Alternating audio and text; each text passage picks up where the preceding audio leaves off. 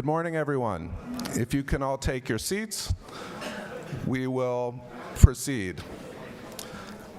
I'm Gabriel Rosenfeld, the president of the Center for Jewish History, and today's symposium was planned over a year ago. In a world that, of course, was well aware of the existence of anti-Semitism but had not yet seen the terrible attacks of October 7th. Since that date, needless to say, we've adjusted our symposium's focus in a variety of ways. While scholars in the United States and Europe have spent recent years exploring the worrisome intensification of anti-Semitism on the right wing of the political spectrum, they've become newly aware that anti-Semitic views are also held by segments of the political left. Recent events have further renewed the long-standing debate among scholars about how to understand anti-Semitism, both as a real-world phenomenon and as a scholarly concept. We continue to face such difficult challenges as identifying the line between anti-Semitism and anti-Zionism, determining the difference between free speech and hate speech, and deciding the proper role that universities should play in navigating these highly charged issues. Underlying all these challenges, it goes without saying, is the tension between analysis and advocacy in the realm of scholarship and education. Today's program is committed to answering these and other questions by employing a historical perspective. And like all the symposia in the Jewish Public History Forum, we believe that bringing world-renowned historians, journalists, and community leaders to CJH and having them discuss topics of Jewish concern with the general audience can foster historical literacy at a time when it's more needed than ever. So, the format of today's symposium is relatively straightforward. As you will see on your programs, we have gathered more than 20 prominent panelists to discuss 5 topics pertaining to contemporary anti-Semitism. Each session will run approximately 1 hour in length, with a final section of 15 minutes roughly devoted to audience Q&A. We'll have 30-minute breaks in between sessions when you can grab refreshments, purchase books at our book fair, and check out Yeshiva University Museum's wonderful new Maimonides exhibit in the Popper Gallery, which is just off the Great Hall. There will also be a special tour led by Yeshiva University Museum's Executive Director Gabe Goldstein at 1 p.m. Also, I should add, during the breaks, you can check out the new exhibit in the Blavatnik Gallery on the Soviet Jewish Anti-Fascist Committee. And upstairs in the Rosenberg and Winnick galleries, you can see our new Jewish comic book exhibit and laboratory. And incidentally, both of those exhibits also thematize the topic of anti-Semitism. Before we proceed formally with our first panel, I would like to sincerely thank our sponsors. This symposium is presented in partnership with Indiana University's Institute for the Study of Contemporary Anti-Semitism, otherwise known as ISCA, and has received generous support from the David Berg Foundation, the Achilles and Bodman Foundation, the Combat Anti-Semitism Movement, the American Jewish Committee's Edward M. Chase Educational Fund, Robert S. Rifkind, the Moïse Safra Foundation, and the Office of the President of Fairfield University. I should add that we are especially fortunate today to have national, state, and local politicians with us to deliver remarks at the beginning of each of the sessions, either live or via video. I would also like to thank all of you here in the audience and those watching online for contributing to what I hope will be a robust conversation. On a personal note, I would also like to highlight the collaborative origins of today's symposium by noting that I personally would not be here today were it not for the influence of my father, Professor Alvin Rosenfeld, who founded the Indiana University Institute for the Study of Contemporary Anti-Semitism 13 years ago, and also founded the Robert A. and Sandra S. Bourne's Jewish Studies program more than 40 years ago. He is now in his 56th year of teaching. This is when you're supposed to clap, by the way. At Indiana University, and will be moderating the 5th session. So, before we begin panel 1, we have some words of welcome on video from Senate Majority Leader Chuck Schumer, and if we could play the video.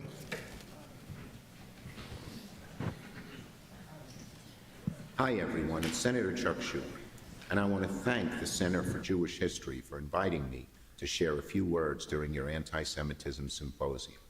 I'd also like to thank the panelists and Indiana University's Institute for the Study of Contemporary Anti-Semitism for bringing attention to this issue. My friends, There is no words for the horror that happened in Israel on October 7th, the most Jews killed in a single day since the Holocaust. It brings us all back to much darker days. And as you know, these are frightening times for Jewish Americans. Anti-Semitism is on the rise in America by as much as over 360% following October 7th. And history shows that when anti-Semitism rears its ugly head, and it's not dealt with directly, it grows into a deadly force. Elie Wiesel said, "The only thing necessary for the triumph of evil is for good men to do nothing." So every American, every citizen of the world must call out and condemn anti-Semitism whenever and wherever we see it, before it metastasizes into something worse. That's why I went to the Senate floor to deliver a major speech about the rise in anti-Semitism in America. You may have heard about it. It's received wide plaudits throughout the country. I've talked about anti-Semitism on the far right and the far left. I encourage you to listen to it and send it to your friends if you haven't seen it already. And below, you will see a link that will allow you to see or hear the speech. I spoke out because of the highest Jewish elected official in the country and the highest elected official ever in America. I felt an obligation to say aloud what is felt within the hearts of so many Jewish people across the country and around the world. I'm also fighting to increase funding for the nonprofit security grant program, which helps religious institutions like our synagogues, our shuls, and our yeshivas protect themselves from hate crimes, vandalism, and terrorism attacks. We've increased this funding significantly over the years. We started, when I started the program, it had $90 million. It was doubled to $180 million in 2021. Now, in the new supplemental, the security supplemental, we're pushing for $1 billion for this program to make sure families can safely attend synagogues or go to the JCC without fear. So thank you for holding this great symposium, and I look forward to working with you to stamp out anti-Semitism.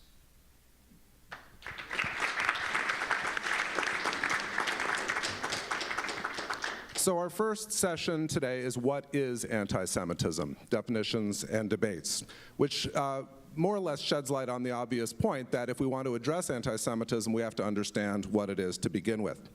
This, however, is a surprisingly difficult task. Not only have scholars disagreed for years and years about the utility of the term anti-Semitism to describe instances of Jew hatred over the course of many centuries, they continue to debate whether certain words, certain phrases, or ideas, or behaviors, or movements, or individuals are or are not anti-Semitic. So, to give us a sense of the complexities of defining anti-Semitism, we are fortunate to have three prominent experts with us this morning. And before making my formal introductions, obviously I have to announce a couple of changes. Professor Derek Penslar has had to withdraw from our first panel, and when I spoke to him, he requested that I read the following statement. I am mindful of my role as co-chair of the Harvard Task Force on Combating Anti-Semitism, and since at this symposium I would invariably be asked to speak about goings-on at Harvard, and since the task force is only now just being put together and its plan of action is being formed, it would not be appropriate for me to make public comments at this time. So, we don't have Derek with us, unfortunately, today. I'm also saddened to point out that our second panelist, Ken Marcus, had a death in the family on Shabbat and cannot be with us as well. And of course, although we regret both of their absence, we're extremely fortunate to have two outstanding speakers serving in their place.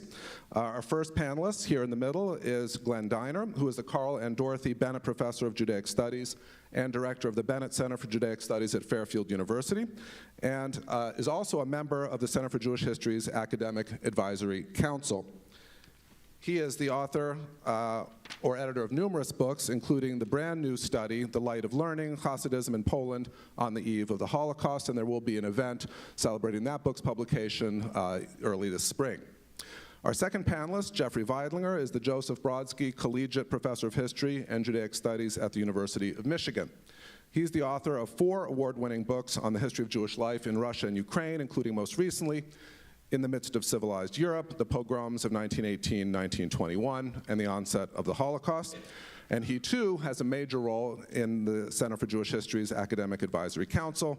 He, in fact, is chair, and he's served with tremendous skill in the last several years in that capacity. Our third panelist is Miriam F. Ellman, who has served as executive director of the Academic Engagement Network since 2019. From 2009 to 2022, she was a tenured associate professor of political science at Syracuse University and is the editor of 7 books, including Overcoming Intractable Conflicts, New Approaches to Constructive Transformations, and Jerusalem, Conflict and Cooperation in a Contested City. So, with all the preliminaries now out of the way, let's get into our focus. We're going to talk for 45 minutes roughly before we turn to Q&A about 3 aspects of anti-Semitism. We're going to talk about it conceptually, we're going to discuss it historically, and we're also going to talk about how it's been used and continues to be used politically in our present-day polarized world. So, Glenn, if we could maybe start with you and ask the question, why is it so hard to define anti-Semitism? And potentially, if you can reflect on the current campus climate, the current political climate, and how that might be impeding this larger analytical goal of trying to figure out what it even is. Okay, thanks so much, Gav, and thanks to everybody for bearing with us with all these changes. I do feel I should acknowledge the important work of Derek Pensler, both in the study of anti-Semitism and Zionism, and I really feel we should acknowledge also how problematic it is and the chilling effect that occurs when somebody's arguments and words are suddenly used against them and often twisted and used for a certain agenda. I think all of us feel a little bit now worried that our words too are going to be twisted and used, and so really there is a kind of chilling effect that I want to acknowledge. At the same time, I also would like to try to rise above it. Derek's new book, most recent book, is calls Zionism an Emotional State. I think we can say the same about anti-Semitism and attempts to resist anti-Semitism. There's a lot of emotion in all of this. Without being too boring, though, I would like to try to get a little beyond the emotion and the impulse and reasonably discuss the various problematics of anti-Semitism and, yes, anti-Zionism. First, a definition. I really feel that if you're going to sum it up, you have to think about exaggerated fears and outrage over manifestations of Jewish power. And that can be manifestations of Jewish economic power, real or imagined, power over the media, even power over religion, deicide accusations and so on. And this could be affecting and influencing attitudes towards Israel, which is perhaps also, being feared and resented for its manifestations of power. What makes it so difficult to define anti-Semitism, though, is I think what we find is a plausible deniability. You can appear to be fighting for a righteous cause and yet have an anti-Jewish agenda, or at least have the effect be attacks on Jews.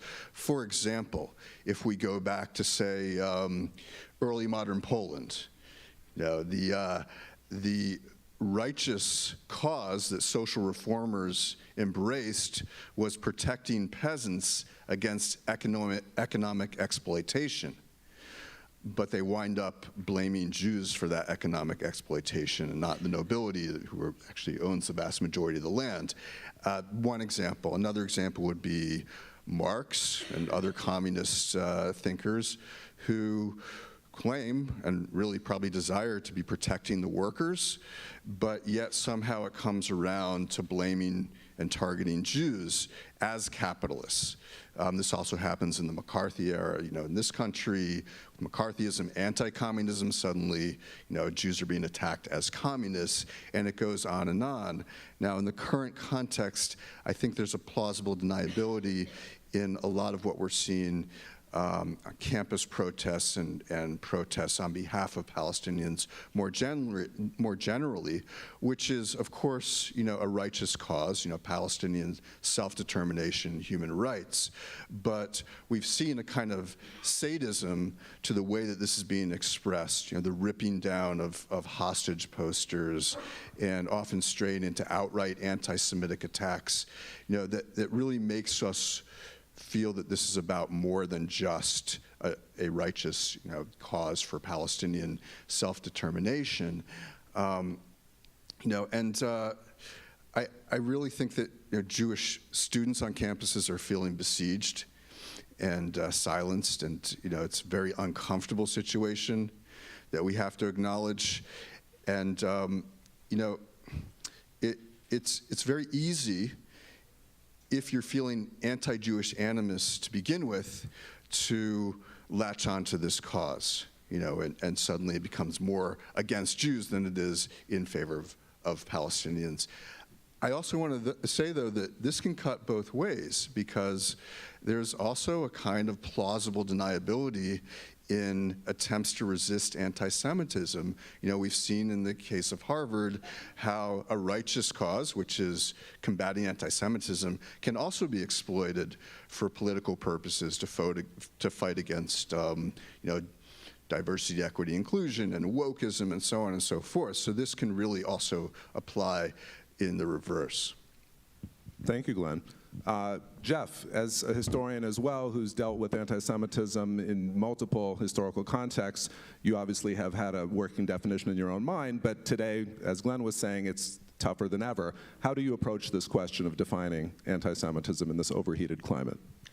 Thanks. So first, before I answer that question, I too want to thank Gav for inviting me to participate on this panel, which he invited me to do about an hour ago, based on that. So I've, in that hour, thought up the answers to these questions. I also wanted to thank, by the way, Alvin Rosenfeld for offering me my first job in 1999, which was at Indiana University, where I had the honor of replacing another great scholar who had just left Indiana University for University of Toronto, and that was Derek Penslar. And since then, I too have admired Derek Penslar's scholarship and was really looking forward, actually, to coming here and hearing what he had to say about anti-Semitism instead of you hearing what I have to say. But in addition to Derek's scholarship, I also want to say something. The very first time I became involved in leadership within the field of Jewish studies writ large was on the board of the Association for Jewish Studies, which is the largest Jewish studies organization in the United States. And I was just invited on the board as a fairly junior faculty member. And the very first board meeting I was at, there was a protester. And I can't remember what the protester was protesting, but he was a member of the Association for Jewish Studies who was demanding to be heard for whatever they were advocating in the room. And everybody was trying to get this person out and calling security. And I remember Derek coming in and speaking with the protester and handling it so deftly and firmly, and having the protester leave and take up the issue elsewhere. So I just wanted to acknowledge also his temperament, which I think makes him very well suited for the role that he is fulfilling. Anyway, in answer to the question about anti-Semitism and how to define it, well, I don't know. But I'll talk a little bit about the ways in which it has been defined over time. And I think one way of thinking about anti-Semitism, Jews were the people who were alleged to have crucified Jesus. Jews were the people who refused to see the truth of Christianity. Jews were always presented as the other. When people went to church, when Christians went to church, they saw depictions on the wall of Jews crucifying Jesus.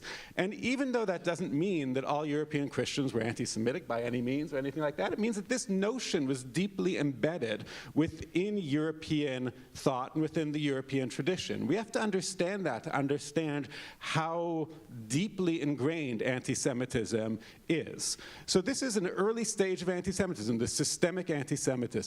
I think with the Enlightenment and in the modern era, a new element of anti-Semitism comes into being, and that's conspiratorial anti-Semitism. And that's the notion that Jews Jews are behind everything going on, that anything you're suspicious of, Jews are behind it. And this also has a trope that dates back to early Christianity, to the myth that Jews crucified Jesus, right? The Roman Empire crucified Jesus. The Roman Empire was the most powerful empire the world had ever seen. And yet, there was a notion that the people who were actually pulling the strings behind the Roman Empire were the Jews or the Pharisees. And that trope continues, so that anything we disagree with, we can say the Jews are behind it, and people understand that and accept that. So, for the period that I study, which is the pogroms of the early 20th century, every political position could discredit their enemies by saying the Jews are behind it. So if you're a Bolshevik and you want to discredit capitalism, you say, oh, well, capitalism, it's just a toy of the Jews. The Jews are just using the capitalist system to exploit you. And because of this systemic anti-Semitism, because of the way that it's so deeply ingrained within people's mind, they say, now it makes sense. And similarly, the capitalists or the old elites can discredit the Bolsheviks and discredit socialism or discredit any ideology they want by saying the Jews are actually behind it. They're the ones who are secretly pulling the strings. And then people say, oh, now I get it, so now I'll vote against the Bolsheviks or vote against the socialists. So any political position can be discredited by claiming that it's just a ploy that the Jews are using to exploit. And then the third component of anti-Semitism that I want to talk about briefly is this notion of Jews and power that comes out of the idea of Jews and conspiracy. And that is that Jews are secretly the ones in power, that they're the ones who are pulling the strings. Now, what's interesting about that is, historically, Jews have been discriminated against precisely on the allegation that they have too much power. And I think in today's world, where we talk about privilege so much and talk about checking one's privilege, this notion of privilege can come into play with anti-Semitism. And Jews often do hold privileged positions within America today for a variety of historical reasons. Jews tend to be a fairly affluent class. Jews have done very well in America for a variety of historical reasons. And so people often claim that they are privileged and therefore oppress them on the grounds that they are privileged. But we know that Jewish privilege can be taken away very quickly because Jews, again, have historically been persecuted precisely on those grounds that they're privileged. So it's a precarious privilege that is very dangerous. And I think this is, comes from is a lot of the roots of what we are seeing today is the precarity of the privileged position that Jews play in the United States and around the world. So I'll leave it at that. Thank you, Jeff. If we move from the sort of historical perspective to the present-day campus perspective, Miriam, you bring a perspective that is both academic and activist in the sense of directing a nonprofit organization, the Academic Engagement Network, that focuses on campus issues. How has that work, which you've been doing for years, shaped your understanding of what anti-Semitism is? Thank you so much, and let me also first thank Gav and thank Alvin and the Center and ISCA for inviting me to this important symposium today, one day after International Holocaust Remembrance Day. Truly important conversations that we're having today. And also let me start by saying I too regret that Derek Pensler could not be on our panel today. As I mentioned last week in an interview for Jewish Insider, there's a lot of healing that has to happen at Harvard. There's a lot of outrage, there's a lot of hurt, and I do hope that the new task force can bring people together and meet people where they are, and I do wish it much success. It's a lot of work that has to happen on that campus and others. So let me start by saying that it's evident that on many campuses, anti-Semitism often masquerades as anti-Zionism. And since we're here in New York City, I thought I might mention a few examples from campuses right here. When student groups at NYU claim that, quote, the Zionist grip on the media is omnipresent, we have a case in point. As my colleagues mentioned, it echoes the language of conspiracy, of dark webs, of nefarious networks. And because I follow the goings-on at my alma mater, I happened across an incident at Columbia late October. The leader of an LGBTQ student club decided to exclude most of her Jewish peers from a film event. "It's free Palestine over here," she wrote publicly. "We are within our rights to disinvite Zionists, who are a genocidal group of people." Now, there's nothing new about Zionism being demonized as a racist ideology akin to white supremacy. That kind of rhetoric is a dime a dozen on campuses.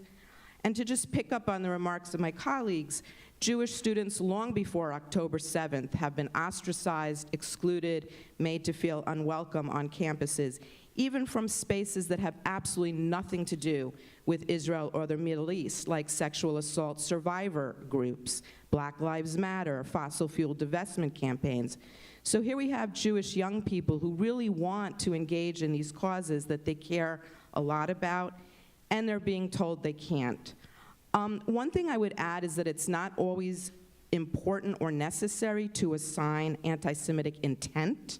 Who knows what's in someone's heart? What matters is the impact, the exclusion, the ostracism, the vulnerability, the sense of isolation, the inability to bring your full self onto campus.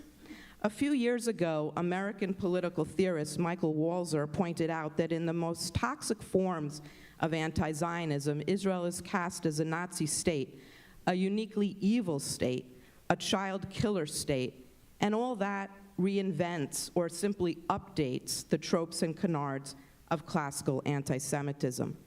Robert Wistrich, 20 years ago, also reminded us that anti-Zionism not only negates the legitimate Jewish nationalism, it's also a type of anti-Semitic discourse replete with stereotypes.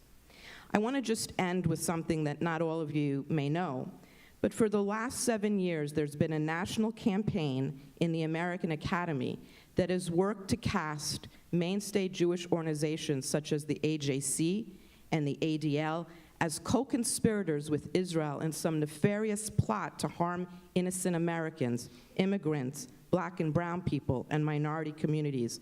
It's called Deadly Exchange, and this conspiracy theory has become so pervasive and ingrained on campuses today that several years ago, a student at UC Berkeley could casually declare in public at a student government meeting that, quote, "The IDF trains the police departments in America to kill Black people." Jewish students who complained were told to, quote, "dry your white tears." On campuses across our country, bandied about are ancient tropes that cloak themselves in modern attire. They need to be recognized, and they need to be condemned for what they are. Thank you, Miriam. As we shift to our second section and move away from discussing anti-Semitism conceptually to addressing it historically, one of the through lines of today's symposium is going to be, of course, the change marked by October 7th. And if I could turn to our panelists and ask them to reflect a little bit about how those events, the events of October 7th, and of course the reactions since then with the Israel-Hamas war, how, if at all, those events have changed, how they think about anti-Semitism. Perhaps, Glenn, if I could start with you and address the question of continuities and breaks with regard to this date from several months ago. Yeah, sure. I mean, one of the most shocking and disturbing aspects of protests in the aftermath of October 7th is that the violence seemed to be being justified as a kind of liberation, you know, and as a just resistance. It's not the first time this has happened. You know, I happen to have just finished a book, as you heard. One of the chapters is on pogroms in interwar Poland, and interestingly enough there, a lot of the rhetoric among right-wing nationalists in Poland was that Jews were dominating, they didn't use occupying, that's an updated term, but dominating Poland and the Polish economy. There was a fourth partition of Poland, it was the Jewish partition. And when pogroms would happen, and other forms of anti-Jewish violence, you know, involving sexual violence, murder, and extensive injury and destruction of property, it was being justified as a kind of self-defense and a kind of liberation. So for me, it just kind of reawoke that idea that Jews are being held accountable for their own victimization under the guise of some sort of self-defense or liberation. So that's one historical connection that I drew. I'd also like to talk about something that really hasn't been discussed much in historical anti-Semitism, and that's the religious component. You know, it is possible that supersessionism, the idea that Christianity and Islam have superseded Judaism and have certain privileged position above, sort of in the hierarchy above Judaism, is playing into a lot of this. There does seem to be a kind of undercurrent of resentment that Jews are even, inhabiting this Holy Land when Judaism was supposed to have already been superseded. It's almost as if, Jews inadvertently won the Crusades. That's the way you get this feeling. They violated some sort of a hierarchy, and that becomes, I think, also dangerous and very unseen. It's very coded. But that's another kind of connection that I've seen. Now, if we're going to relate it to post-October 7th, the most amazing thing possibly, well, there are many amazing things, but one of the most amazing things is to see the secular left kind of accepting this Hamas version of Muslim supersessionism, so that it's seemingly acceptable. If you read the Hamas charter, it's acceptable to say that all of this land actually should be Islamicized, and should be an exclusive, hegemonic Muslim entity, which gives, of course, no room for Jewish self-determination. And so I think that's another kind of historical resonance there that maybe needs to be discussed and worked through a lot more. I'm a little optimistic. I think that once we do talk about these things, a sense of fairness could prevail, in which, if we're talking about Palestinian self-determination, well, it's only fair to also be talking about Jewish self-determination and looking at Jewish, roots in this region and so on. But I don't think we're there yet. Thank you. Jeff, what do you think about the continuities and breaks represented by October 7th? Yeah, so like Glenn, I was struck by the demonstrations that took place on my campus in the aftermath of October 7th. I mean, I'm used to demonstrations on my campus of all types. But the ways in which the demonstrators, even in the days after October 7th, before the Israeli ground invasion of Gaza began, but the ways in which the demonstrators portrayed Israel as the aggressor, and portrayed October 7th as a liberation movement. Outside my office, there was a large demonstration just on the quad, or the diag as we call it at University of Michigan. There was a large demonstration of people chanting that the oppressors of the Palestinians are the oppressors of all of us. And that reminded me of this conspiracy idea that I was talking about Jews. The same way that Jews were blamed as being the basis of capitalism, the basis of communism, now the state of Israel is being portrayed as the embodiment of every evil in the world. And we hear that the state of Israel is the embodiment. It's a racist, apartheid, aggressive, genocidal, imperialist, colonial entity. Every evil that people can imagine in the world is now placed on the state of Israel as the embodiment of it. And I think that stems from this same type of conspiratorial idea of anti-Semitism. It's a simplistic way of understanding the world. The same way that we can understand the evils of any other system by claiming that it's the Jews who are behind it, we can now understand the evil of colonialism or the evil of racism or genocide or apartheid by claiming that Israel is the embodiment of it. It's obviously a false claim, but it's a very easy way of understanding. So, these protesters outside my office that were saying, the oppressors of Israel, the oppressors of the Palestinians are the oppressors of all of us. And they can say, the reason that you're paying high tuition is because your tax dollars are being used to fund the state of Israel. The reason there is police violence in America is because the IDF is training police in order to commit acts of violence. It's a conspiratorial, simplistic way of thinking, of imagining that we can explain every evil in the world and every evil in America simply by looking at the state of Israel. Obviously a false image and a very disturbing one that we need to figure out how to counter and how to combat. Thank you, Jeff. Before I turn to Miriam for the third question in the second section, if I could ask those of you who are writing up questions on note cards to start wrapping up your comments, and we'll be collecting them before the third round of questions, and then we'll be able to turn to those efficiently.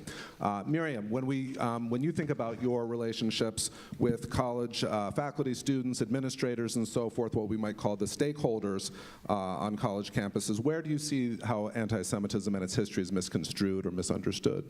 Thank you. And let me just say that we saw this on so many campuses, both, what you've been describing, and it's not only from students. Those anti-Semitic tropes and canards and the trafficking of those anti-Semitic positions are also coming from the faculty.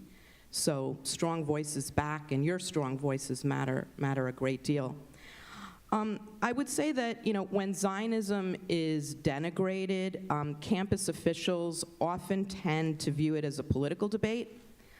They don't really see it the way many Jews on campus see it, as a hurtful attack, as a personal affront on identity.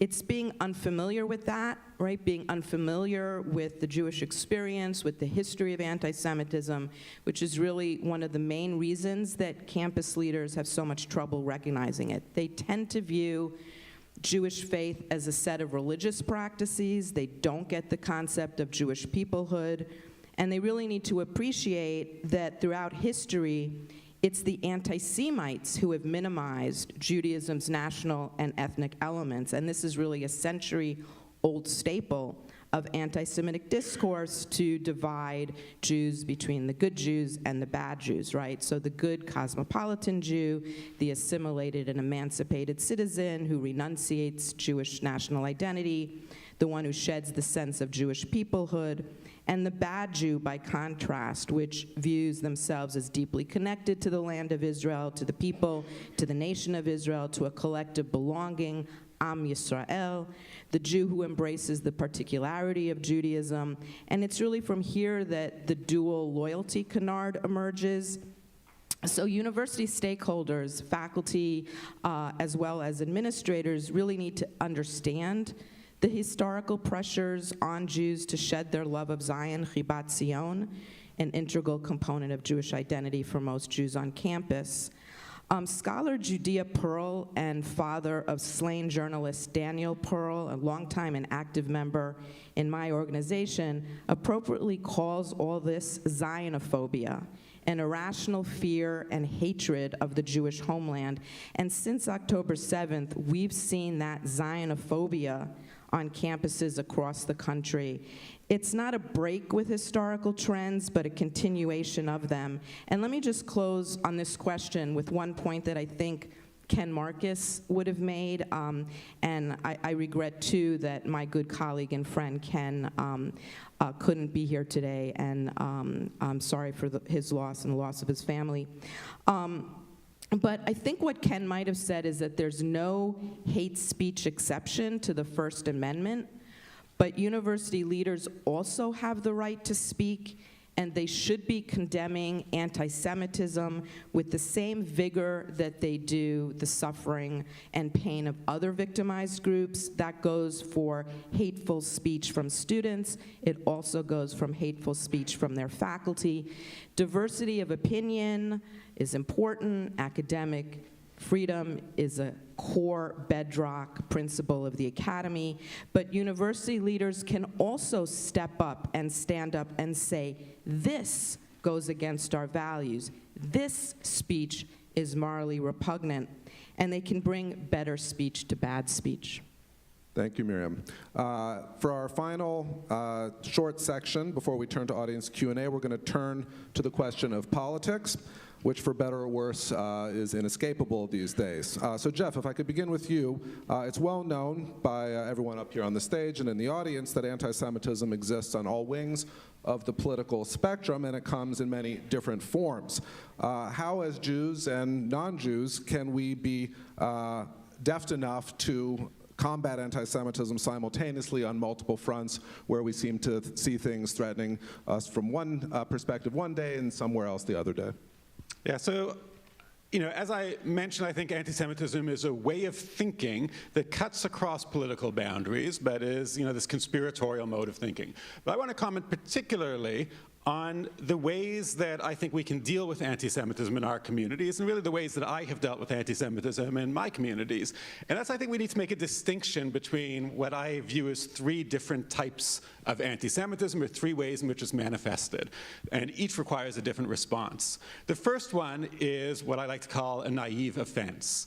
And a naive offense is often the demonstrators, the student demonstrators on campus, who really don't know any better. And my thoughts to them is I would love to have them in my classroom to teach them about the history of anti-Semitism, the Jewish history, the history of the world, to teach them some context, to help them understand what it means when they're chanting, from the river to the sea, or whatever they may be chanting. Because they don't understand it. They're just latching on to this as a popular movement.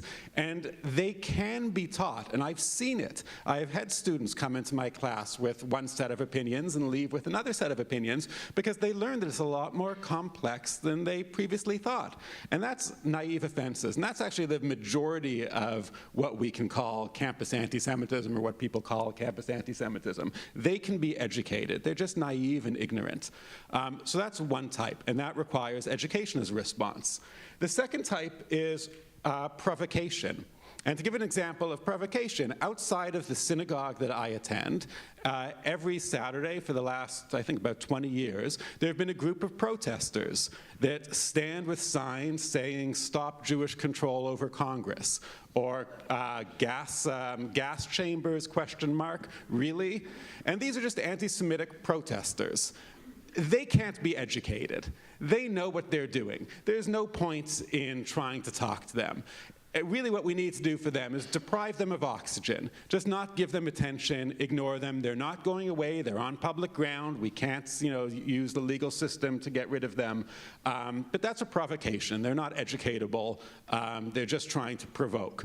They're also not a threat. They've been there for 20 years. They're not going to suddenly pose a physical threat to the synagogue.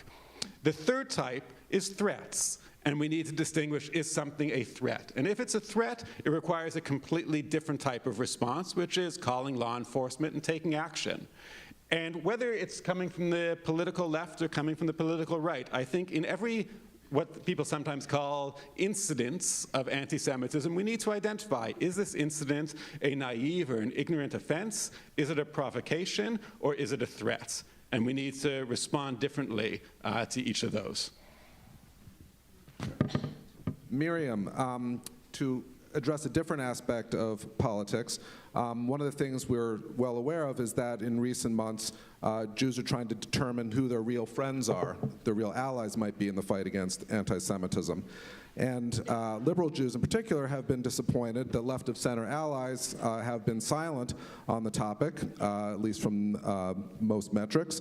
But they realize, many Jews do, that right-wing or right-of-center supporters who now claim to be our allies may be taking that stance for purely instrumental and maybe insincere reasons. So how can Jews pick their allies in the fight against anti-Semitism if their political priorities may not always be aligned with those who are potentially fighting with them? Thank you. It's a great question. It's a lot easier if you self-identify on the left to condemn right-wing anti-Semitism, right, and to minimize it on the left or pretend that it doesn't exist, but it does exist there. And so the first step really is to recognize that it does exist, and to root it out, and to not tolerate it, and to be sharply critical of those in your own political camp and circles who traffic in it.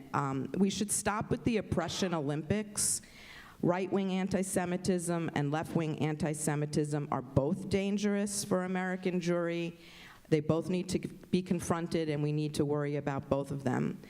There's a reluctance to call out anti-Semitism that originates from minority communities.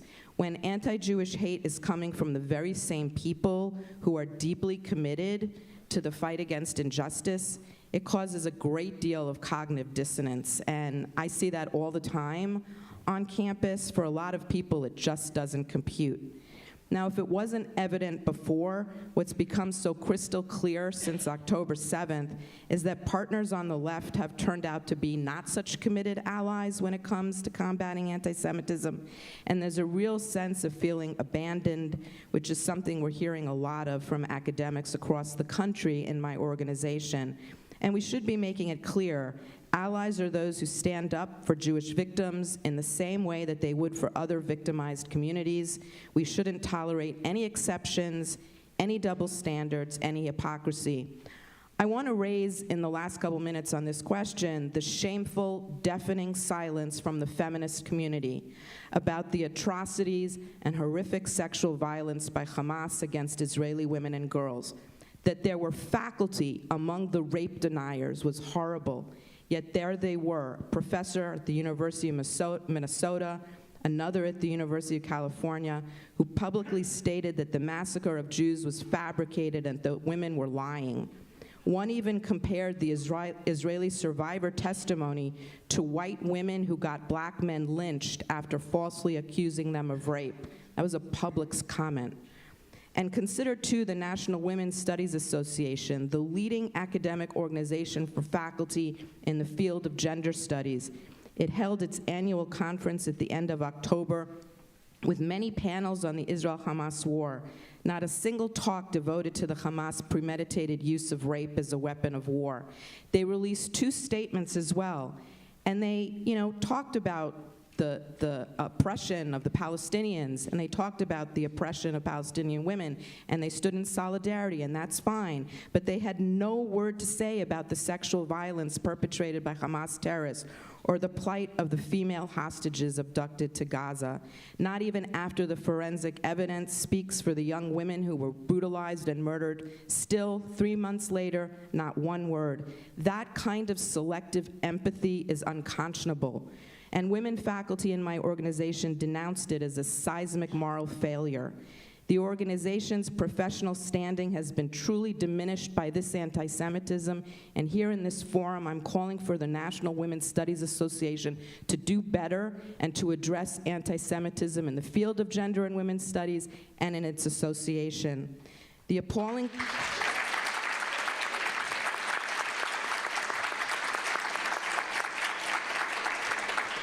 The appalling crimes perpetrated against Israeli women and girls isn't just unjust, it's a sign of deeper anti-Semitic biases that must be addressed. The reluctance to believe in the accounts of Jewish women is such a stark deviation from the Me Too movement of believing survivors of gender-based violence. It mimics the patterns of Holocaust denial and furthers the stereotypes of Jews as liars and as untrustworthy. My recommendation, Gav, would be, let's pick allies who have a moral compass. Let's not choose allies who claim to love us, but then hate on others. Let's not do that either. Let's pick the ones who are resolute in standing up against all hate, including Jewish hate.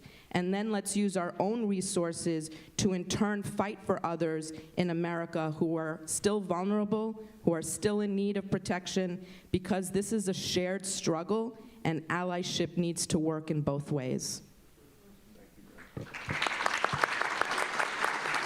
Thank you for applauding our panelists. Truly, this has been a very, very insightful set of comments that only allow us to move forward into an even more enlightening set of questions. I think I have at least 40 questions up here, and it's been a stressful morning for all kinds of reasons. This is only adding to the mix.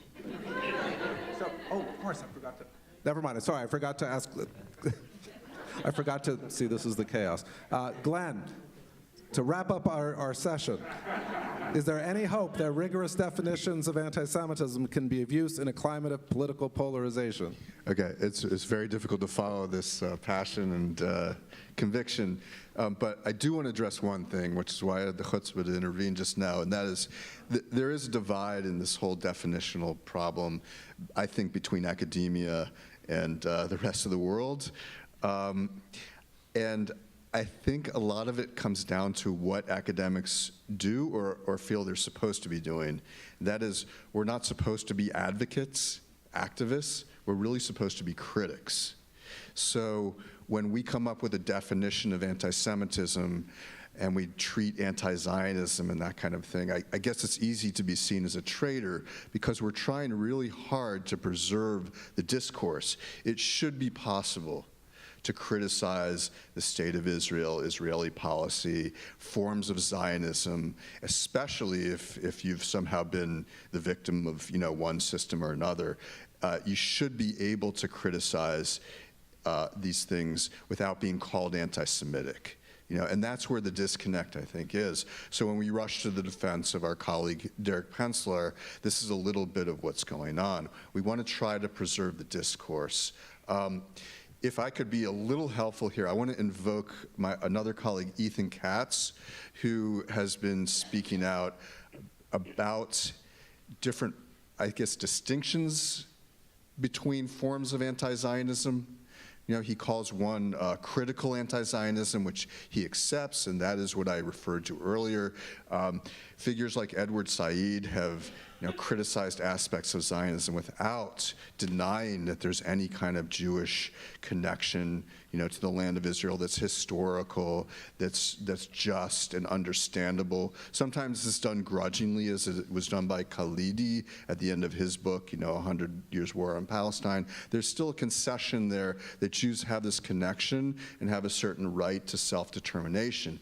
But Katz also brings up another form of anti-Zionism, which is, he calls negationist, and that is Jews just have no claim at all to self-determination. So everybody gets a state except you, kind of a claim. And that, of course, is problematic. I think we can more comfortably classify it as anti-Semitism. Now, what is the problem on faculties today? How can it be that we're feeling so betrayed?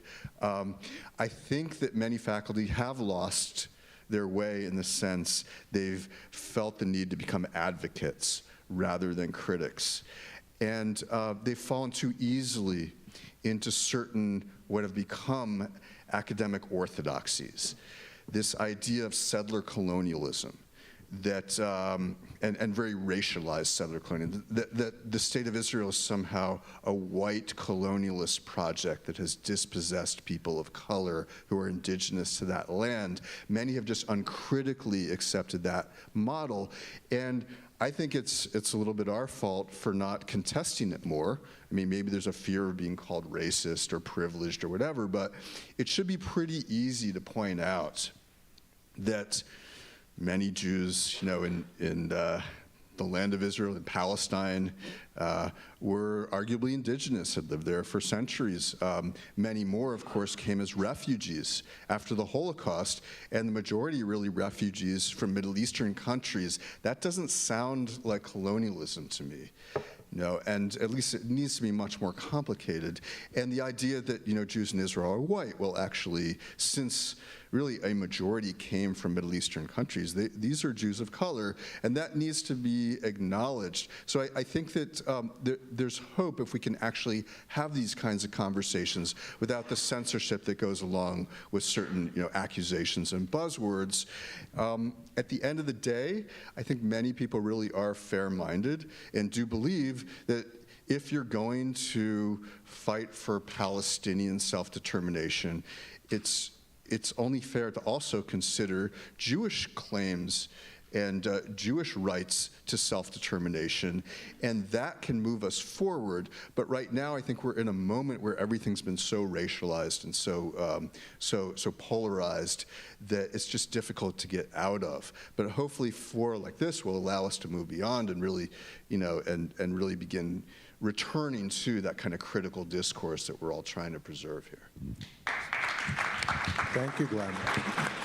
So, Glenn, that proved to be a fortuitous gaffe on my part because you already just answered two of the questions that I was gonna begin with in terms of the tension among between advocacy and analysis among scholars, faculty on college campuses. So let's try and do our best to get through only a fraction, regrettably, of these really fantastic questions. The first is very simple, and I'd like to just pose it to all three of you. I'm going to synthesize two different note cards here. What does anti-Zionism look like that is not anti-Semitic? maybe if we just go down the line. Jeff, do you want to start us off? Is there a kind of anti-Zionism that can be expressed that is not anti-Semitic? And the corollary is, how can proud Jews and allies of Jews express valid critiques of Israel without being accused of being anti-Semitic? Same question, essentially. Yeah, I mean, I think there are many ways of expressing anti-Zionism without being anti-Semitic. Zionism is a modern movement within Judaism. Emerges as a political movement in the late 19th century.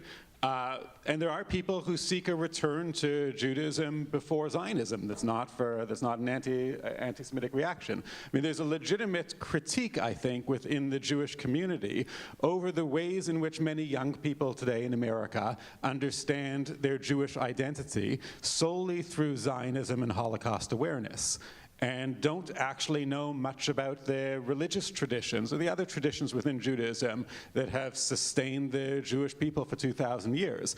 And so there are some advocates who are saying that we need to return to the religious roots of Judaism, to religious identity as Jews, and do away, or at least bring down, de-escalate maybe, Zionism and Holocaust awareness as the key components of Jewish identity.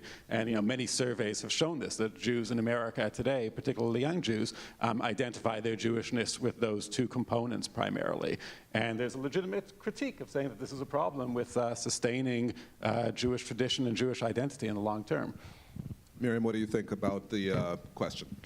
So I want to go back to the academy and the classroom. I think there definitely is room, and in fact, I taught for 25 years on Israel, Palestine, religion and politics in the Middle East. And please don't call me an anti-Semite, because I did talk about pre-1948 anti-Zionism. And there were many ways in which Jews in Europe and the US talked about how to solve the Jewish question pre-Israel. Right? But the problem now is that it's not a discussion of scholarship. It's a rallying cry. And much of the anti-Zionism that we see today is so infused with the anti-Semitic tropes, canards, and conspiracies that we've been talking about, that it really does have to be confronted. And let's face it, half of world Jewry lives in Israel, and world Jewry will not survive without a strong and secure Israel. And so, the fact that on campuses, Jewish kids, young people are being told, you can't belong in these clubs for sexual assault survivor, or Black Lives Matter, or climate change, until you disavow the Zionism. And it is a key part for them, right? I mean, it's what poll data shows. It is a central part to the way many Jews here in America define their Jewishness. That becomes, discrimination. That becomes a bigotry. There's absolutely no problem to have a discussion of, or activism on pro-Palestinian nationalism, Palestinian rights and justice. We need to create on campuses and off campuses a healthy space for that, which is not infused with anti-Zionism. And that's absolutely possible, and it's absolutely possible to model that. And Glenn, if I can turn to you to address this question, let me also just throw in one of the sub-questions. Is it possible to call for a ceasefire in the current war without being accused of being anti-Semitic? Not to put you on the spot.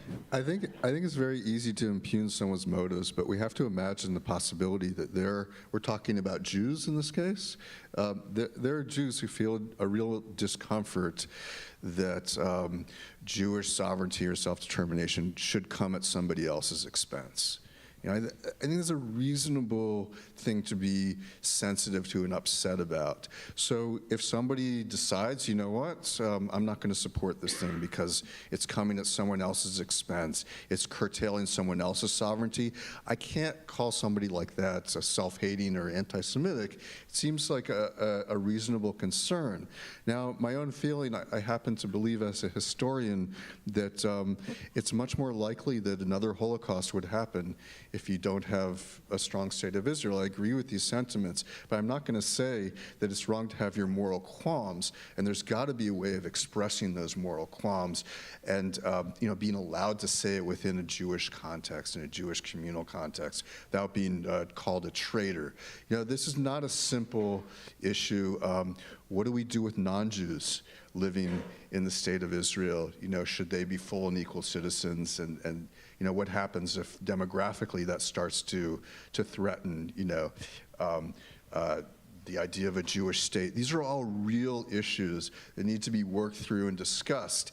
And I just want to point out, in case no one's convinced by what I just said, just remember there are a lot of Haredim, a lot of ultra-Orthodox Jews who are very opposed to Zionism, maybe for different reasons than what I just said, but there's a sense that this is somehow a violation of authentic Judaism as they conceive it. I don't think they're anti-Semitic. Thank you. A second round of questions that I'm, again, synthesizing several note cards into. One asks about the competing legal definitions of what qualifies as anti-Semitism. Without getting too into the weeds and discussing the differences between the IRA definition and the Nexus definition, the Jerusalem Declaration, and so forth, to what degree is this whole conversation about creating legally binding definitions of anti-Semitism workable in this current climate? Miriam, maybe you want to take a stab at that? I actually just want to mention on the ceasefire, too, that question. I'm wearing this, bring them home now. There's a lot of, as you know, if you follow Israeli media, as I do daily, there's a lot of controversy in society, in the government as well, and not everybody has the same viewpoint on how this ends and how this ends. And so critiquing policy is not anti-Semitic. Critiquing politicians is not anti-Semitic, but you do need to have a sense of what are those historical tropes and canards that can get you, that begin to move you into those waters that make fellow Jews feel very uncomfortable, right? And so there is a kind of a checklist you can use, right? Like, is your argument something in which you can actually have reform in Israel at the societal level, at the state level? That is fair game. It's fair game for our country or any country, right? But it's, in a sense, the singling out of Israel for opprobrium when no other country faces the same kind of condemnation. Those kinds of double standards, what Sharansky calls the 3 Ds, demonization, delegitimization, and double standards. I think that's the kind of discourse we need to focus on, not the criticism of policy and practice. I mean, Israelis criticize that all the time, right? So we can as well. So maybe to rephrase the question, why are we not talking about these competing definitions of anti-Semitism in the legal sphere? That's how the original question was actually formulated. Yeah, take a stab, anybody. Yeah, sure. Yeah, I mean, I'll say, I'm not sure how helpful they are in actually helping us identify what anti-Semitism is. There are several definitions. The most prominent one is the IHRA, the International Holocaust Remembrance Alliance's definition of anti-Semitism, in which most of the examples it gives of anti-Semitism come from relations with Israel and come from aspects of Israel. And there's arguments that it can limit freedom of speech, or it can limit the ability to criticize Israel.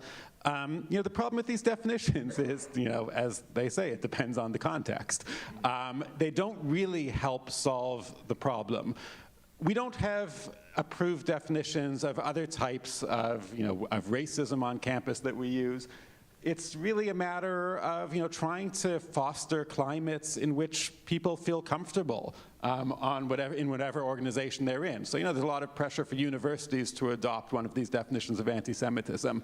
I think we would still be arguing about whether it meets that definition or not. I just don't think it's a matter of naming the term. I think what we need to do is to foster a climate on our campuses and in our communities in which all people feel comfortable to express themselves and to express their own identities in whatever way they want to, as long as it doesn't impinge on the expression of other people's identities.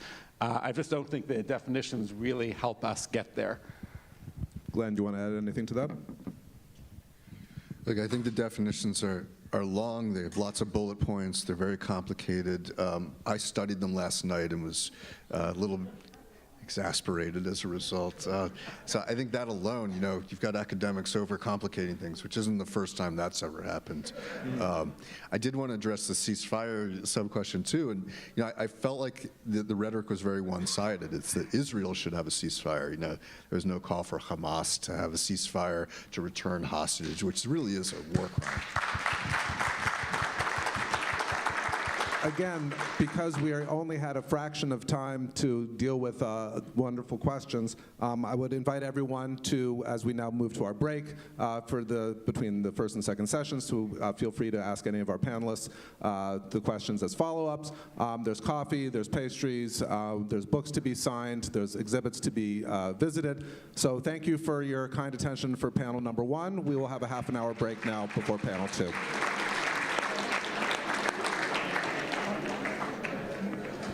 Well done. Yeah, really nice comments.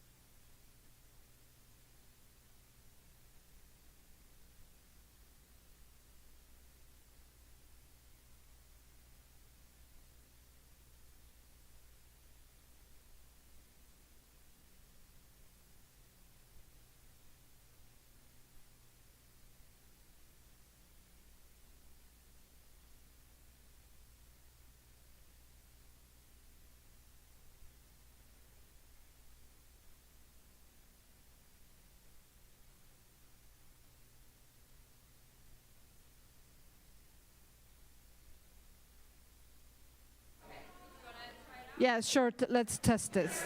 Test. Testing. Testing. It Testing. works. Testing, testing. Okay, Testing. good.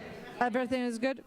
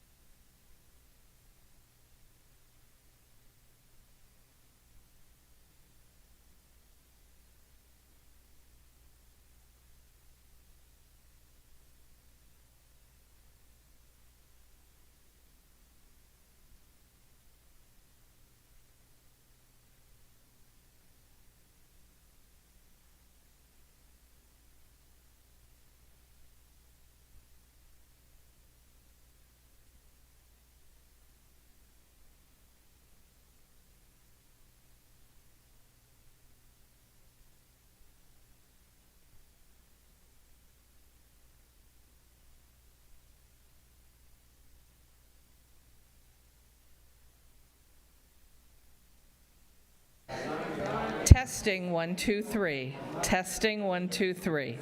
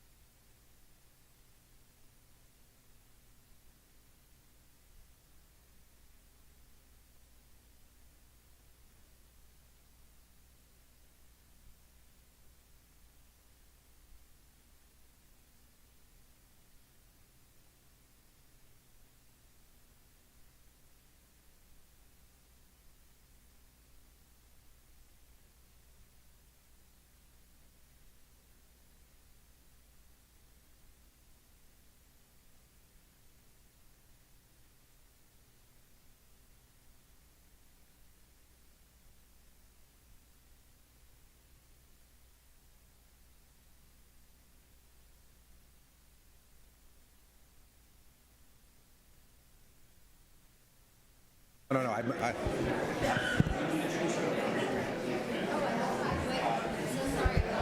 Welcome back, everybody. I hope you had the opportunity to get some coffee and pastries. We're going to start up with our second session. And before we get formally started, I would like to have everyone extend a warm welcome to our next guest, and that is New York State Senator Liz Krueger. First elected in 2002, Senator Krueger represents the 28th District and is chair of the Senate Finance Committee. Senator Krueger has been actively working to combat religious and racial hatred in New York while ensuring there are sufficient resources to do so. Please join me in welcoming Senator Krueger up to the stage.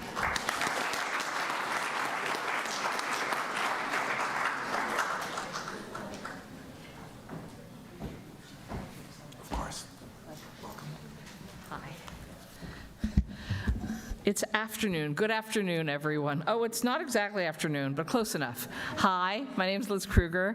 I am the state senator for quite a bit of Manhattan Island, but I view my job as I represent all 19.5 million New Yorkers. I might get elected or unelected by a subgroup, but I see my job as representing the interest of all New Yorkers. I'm delighted to be here today. I grew up in a family that everything was about Jewish history and Israel and being Jews in America. And so it's something that just is with me every day. But when I was asked to give this few-minute speech, I was thinking, oh, this is really anti-Semitism from the perspective of history. And while if you're an elected official at this point in this country, or New York particularly, you are dealing with issues of anti-Semitism, the growth of it, the fear about it, the concerns about what government should be doing, what we should be doing better, the need to work and coordinate with everyone, whether they identify as Jewish or just the opposite, whatever that means for some, that what's critical, and I feel like I wasn't doing enough reading, was the history of anti-Semitism and how much we learn from history and how, you know, the old saying, if you don't understand history, you're guaranteed to repeat it. So I think that this group of organizations in this building are the exactly right place to be having a dialogue that you are all participating and all these experts are participating in today, understanding not just the reality from now in 2024 in the US, but understanding how we got here and the history and the lessons of history that have failed and have worked. Because for me as an elected official, my challenge is there are problems. There are problems across the board every day. I believe that government is supposed to work to solve problems, to show that our democracy can successfully work, to remind people every day that New York City's 8.5 million people who by and large live in peace and harmony since the beginning of this country. And that it is crucial that in these challenging times, with protests every day in my streets in my district, and synagogues being threatened with bombs, and people literally being, in some cases, afraid to be Jewish identified when just walking on the streets, that we as a government ask the hard questions, learn the right answers, and apply those. So I believe that that is my job. And so I'm just very happy that being asked to speak for just a few minutes meant that I Googled the history of anti-Semitism yesterday and started to read about 20 articles. So again, I think maybe my important lesson here is how important education and the value of history, and not just seeing everything from the moment it's happening, but understanding and put it in the context of the broader world, the broader culture, the history. You know, I say the hardest thing, I'll just close, I guess, with this. The hardest thing I was asked to do in a very long time was recently to go to a luncheon for Holocaust survivors who live in Manhattan. And I was asked to go because there was so much fear among Holocaust survivors, and let's face it, they're all at least 90 years old at this point, the fear growing that, is it happening again? Is it happening here? And I was asked as an elected official to go and assure them that it wasn't. And I struggled with, can I actually say that to them? And I struggled with how to talk about it. And actually, I just really, during the luncheon, I'd say there was about 50 survivors there. I just started walking around and then sitting at the tables and talking to them and listening to them and hugging them and assuring them that it's not Europe in the 1930s, and that the government in the United States and in New York is not going to tell the same story in history as what happened earlier in their lives, that we will not let that happen. And then I left, and I burst into tears. That's not me, I don't do public crying, but I just burst into tears about, oh my God, can you imagine having survived the Holocaust, come to this country, hopefully had a fantastic story in the remainder of your lives, in your 90s, living in Manhattan, and thinking, is this all going to happen again?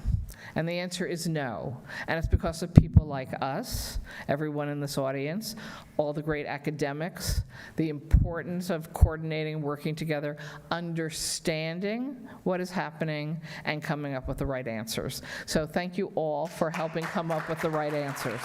Thank you. Thank you very much.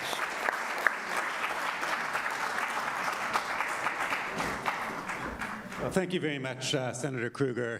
It is really important to hear our elected officials speak out against anti-Semitism and speak for all of everybody in need of assurance during these difficult times.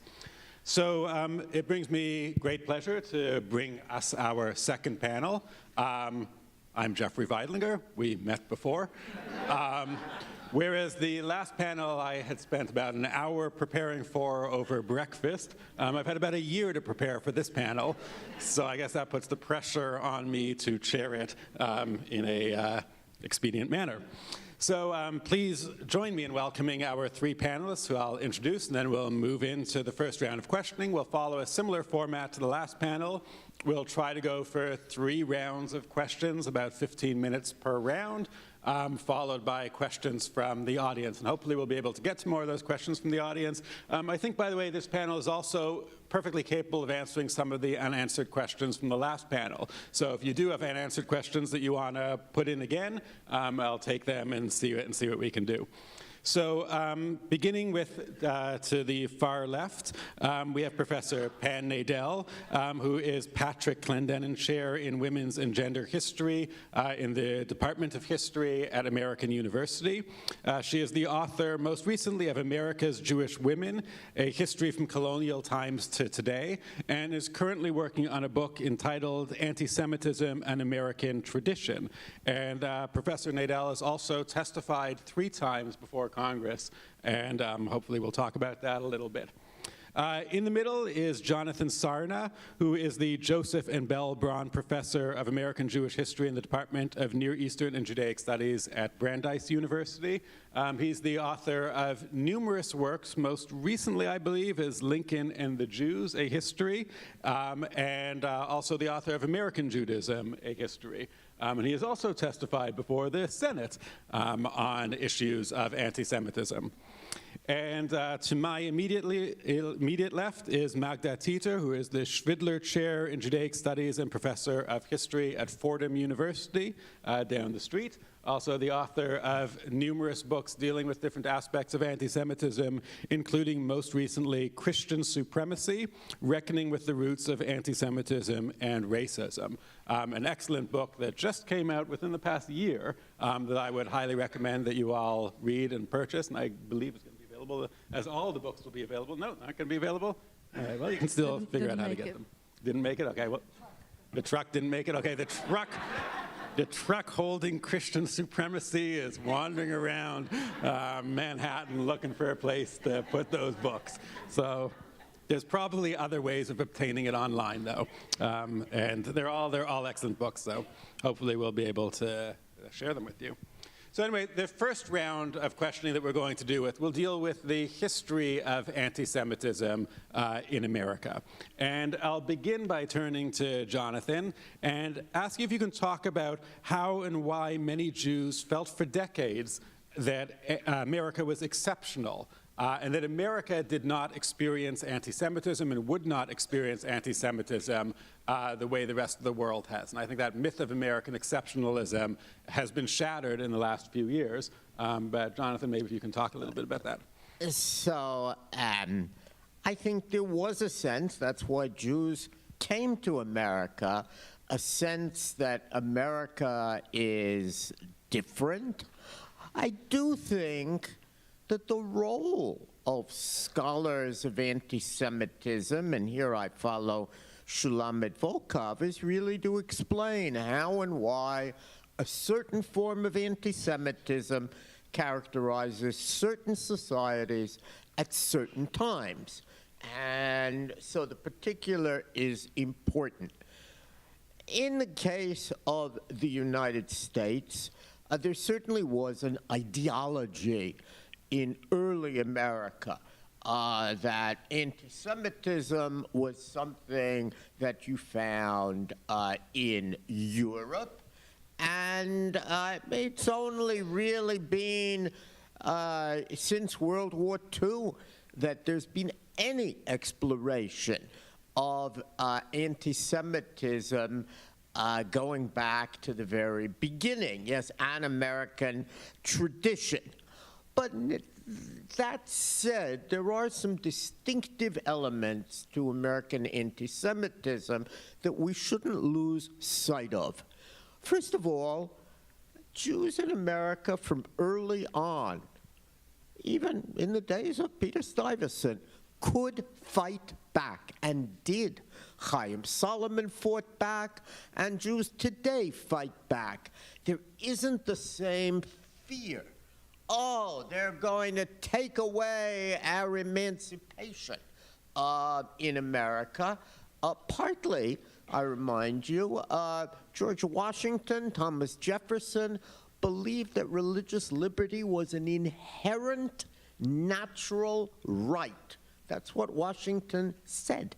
Well, you can't take away inherent natural rights, whereas in the European setting, France, Germany, there was always the sense that it was a quid pro quo, it might be taken away.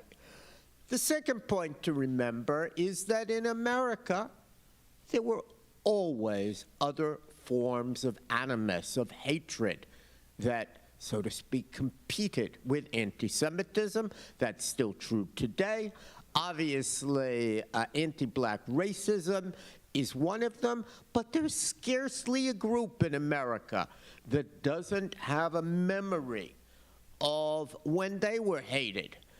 Catholics, Mormons, German Americans, Irish, and so on and so forth. And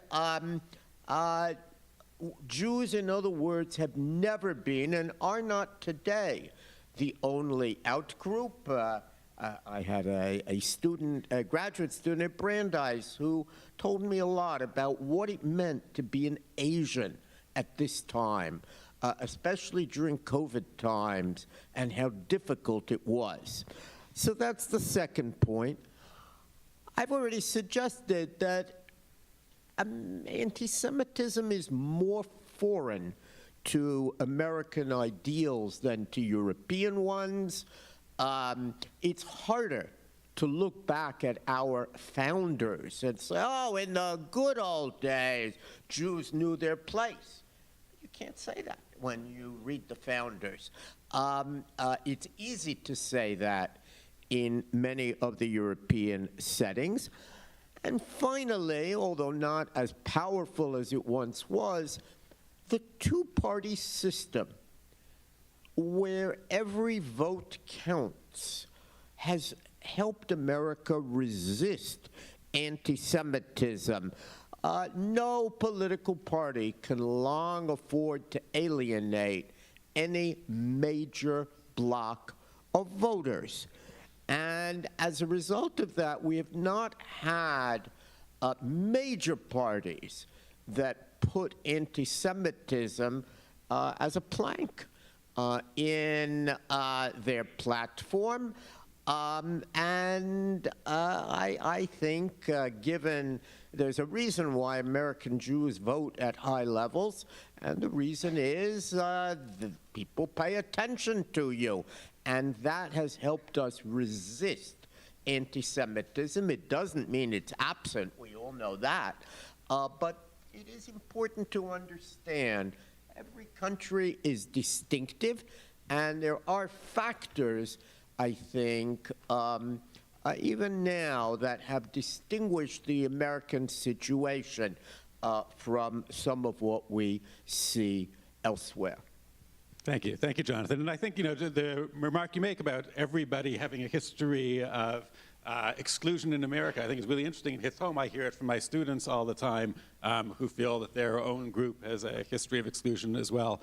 So it's an interesting way of thinking about it. Let me turn to Magda and ask you, most of your work has dealt with European anti-Semitism, particularly in the medieval and early modern period, and now you've written this book that looks at aspects of American anti-Semitism. So can I ask you to talk about some of the differences and similarities in the ways in which anti-Semitism is manifested in America and the ways in which it was manifested in Europe in history? Thank you, Jeff. And I think we can tie to the previous panel where you spoke of this of the position of Jews in Europe and inferiority. And I think the important difference between the United States and Europe is that, A, there was a longer history, and Jews, as you were mentioning in the earlier period, anti-Jewish sentiments were systemic. They were in both theology and attitudes, but also, and this is, I think, where the aspect of systemic is important, but also embedded in law. And both the theological thinking and, I would say, not necessarily, I would urge us to sort of maybe rethink hate, not necessarily hate, but contempt for Jews. There's an aspect of power relation in an idea of contempt, that Jews, there was a contempt for Jews from a theological point of view, but there was also that inferiority inscribed in law and rhetoric about Jews as living and consigned to perpetual servitude theologically.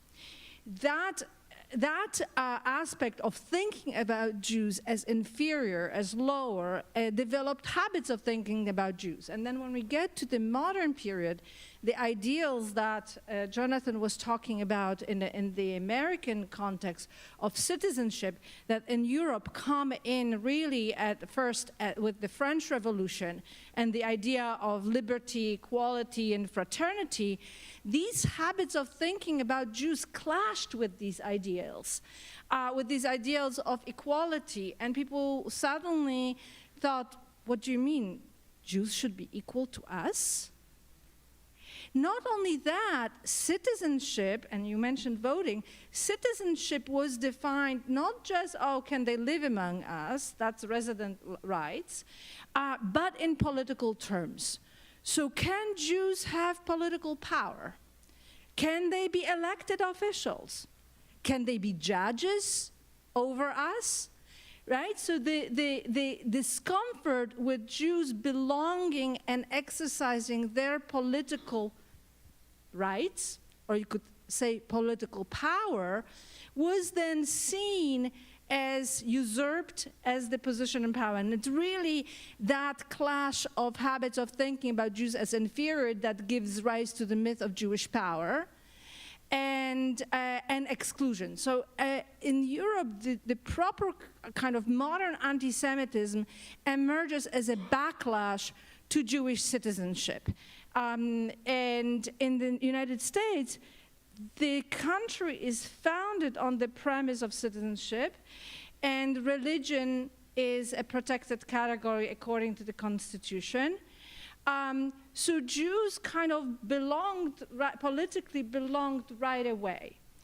the US citizenship system is organized along race lines, the exclusion along race line, right? 1790 Naturalization Act defines eligibility for naturalization as someone who is white and free, or free and white. So therefore, Jews who came from Europe were eligible to become citizens, and that's why they were also able to exercise their political power. In Europe, because of those centuries of thinking of Jews as inferior, as in servitude, as undeserving to be in any position, not just of power, but equality. In fact, the debates are, this was all for Christian, human rights were Christian, it was all for Christian, we are a Christian nation after all. I think is that crucial thing, that it's just a rejection, a backlash against that ideal that in the United States is embedded in the Constitution. I'll stop here. Thanks. And thank you for bringing up the issue of law, which is very important, and race, which we'll talk about in the next round. So Pam, you've been writing a book on anti-Semitism in America over the last few years, which I've got to imagine has been quite an experience, and I think anti-Semitism in America has changed drastically in the time that you've been writing the book. So perhaps you could talk to us a little bit about how you think the history of anti-Semitism has changed since Charlottesville, or in the last few years, whatever point you want to take. Sure. So first of all, thank you. Thank you so much. Historians of the American Jewish experience, as Jonathan was saying, didn't really pay much attention to the topic of writing on anti-Semitism really until after World War II. And there's a wonderful book that was published in 1994 by Leonard Dinerstein called Anti-Semitism in America. And basically since then, historians until 2016 pretty much ignored that. And I just want to read a quote from something that he wrote, he published at the beginning of 2016. He'd also published the same words back in 2012. And he was writing about anti-Semitism, and he said, most American Jews don't see it, feel it, or fear it. Anti-Semitism is too minor an issue to disturb the daily lives of American Jews. And so we are in a moment which, because we live in, as historians, we live in this moment in time, so we began speaking about, and actually there was a seminar organized through the American Jewish Historical Society, one of the partners here, and around 2000, and I think we started to meet early in 2018 after Charlottesville, and we began having conversations about anti-Semitism. And that was actually a lot of what really sparked my thinking that I should move towards writing about the history of American anti-Semitism and essentially update what Professor Dinerstein had done. And what's happened since 2016, and I don't have to tell anybody who's sitting in this room this, American Jews, we have a new litany. Our litany is Charlottesville, Poway, Jersey City, Colleyville, and now October 7th. And this, if I speak to somebody who's Jewish, they know exactly what I am talking about. If I speak to somebody in Israel, they also know exactly what I'm talking about. And I would argue that anti-Semitism, first of all, in terms of American history, it has never gone away. It has always been there. I understand the comments that Jonathan was making about how it's different than Europe and what Magda is saying about how it's different in Europe. Absolutely, I have no question about that. But I began thinking about writing about anti-Semitism really coming out of my last book, America's Jewish Women. I was in a conversation on a book talk with a historian of anti-Semitism, Professor Jonathan Udikin, who's a wonderful scholar, and he said to me, anti-Semitism is all over that book. And I didn't see it. When I was writing the book, I ended up talking about anti-Semitism in every single chapter because anti-Semitism, frankly, is constitutive of Jewish identity. And it's just that it exploded for us since October 7th, most recently, but as American Jews, it exploded for us in 2017 with Charlottesville. Thanks. So for the second round, whereas the first round we're talking about primarily history, for the second round I want to talk about present strategies to combat and to deal with anti-Semitism in the United States. And I'll start this round with Magda. and maybe you can expand upon the relationship between anti-Semitism and racism in the United States, which I know is a big subject of your recent book. So if you can talk about that and how the recent movement, particularly the recent anti-racism movement in the United States, influenced your writing and your thinking on issues related to anti-Semitism. So obviously, I grew up in New York. You can probably gather from my accent. And I was trained in Jewish studies and working on pre-modern, initially Poland and then elsewhere as well. So how did I end up writing a book on anti-Semitism and racism that also touches on the United States? And one of the things that I'll tell you, I was just reading, as someone not trained in American history, I read books about American history and African-American experience. And I found myself jotting down and marking similar to Jews, throughout these works. And I was struck by some of the rhetorical similarities, some of the language, some of the methods of thinking about Black Americans that I had seen in European texts. And there were way too many parallels about being cursed, about being, a problem, a question, about arrogant versus equity, and so on and so forth. Lecherous Jew, lecherous Black. There were all these parallels, and I thought this needs an explanation. There's something going on here. And scholars of anti-Semitism gestured to racism that, anti-Semites often hate other groups, or scholars of racism gestured to anti-Semitism that racists often also hate Jews. But it hasn't been really explained. I've been also frustrated with all the scholarship about definitions, about anti-Semitism not leading us anywhere. And I realized that one of the things that comes from is that dynamic of power, that contempt, that seeing Jews as undeserving, as being shouldn't be in the place where they should be, as inferior. And that parallel, that language of servitude that I mentioned earlier in and slavery, actually, association of Judaism and Jews with slavery in Europe versus the African American, the heritage of slavery, the legacy of slavery in contempt and in discrimination of Black Americans in the United States.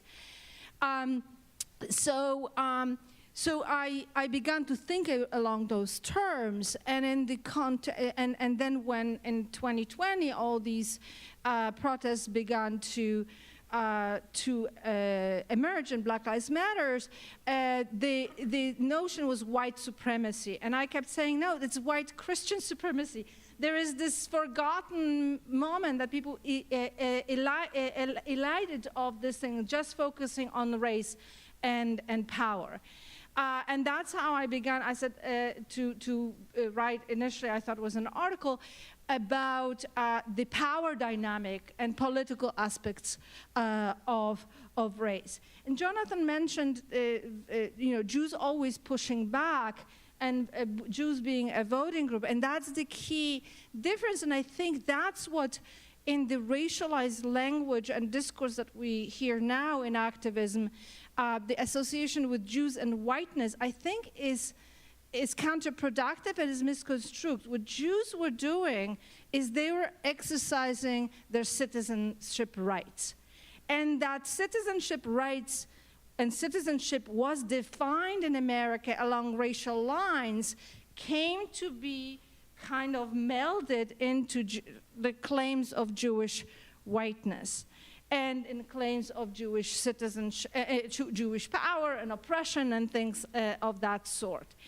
And just to give you an example of the pushback and the fact that Jews could exercise that citizen power, when Melville Dewey of the Dewey Decimal System excluded Jews from his Lake Placid club, which was very famous, Jewish individuals and prominent Jews of New York pushed back. He ended up being dismissed from the position of state librarian, which one could say, oh, these arrogant, pushy Jews are having control over, over political system. But in fact, Jews were exercising their political power.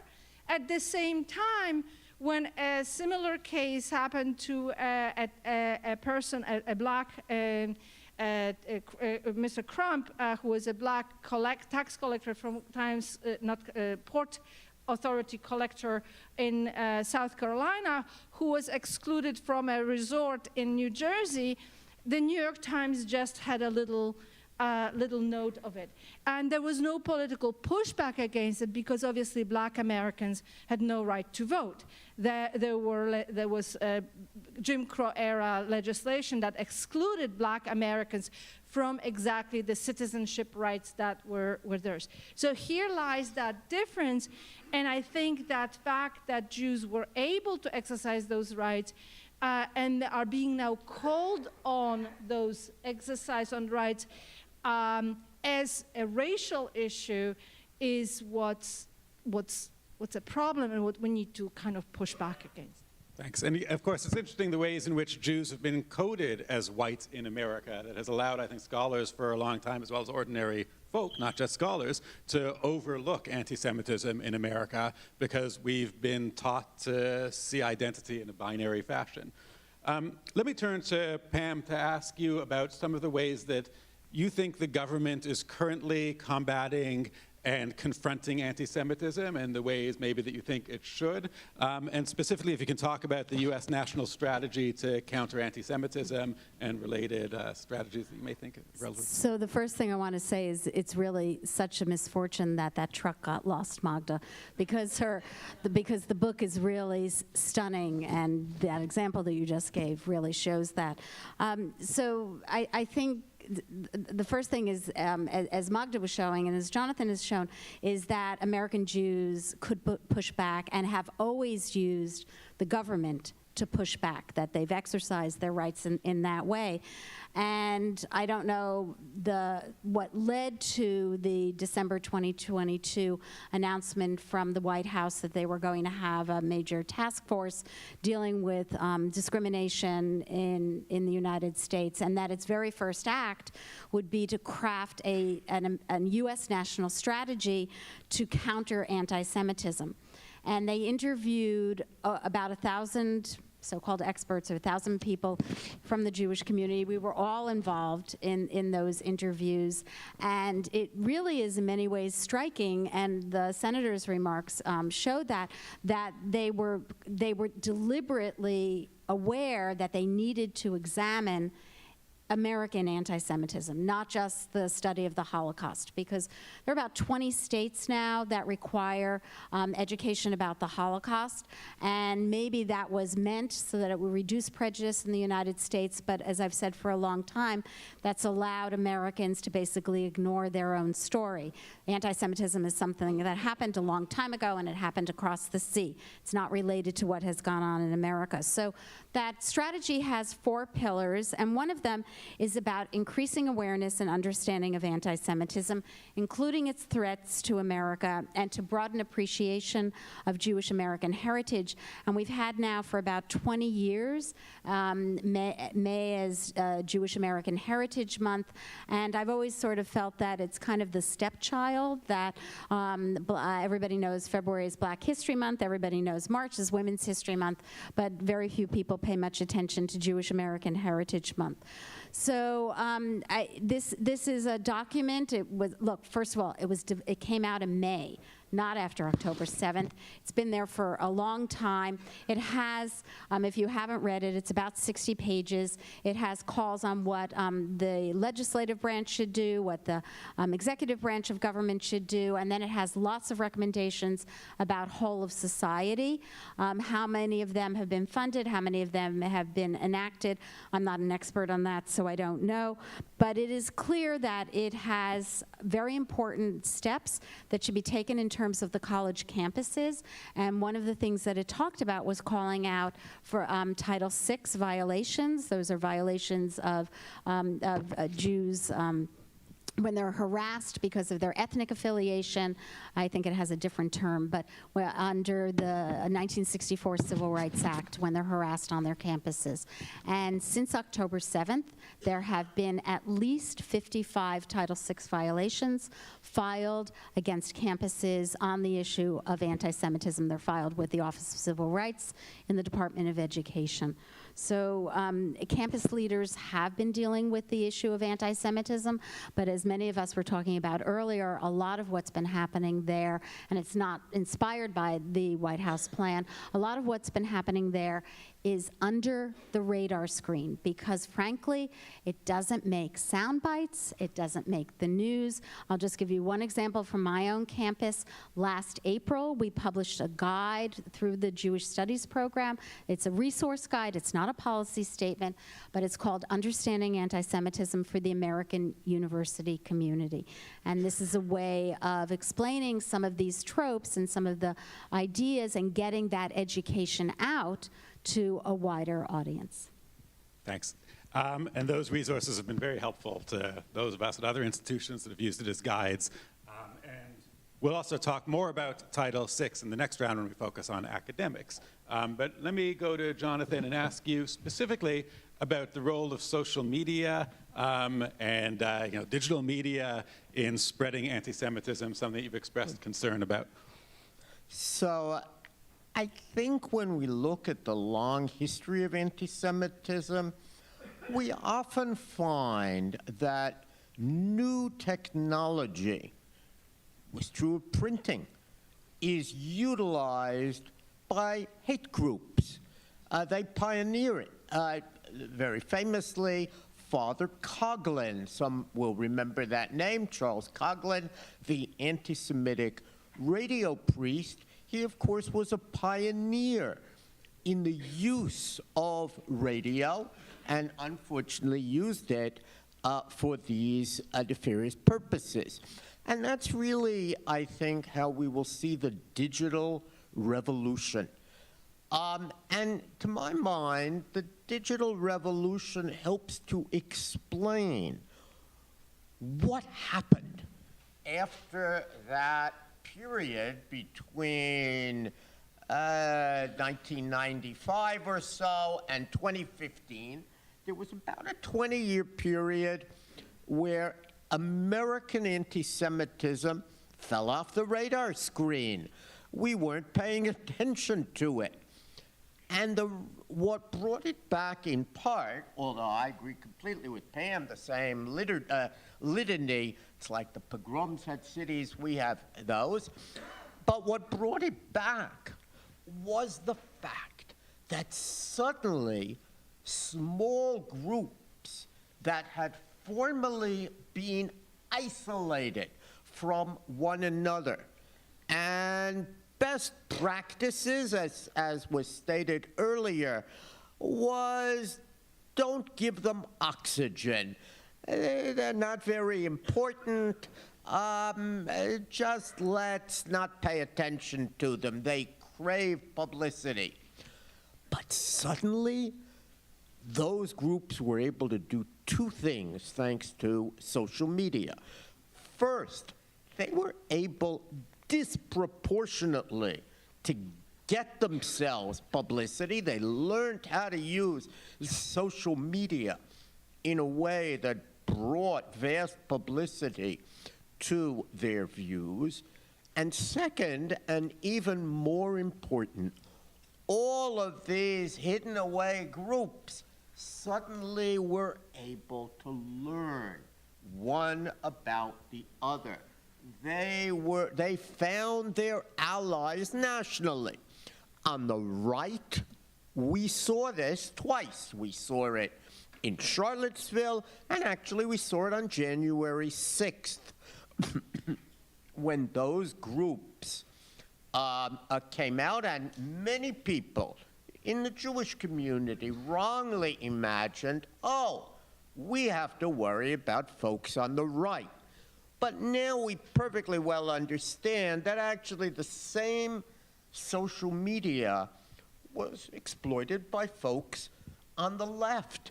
What we have seen, especially after October 7th, is all sorts of people on the anti-Semitic left able to communicate to one another and to a larger audience through social media. And just as was true in radio, where you had a big battle between the people who argued free speech and the people who argued that we want to create a certain kind of society and hate radio should be banned, worth knowing that for a long time hate radio was banned. So we're seeing that now in social media. The last word hasn't been stated. There are many great differences. Obviously, it depends on private actors. Government plays a smaller role so far. But the role of social media, the digital revolution, which will be seen as a revolution as important to humanity as the printing revolution, the role of the digital revolution in allowing all sorts of hatred, but notably anti-Semitism, and in giving a megaphone to small groups that could previously be ignored, has been enormously, I think, important and helps to explain why, after 20 years, the anti-Semitism giant, so to speak, reawakened. Thank you. And I want to, add on social media. One of the problems that I see is the amount of my students who get their primary information from social media and their primary news from social media, I think is really problematic. And they don't realize that it's not the best way to get news and information. Right, and we should add, someone should be looking at who funds TikTok, which is very much used by our students. It's funded by China, and it's perfectly clear that our enemies, and I say our because they're America's enemies, Iran and so on, have understood far better than some others do that they can utilize social media. And they get to our students, as you're saying. Yeah, and there's, the distrust that has been fostered among our students in the mainstream media, which, I tell my students the best way to figure out what's going on in the world is through the mainstream media. We may have critiques of it, but they're professionals, and they're doing a job based on expertise, as opposed to some person, wherever in the world they may be, who's putting something up on TikTok. So I'm looking at the questions here, and if people have questions, they can submit them. I want to talk a little bit about the specifics of anti-Semitism on college campuses, because that's been in the news a lot lately. And maybe we'll do a round on that, and I see a lot of these questions deal with aspects of that too. So let me begin, and actually the three people on our panel are very good people to ask about that, because they've served in major leadership roles in academia and in Jewish studies in academia. We have two past presidents of the Association for Jewish Studies, the current president of the American Academy for Jewish Research, so all people who have held leadership roles in academia and on Jewish affairs. So let me start with Magda and ask you how we as academics, or how academics in general, can contribute to discussions in combating anti-Semitism, can use their expertise to try to combat and confront anti-Semitism. So I think the most effective way is actually the slow and the retail way to do it, which is what we do in the classrooms. But the problem is that we are facing, as what Jeff and Jonathan were saying, the social media flood of disinformation and misinformation, but also with it, not just distrust of mainstream media, but actually an assault on expertise, assault on university professors, assault on people who actually know anything or studied anything in favor of an opinion or viewpoint, as if the two were the same. And so we are facing this, and we're facing, as a result, also the assault and lack of critical thinking that's been happening. The students and the public, frankly, more broadly, just accepts what they hear because it sounds, you know, it emotionally raises us, arouses us, so we respond to it. But in academia, I think we need to, and especially scholars who have worked on anti-Semitism, they need to rethink actually the approach to anti-Semitism. This is clearly what we've been doing has failed. I'm sorry to say that. And the October 7th was really, for me, as a scholar of anti-Jewish animus, historically and in modern anti-Semitism, a kind of a wake-up call. I mean, I've been aware about the impact and the failure of the Holocaust education because I see what my students bring into the classroom, but it really, October 7th was a wake-up call for me as a scholar of anti-Semitism. And one thing is that we scholars of anti-Semitism have so focused on anti-Semites, we analyze what they think and how they think, we then kind of repeat those tropes, and people who are not familiar with Jews as living human beings, who experience life as any other human being, even if they're empathetic to or against anti-Semitism, are essentially learning about Jews, though filtered through scholars maybe of anti-Semitism, through the voices of anti-Semites. And therefore, they can think of Jews through those frames of as powerful, privileged, wealthy, all those tropes. And they're pernicious tropes. As one of my students said, when we were discussing anti-Jewish stereotypes and anti-Black stereotypes, it's very difficult to feel sympathy for someone who is powerful and rich. It is much more easy to feel sympathy for someone who is oppressed.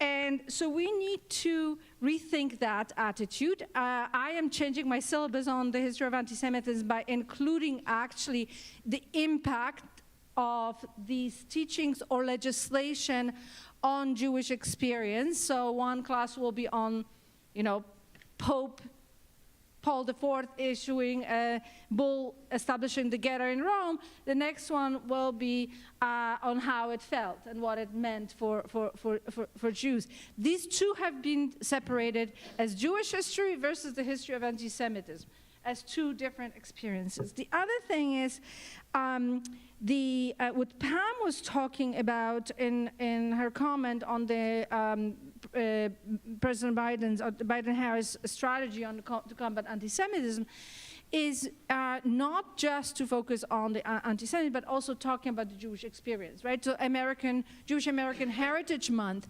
I find in my classrooms just one of the most effective ways to combat anti-Semitism is just to teach Jewish history classes. Not necessarily classes on anti-Semitism, but classes of Jewish history. And then students see how Jews lived, what they did, and they're like, well, why are they hated then? Right? That's the question. Whereas when you teach just about anti-Semitism, then it's like, why are they hated? They go and Google, and they end up in the circle of, well, Jews are powerful, wealthy, and control the world, and they end up in that thing.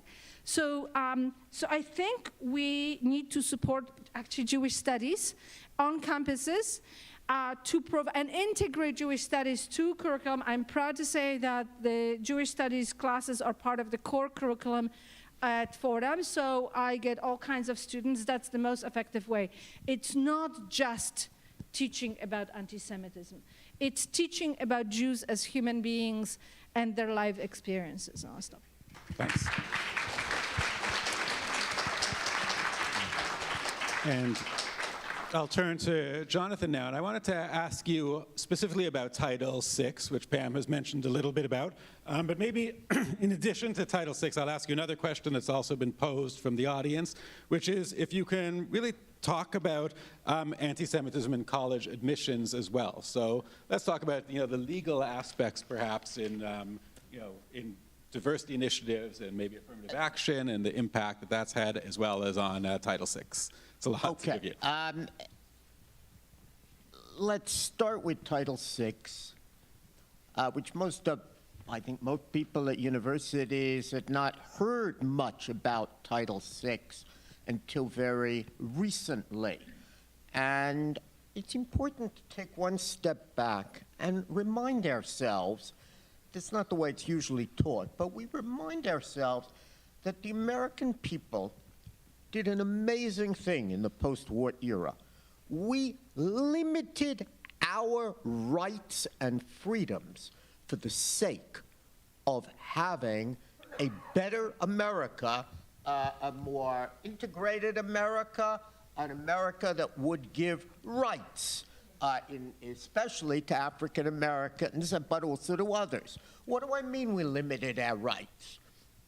Isn't it a basic right? I should be able to sell my house to whoever I like. If I want to sell my house to white people, that should be a basic right, and many Americans thought that. And we said, no, you have to sell it to anybody who comes, and pretty soon African Americans organized to make sure that you would show your house that way. We limited our rights in order to create a better America. Now, Title VI, which talks about how federal law prohibits financial assistance from universities or educational institutions that discriminate on the basis of race, color, or national origin. But as often happens, it's not the law, but the interpretation of the law that's crucial. And over time, not only has this been extended, thankfully, to include Jews, but the Department of Education wrote the following. If an investigation reveals that the harassment created a hostile environment, the educational institution must take prompt and effective steps reasonably calculated to end the harassment, eliminate the hostile environment, prevent its recurrence, and, as appropriate, remedy its effects. Now, that may sound like it clashes with my free exercise right to say from the river to the sea, or to say other hateful things. But what we decided was that in the interest of having an responsibilities, and we've actually seen at many, not all, but at many universities that fear of an investigation or fear that they will run counter to what I just read about harassment has led to changes so that a hostile environment doesn't exist. Now, many of you know, if you don't, talk to your children and grandchildren, there is a hostile environment on many campuses. And there are plenty of people who feel, well, it's my right under the First Amendment. You are not defended from a hostile environment. It turns out that's not correct. While we could discuss here what makes an environment hostile, there is a real sense of shaping an environment. And those with long memories know that another feature of the Civil Rights Act, not yet accepted on college campuses, I hope it will. The Civil Rights Act in Title VII said that a workplace has to not be intimidating, hostile, or offensive as defined by reasonable people. And anybody who's in a workspace knows big changes happen. No more dirty pictures in your garage, which was once common, in fact, published by a calendar used by auto mechanics, because that's a hostile environment to women. And many workplaces have learned quickly that they have to be very careful lest they be sued for intimidating, hostile, or offensive environment. And the key is, what would a reasonable person say? That has not yet been applied to college campuses. I actually hope that it will be, because what are we doing on college campuses? We're training people for the real world. And in the real world of America, we've actually made significant strides to try and make diverse individuals feel comfortable. And we've done that by restricting, in some ways, what people can say and do on the basis of their prejudices. And in my view, it's time that that happened on college campuses as well. Thank you. Thank you, Jonathan. Pam, maybe I'll ask you also about the responsibility of academics, and perhaps you can say something about your role in testifying before Congress a few times, 3 times. And Sure. So I was first invited to testify before Congress 4 months after Charlottesville, when there was a hearing about whether or not Congress should legislate adopting a particular definition of anti-Semitism. As we heard in the morning's panel, in the first panel, how difficult it is to define anti-Semitism. I should tell you that they invited a bunch of other academics, and they all said no. And I happen to be based in Washington, and so I said yes. And never thought that I would be invited back, certainly, as I was in November and December of this year. I think most people don't really understand what happens in a House hearing or a Senate hearing. And that is that, first of all, you get invited, you have about a week or less to prepare a written testimony. And that written testimony, in the case of the one I wrote for November and December of this year, they're like 8 or 10 single-spaced pages. And then you get 5 minutes to summarize your written testimony. So let me tell you that when you're summarizing written testimony in 5 minutes, that's about 3 pages double-spaced. So you really don't get to say very much. And what happens in those hearings, in my opinion, is very much that it's a kind of performance art. And that you make your opening remarks as a witness, and then it switches back and forth between the majority party and the minority party, and each member of the committee comes in and they get 5 minutes, theoretically, to speak to the witnesses. Mostly what they do is they make speeches either for all 5 minutes or for 3.5 minutes, and then they ask you a question, and you get about 60 seconds left for that to answer that question.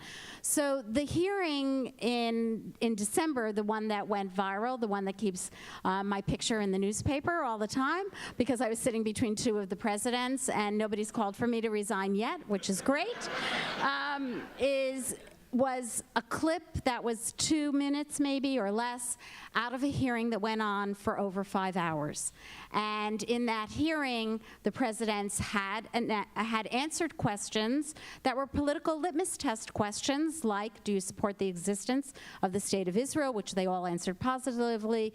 Do you condemn anti-Semitism, which they had all answered positively, that they condemned anti-Semitism, but that then the hearing, when this one clip out of over 5 hours got all the attention. And if you really want to understand what was going on in that hearing, you can watch it, you can read the transcript of it, which is available, but you could also read the statements that all of us put up as we submitted as part of our written testimony, which is really the place where you get to say something, and that becomes your lasting legacy. Thanks. And I have watched all 5 hours of the testimony. You're a glutton for punishment. As well as the other testimony you did, and your 5 minutes are fantastic. And I think everybody should. You don't have to watch the whole 5 hours, but the 5 minutes of Pam's testimony is definitely worth asking. We have about 3 minutes left and about 40 questions to go through, but I've asked some of them, and I just want to ask one more that I think was a good question, or one variation of the questions maybe you can each quickly answer, which is, how do we get more people to study? Magda mentioned Jewish history. How do we get more people to study Jewish history? Can it be made a mandatory subject? How do we get students to study anti-Semitism and to learn about anti-Semitism? And then another variation of that is, a lot of states have mandates that Holocaust education, for instance, has to be taught in schools, or a lot of us have been teaching Holocaust education in universities. Has that worked? Is that working? What can we do to make that work? All a whole bunch of related questions that come from there, but I'll give you each the opportunity to maybe talk about that after. What we can be doing in our classes, how we can be getting more students into our classes to be learning this relevant material. So I'll start with you again, Pam. So I teach a course called Antisemitism, Enduring Hatred, a freshman seminar, and I did use, I confess, a TikTok video in there that, of course, my students had to put up for me because I couldn't find it. But there is a Holocaust survivor who actually has this viral TikTok video where he recommends 5 books that people should be reading about anti-Semitism, and it's wonderful. So how do we get more people to learn about it? I guess we have to use some of the media wisely. Okay. Jonathan? I'm always a little nervous about forcing people to learn things, because that's the fastest way to turn them off, and I think we'd do much better assuming a free market in classes at universities. I'm unhappy in many ways that there are requirements in diversity and so on. Students should come eager to study this material. I do want to completely agree with Magda that part of the problem is that Jewish history has been divorced from the national histories that are taught. So you can do American history in one department at my university, or you can do American Jewish history with me. Well, actually, American Jewish history is part of American history. And you can't understand American Jewish history unless you know the Constitution, which is part of American history. And I think that the integration, and maybe I'll stop there because there's more to say, the integration is very important. Thanks. And Magda?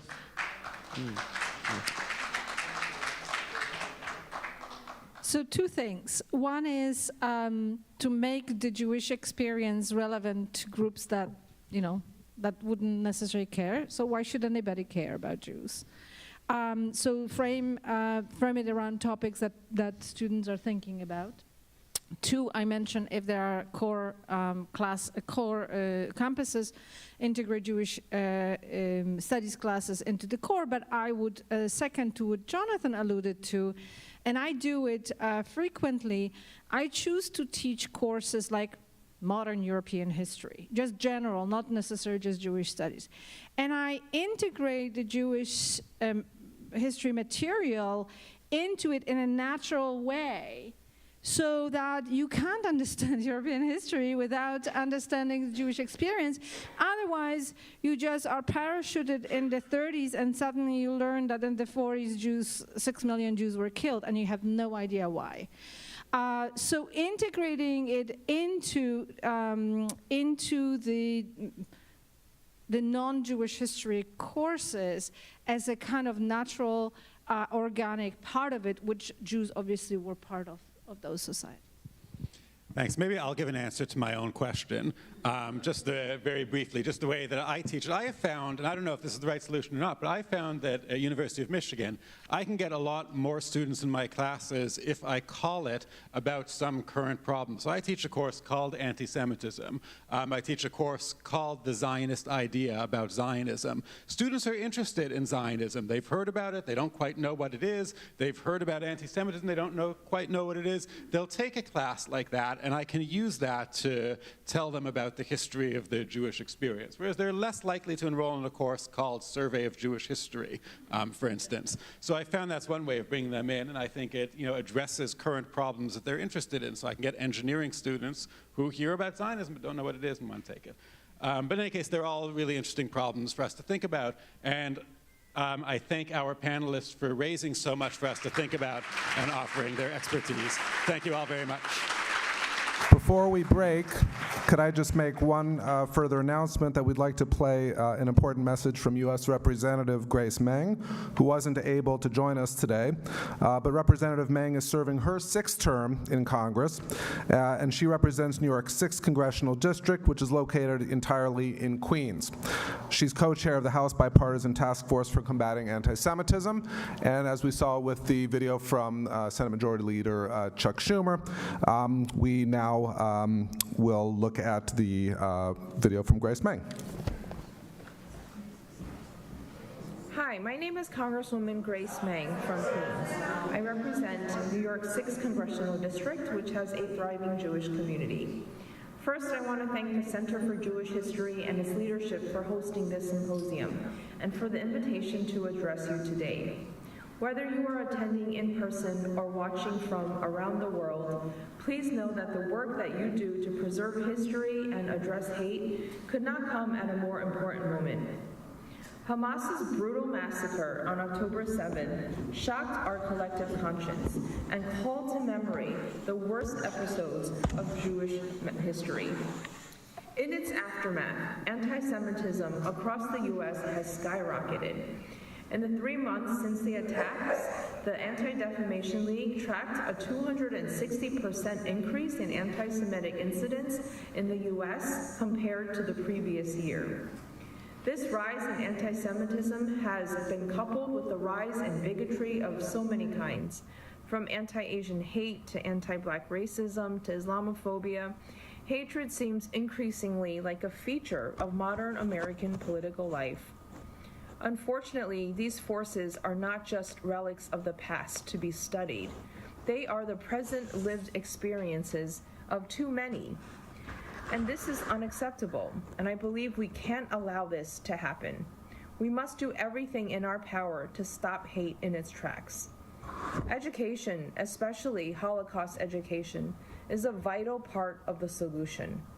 A survey conducted just last month found that 1/5 of Americans ages 18 to 29, 20%, believe that the Holocaust was a myth. Another 30% of young people polled said that they didn't agree or disagree with that statement. As we get farther and farther away from the Holocaust, we must continue to do everything we can to preserve the consequences of unchecked hate and study it to see what lessons we can learn and implement to address it. As a co-chair of the House Bipartisan Task Force for Combating Anti-Semitism, I have worked with my colleagues from across the aisle to find and champion solutions to do just that. The Holocaust Education and Anti-Semitism Lessons or HEAL Act, a bipartisan bill that I co-sponsor, seeks to address the challenge of Holocaust education across our nation. This legislation directs the U.S. Holocaust Memorial Museum to study and report on Holocaust education efforts in states across the whole country so that we can better understand how and what our kids are learning or not learning about the Holocaust. We must also take steps to support the increased monitoring and reporting of hate crimes, including by continuing to implement my bill, the COVID-19 Hate Crimes Act, which President Biden signed into law during the pandemic in response to an increase in hate crimes, including in our Asian American community. As you all gather for the rest of your symposium, I hope you continue brainstorming innovative solutions that strengthen our communities, fight harmful myths and disinformation, and bring people together. And we in Congress look forward to hearing your ideas and solutions that can help defeat anti-Semitism and hatred of all kinds in our time. Thank you so much.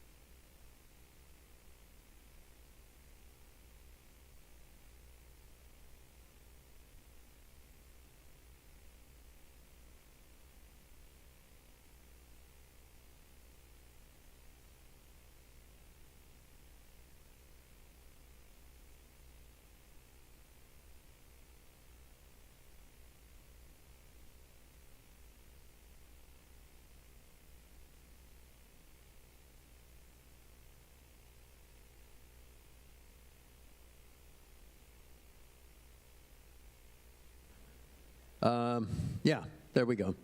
Good.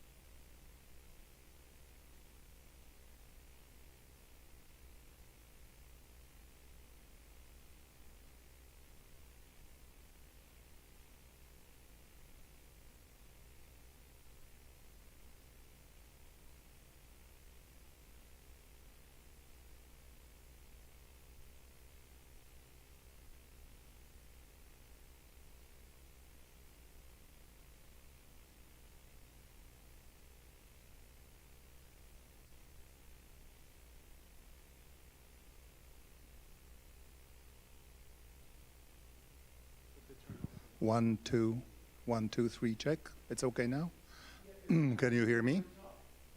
Sorry? Well, I can speak up a bit. That's okay. Can you hear me now? Yes, it's okay. We want the YouTube audience to hear you. Sure.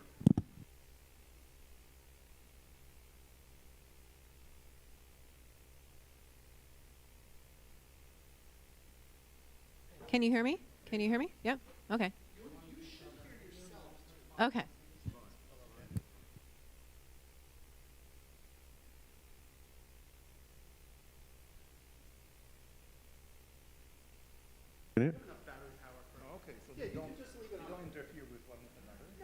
Can you hear me all right? Is that all right? Yeah, okay. We got a bunch of rock stars up here. I'm so happy. And I've worked with actual rock stars, so I know. Okay. Oh, like who?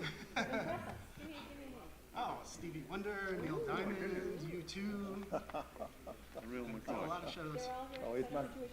No, this was before I came to the center. It must be a huge letdown today. Good. Yeah, there's only one way now. Disappointing. After Stevie Wonder, I guess.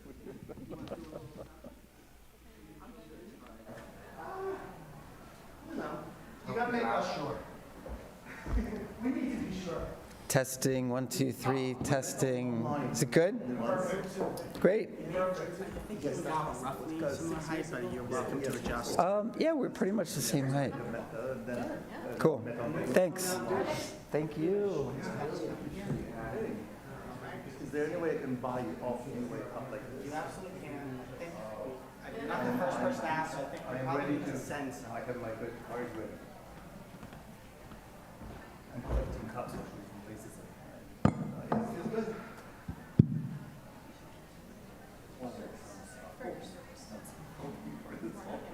I'm worried for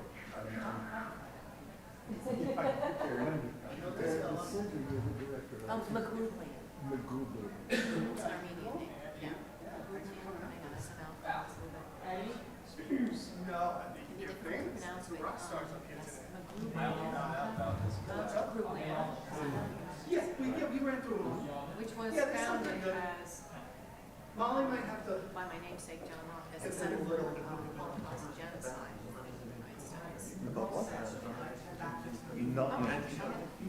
Nothing to do with it. Someone else. I'm writing only about the Holocaust. Okay. That's my area of expertise. Let's take your mics on your shoulders. Just to make sure. Jewish Marxists? Okay. That must have been a difficult life for them, I must say.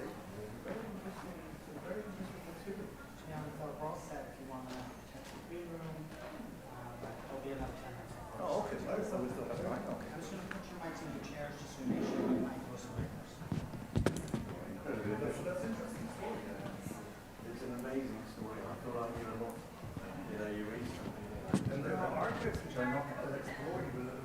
Ollie, great.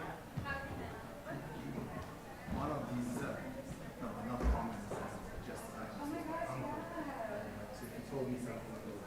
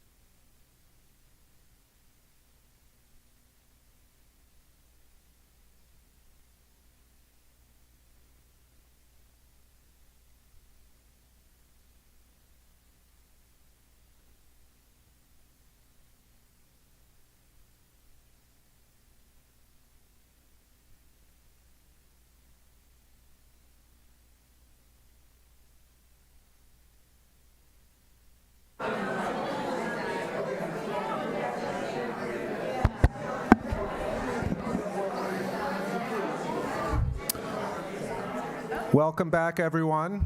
If I could ask everyone to take their seats, I hope you've gotten a decent lunch break, and we're going to begin promptly with session 3. Before we get into session 3's topic, however, I'd like to welcome, as our next guest speaker, New York City Council member Eric Bottcher. Elected, we're going to give you 2 rounds of applause. Elected to the City Council in 2021, Councilmember Bottcher represents District 3, which happens to be our district here for the Center for Jewish History. Councilmember Bottcher has dedicated his career to helping the most marginalized members of our society, and after the October 7th attacks, he visited Israel to express solidarity with Jews everywhere, both in this district and around the world. Please join me in welcoming Councilmember Eric Bottcher.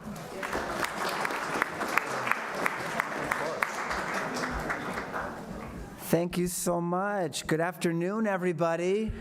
It's great to see you. Thank you so much for having me today. I really want to thank the Center for Jewish History for this invitation to this very special event. My name is Eric Bottcher. I represent the west side of Manhattan in the City Council, which includes the Center for Jewish History, and I'm so proud to have this institution in our district and so excited to be able to support it and continue to support it in many different ways.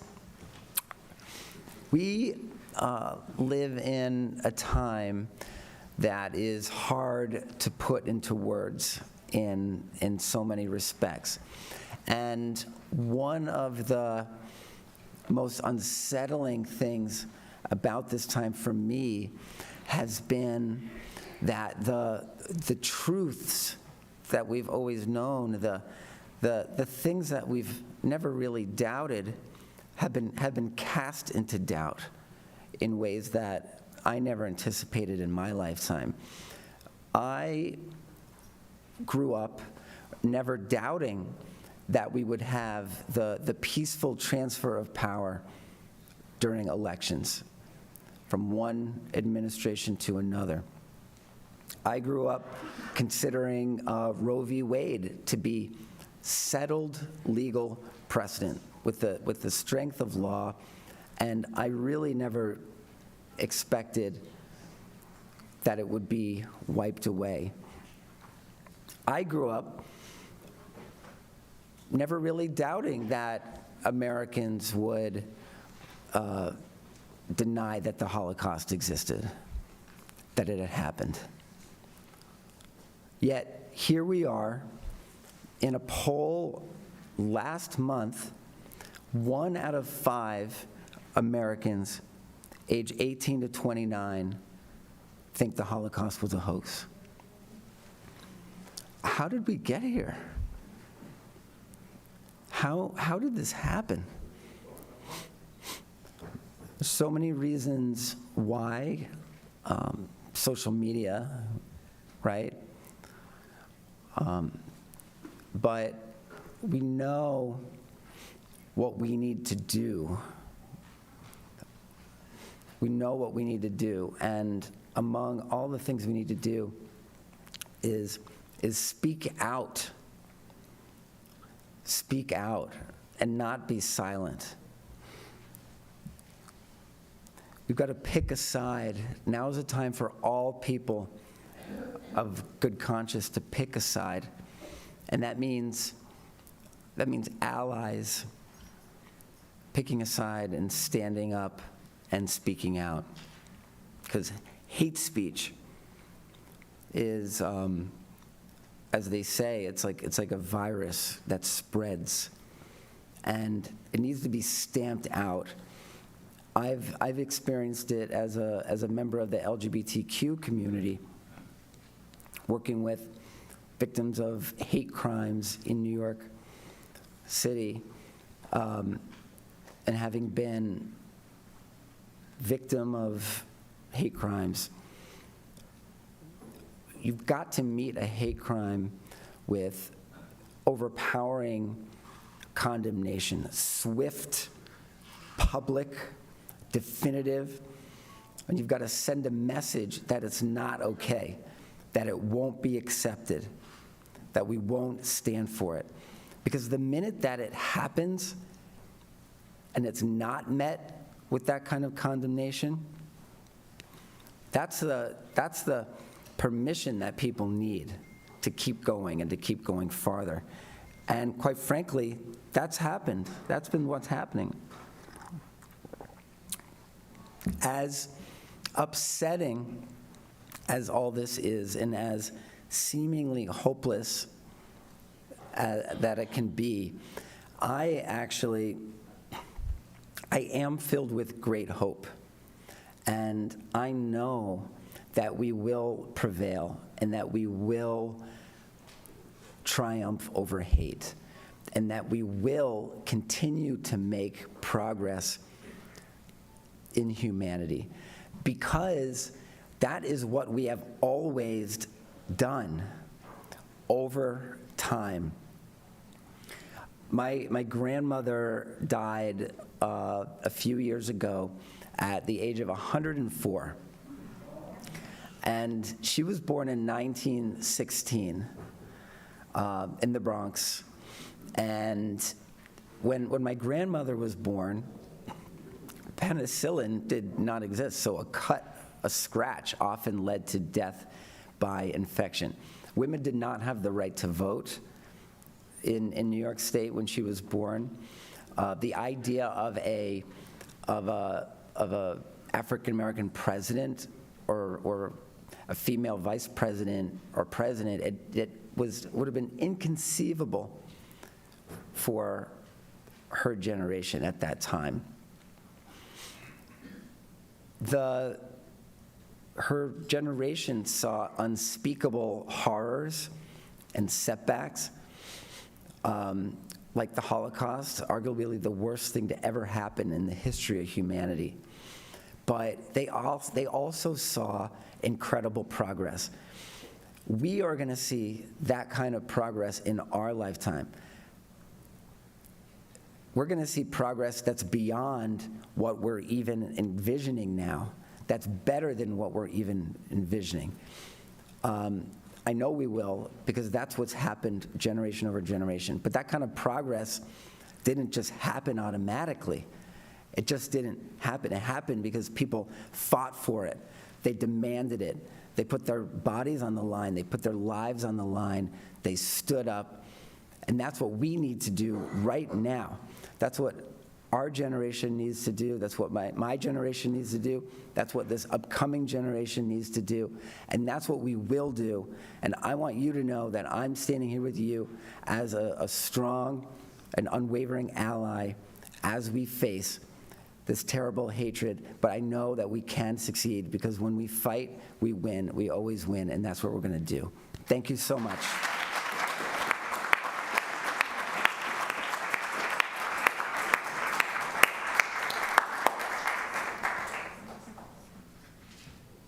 Hello, everyone.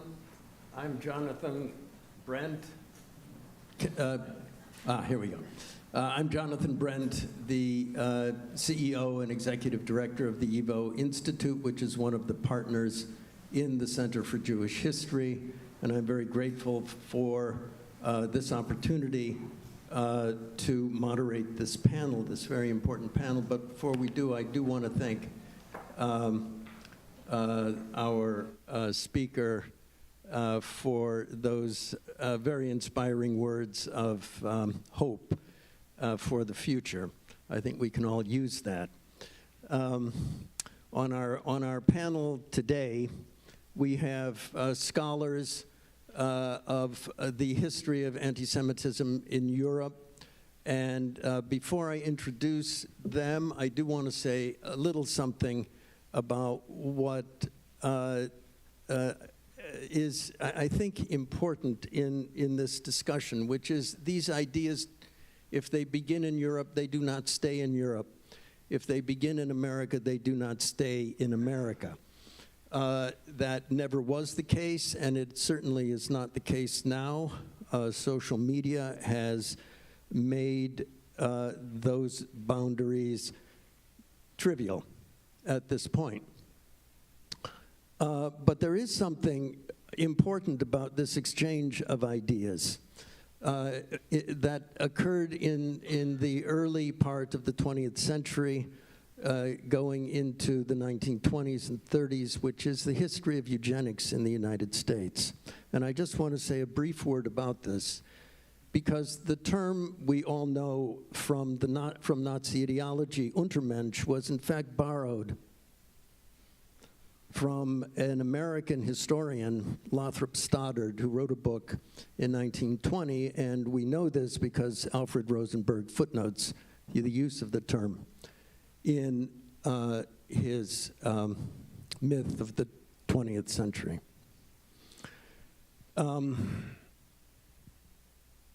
Much of Nazi race thinking was the product of American legal system, as well as eugenics.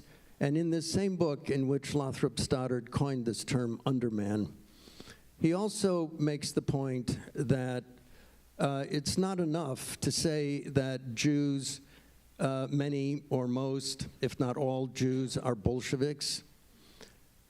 He takes this another step, and it's worth thinking about as we proceed with this discussion, that this Bolshevism in the Jewish community is inherited from one generation to the next. It's not taught, it's inherited.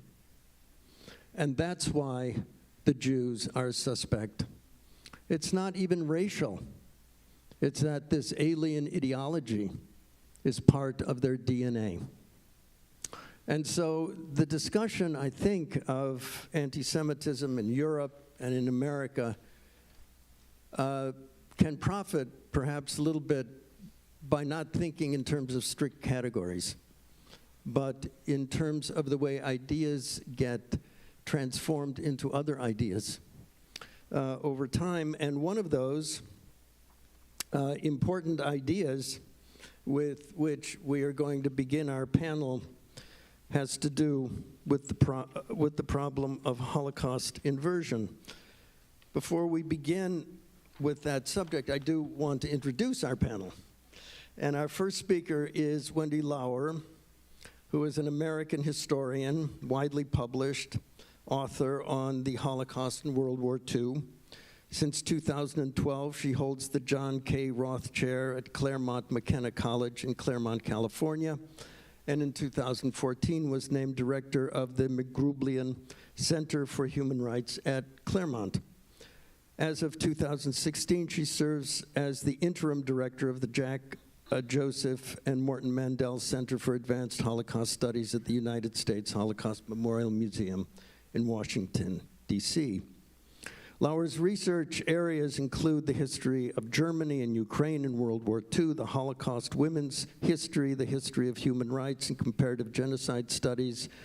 Her book, Hitler's Furies, German Women in the Nazi Killing Fields, was translated into 21 languages. It was a finalist for a National Book Award. I really do hope that you all go to the table of publications outside in the Great Hall and look at some of the extraordinary books that you will find there, among which is The Ravine, A Family of Photograph a Holocaust Massacre Revealed, which is Professor Lauer's book, published in 2021. It received the National Jewish Book Award.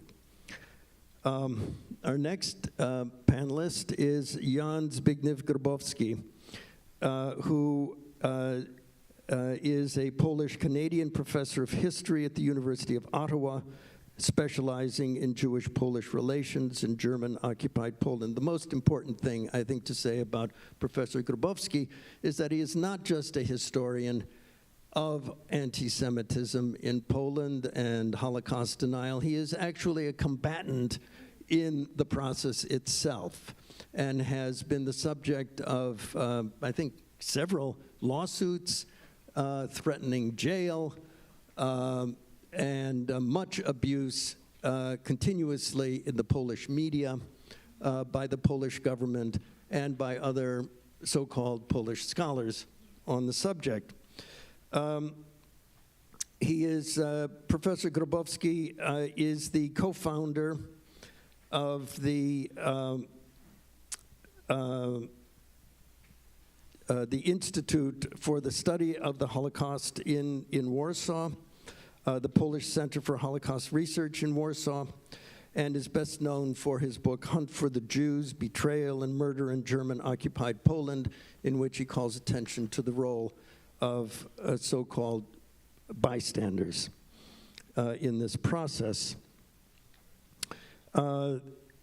There's much more to say, but I will end simply by saying that in May of this present year, Professor Grabowski was giving a lecture at the German Historical Institute in Warsaw when a far-right politician attacked the stage, smashed the microphone, and put an end to the conference, which gives you some idea of how volatile, how vicious, how hateful so much of this so-called research actually is. Our third speaker is Philip Spencer, who is Emeritus Professor in Holocaust and Genocide Studies at Kingston University and visiting professor in politics at Birkbeck University of London. He was the founder and director of the Helen Bamber Center for the Study of Rights, Conflict, and Mass Violence at Kingston University. He is a trustee of the Wiener Library for the Study of the Holocaust and Genocide, and a research associate of the Pears Institute for the Study of Antisemitism. He is a member of the European Sociological Association Research Network for the Study of Racism and Antisemitism, and a member of the International Association of Genocide Scholars. If these people don't know what's going on in Europe, nobody does. So I'd like to begin our panel today by asking the question broadly, how does what you find in Europe, in your spheres of interest in Europe, how does that compare with what appears to be happening in the United States, and in particular with this subject that is so infuriating to so many of us, which is the inversion of the accusation of genocide. The Jews become Nazis and are acting as Nazis. The Holocaust was in fact perpetrated by Jews, an accusation that is often made.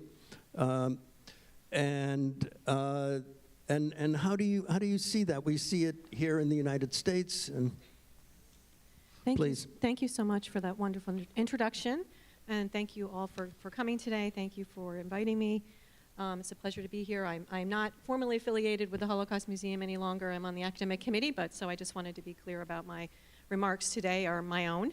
And I'm going to focus a little bit on, as much as possible, on Ukraine, which is where I've done a lot of my research from my publications, going back to my dissertation. I'm going to talk about Ukraine today primarily and the Russian-Ukrainian conflict. And bear in mind that I am an historian of the Second World War, so these Russian anti-Semitism in the form of Holocaust inversion is something that I am clearly sensitive to. And what I've seen is 3 different variations on this, although there are many, because so much of this is happening in social media and it can take on, it's very malleable and can, in memes and so forth. And also in official speeches by Putin himself in his version of history and his weaponization of history, and by his leadership, Lavrov, for instance, in the summer of 2022. So I see 3 inversions. One is Putin, the genocide heir, who is arguing that Ukrainians in the eastern regions, in Donbass, Donetsk, that those Russians that are living there are being subjected to genocide, that the Ukrainian government is actually committing genocide, right? So a lot of this is just a lot of projection, a lot of mind twisting, and a lot of, as you said, this inversion. So Putin's accusing Ukrainians of committing genocide against ethnic Russians in a part of Ukraine. Of course, there are echoes of this in the past. Hitler made this similar argument in the words of kind of rights language of national self-determination, that ethnic Germans in the Sudetenland needed to be protected, and that was his pretext for the start of the Second World War. This is also something that happened in Russian history and is part of, for instance, the Tsar laying claims to Slavs, Orthodox Slavs in the Balkans, in Serbia, and that was part of that justification and call for war in that way. It's an imperial strategy. Secondly, the weaponization and distorting of the Holocaust in Putin calling for the denazification of Ukraine.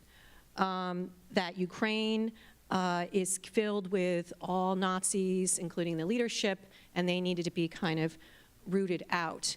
And this is Putin's attempt to draw on the memory of the Great Patriotic War, which is a huge source of patriotism for ordinary Russians, and to kind of foment that, mobilize ordinary Russians to this cause in that way. He knows exactly the kinds of linguistic touchstones that sets off. What I find interesting is when he labels Ukrainians as Nazis or Nazi collaborators, something that came to my attention reading Masha Gessen's work, both in the New Yorker, and also her new introduction to the novel Babi Yar, which I'll recommend, the new edition of that since the war came out, and that in Soviet historiography, the Great Patriotic War, the chronological frame of that, in all these multiple volumes that appear and that had to appear in ordinary households in the Soviet Union, 1941 to 1945, right? So if we're going to talk about collaboration and the Second World War, I find it very interesting that Stalin, who signed a pact with Hitler in 1939, which started the Second World War, which resulted in the loss of 27 million Soviet citizens, gets a pass, right? The way they look at the war is 41 to 45.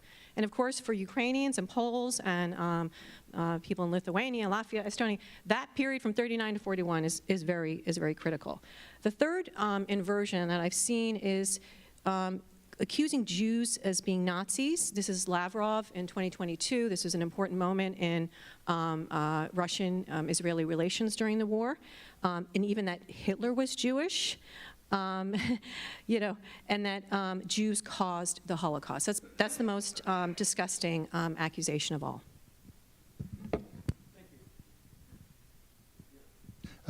Thank you very much. And before I start, very briefly, I would like to mention that in one of the panels before, a statement has been made that our role as academics is to be critical and not activist.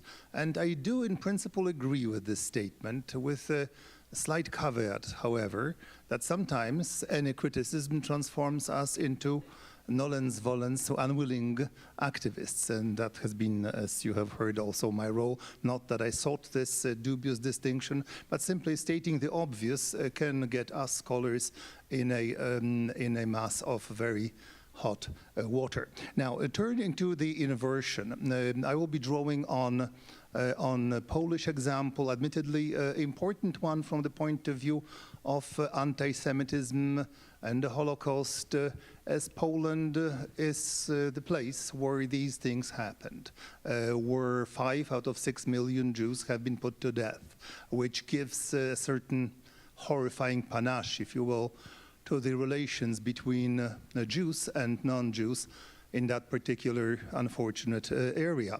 Now, in terms of Holocaust inversion, there is not much to be said, actually, because Holocaust inversion implies an interest in the Middle East, and there is very little of it, actually, nowadays in Poland. Yes, as Wendy mentioned, I agree with you, there is an element of Jews were collaborating with the Germans in order to provoke their own demise. This kind of a fantastic statement appears here and there.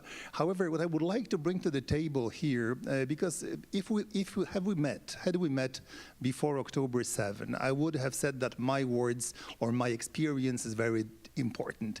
Nowadays, it takes backseat to our North American experience because things are really navigating very quickly into unknown here. However, it doesn't mean that we can forget that these troubles are interconnected. So what we have to understand is that during last 8 years, I'm still drawing on the Polish example, but let me remind remind you that this is the, let's say, the largest Central European country of the European Union, and it spills out to two Baltic states, to Romania, to Hungary, but I don't want to go too far. And we have to remember that over the last 8 years, since nationalists in Poland gained power until very recently, they surrendered power not quite grudgingly, withdrawing slowly since December last.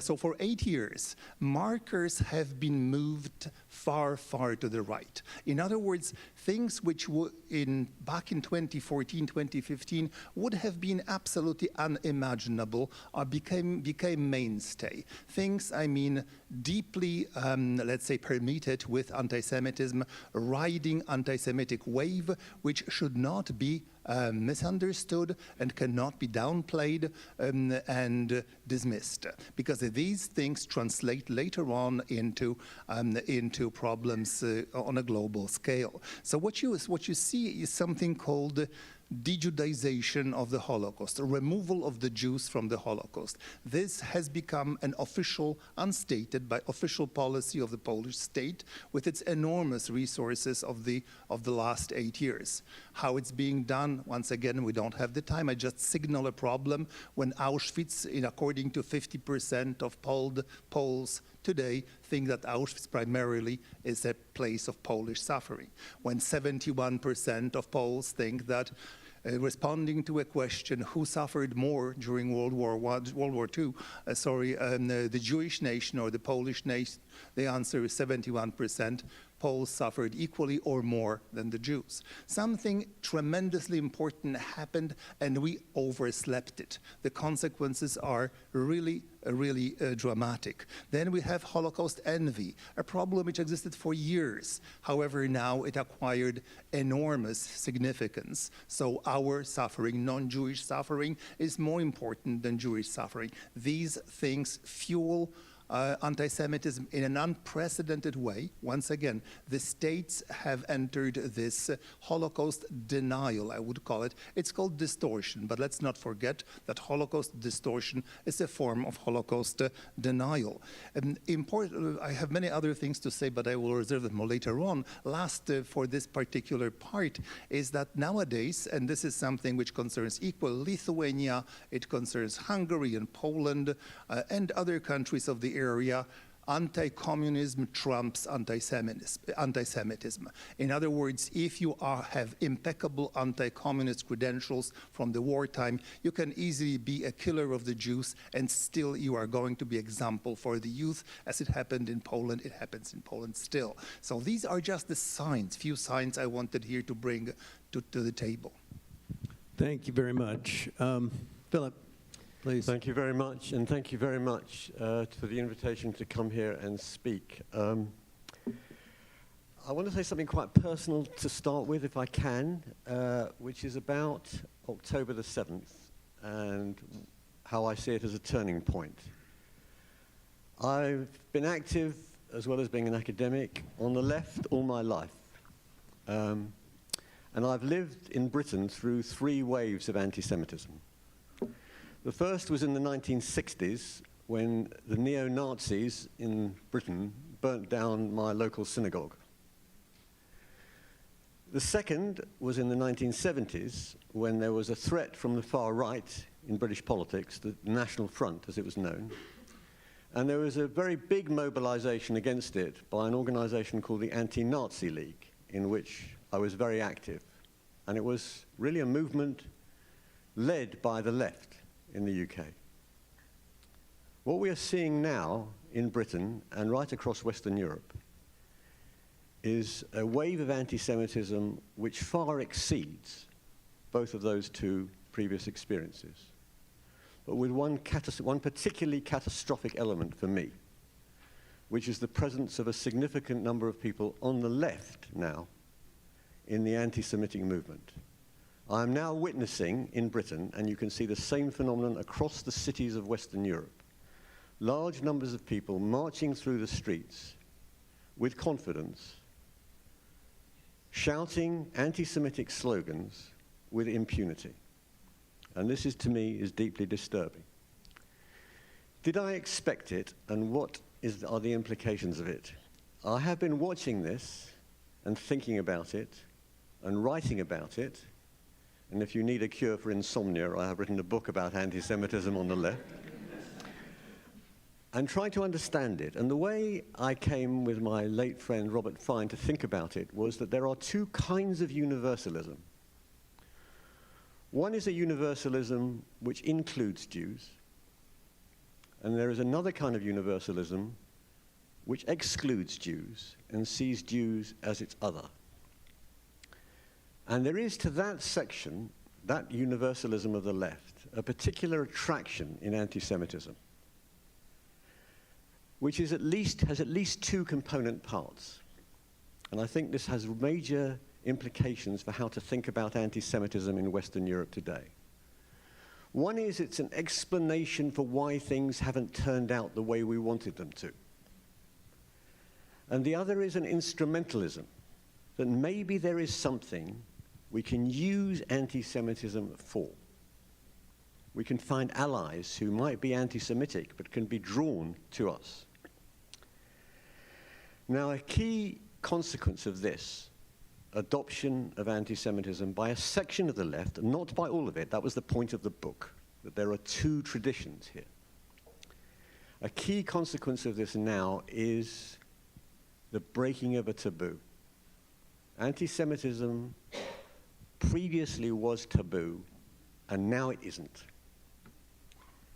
And a key element of breaking that taboo is Holocaust inversion. But I would actually go further, and I would say it's not only Holocaust inversion, it's a genocide inversion. Because we owe the concept of genocide to a Jew, to Raphael Lemkin, a Polish Jew who lost 49 members of his own family to the Nazis. And because of Lemkin's heroic work, he got the United Nations in 1948 to adopt the concept of genocide and to pass the Genocide Convention. And when you waive the charge of genocide against Jews, you turn the concept on its head. There is a profound inversion, not only of meaning, but of values.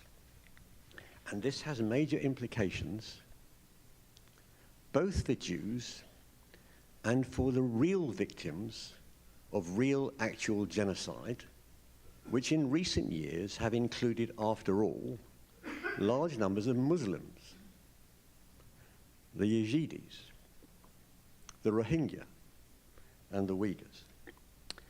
So it is at the same time a double wound, a double insult. It is, as Jan has mentioned, a form of denial. It says that you are not the actual victims of genocide, others are, and you are the perpetrators. It turns victims into perpetrators. But it is also a profound insult to all the victims of real and actual genocide. A great Jewish social theorist, a man called Max Horkheimer, a man of the left, who confronted the Holocaust, had to rethink what he understood by anti-Semitism in the middle of the Holocaust, put it very clearly. He said, whoever aims at the Jews aims at humanity. Thank you very, very much for those words, Philip.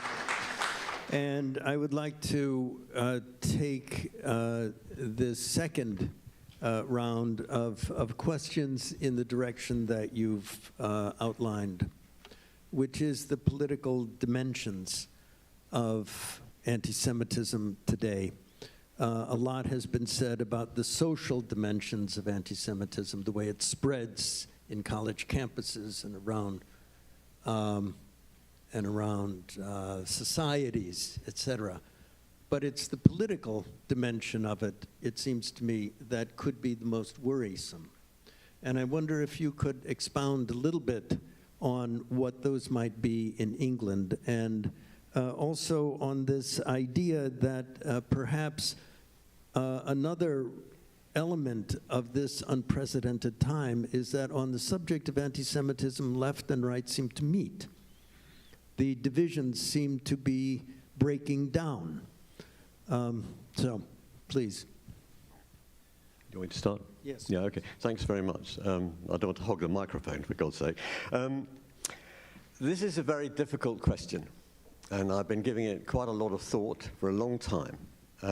I will say something about Britain. I might, if I have a little bit of time, to talk a little bit about France and Germany, because I want to talk about Western Europe, because it's not confined to Britain. And just to go back to your first question, which is the difference or similarity between America and Western Europe. I think the point you made at the beginning, which is, or somebody made, which is that it's a global, things move around, that's absolutely right. There are influences from the United States in Western Europe, and they work backwards as well. But there are different, also, national contexts, especially important for Jews. To be a Jew facing anti-Semitism in Germany now has to be understood in the context of the Nazi legacy. To be a Jew facing anti-Semitism in France has to be understood against the context of the betrayal by the Republic under Vichy of French republicanism. And Britain is different, and there is an important difference for British Jews, because the culture in Britain is a liberal democratic society, and Jews were tolerated in Britain. And that's different to coming to the United States, because the condition of toleration is, and this is how I was brought up, keep quiet and everything will be okay. But it's not okay. So if I want to talk about Britain and British politics, I'm afraid I do have to talk a little bit about the experience of the Labour Party and of the leadership of the Labour Party passing into the hands in 2015-16, into the hands of an anti-Semite, which was an unprecedented phenomenon. How did this happen, and what did it mean? It happened for reasons that bear very much on what I said earlier on about disappointment, about the politics of disappointment. The man who became leader of the Labour Party articulated a disappointment that many people had on the left after years of Conservative government and of the impotence, the apparent impotence of the Labour Party. So they turned to a man who had never been anywhere near power, precisely because he'd never been anywhere near power.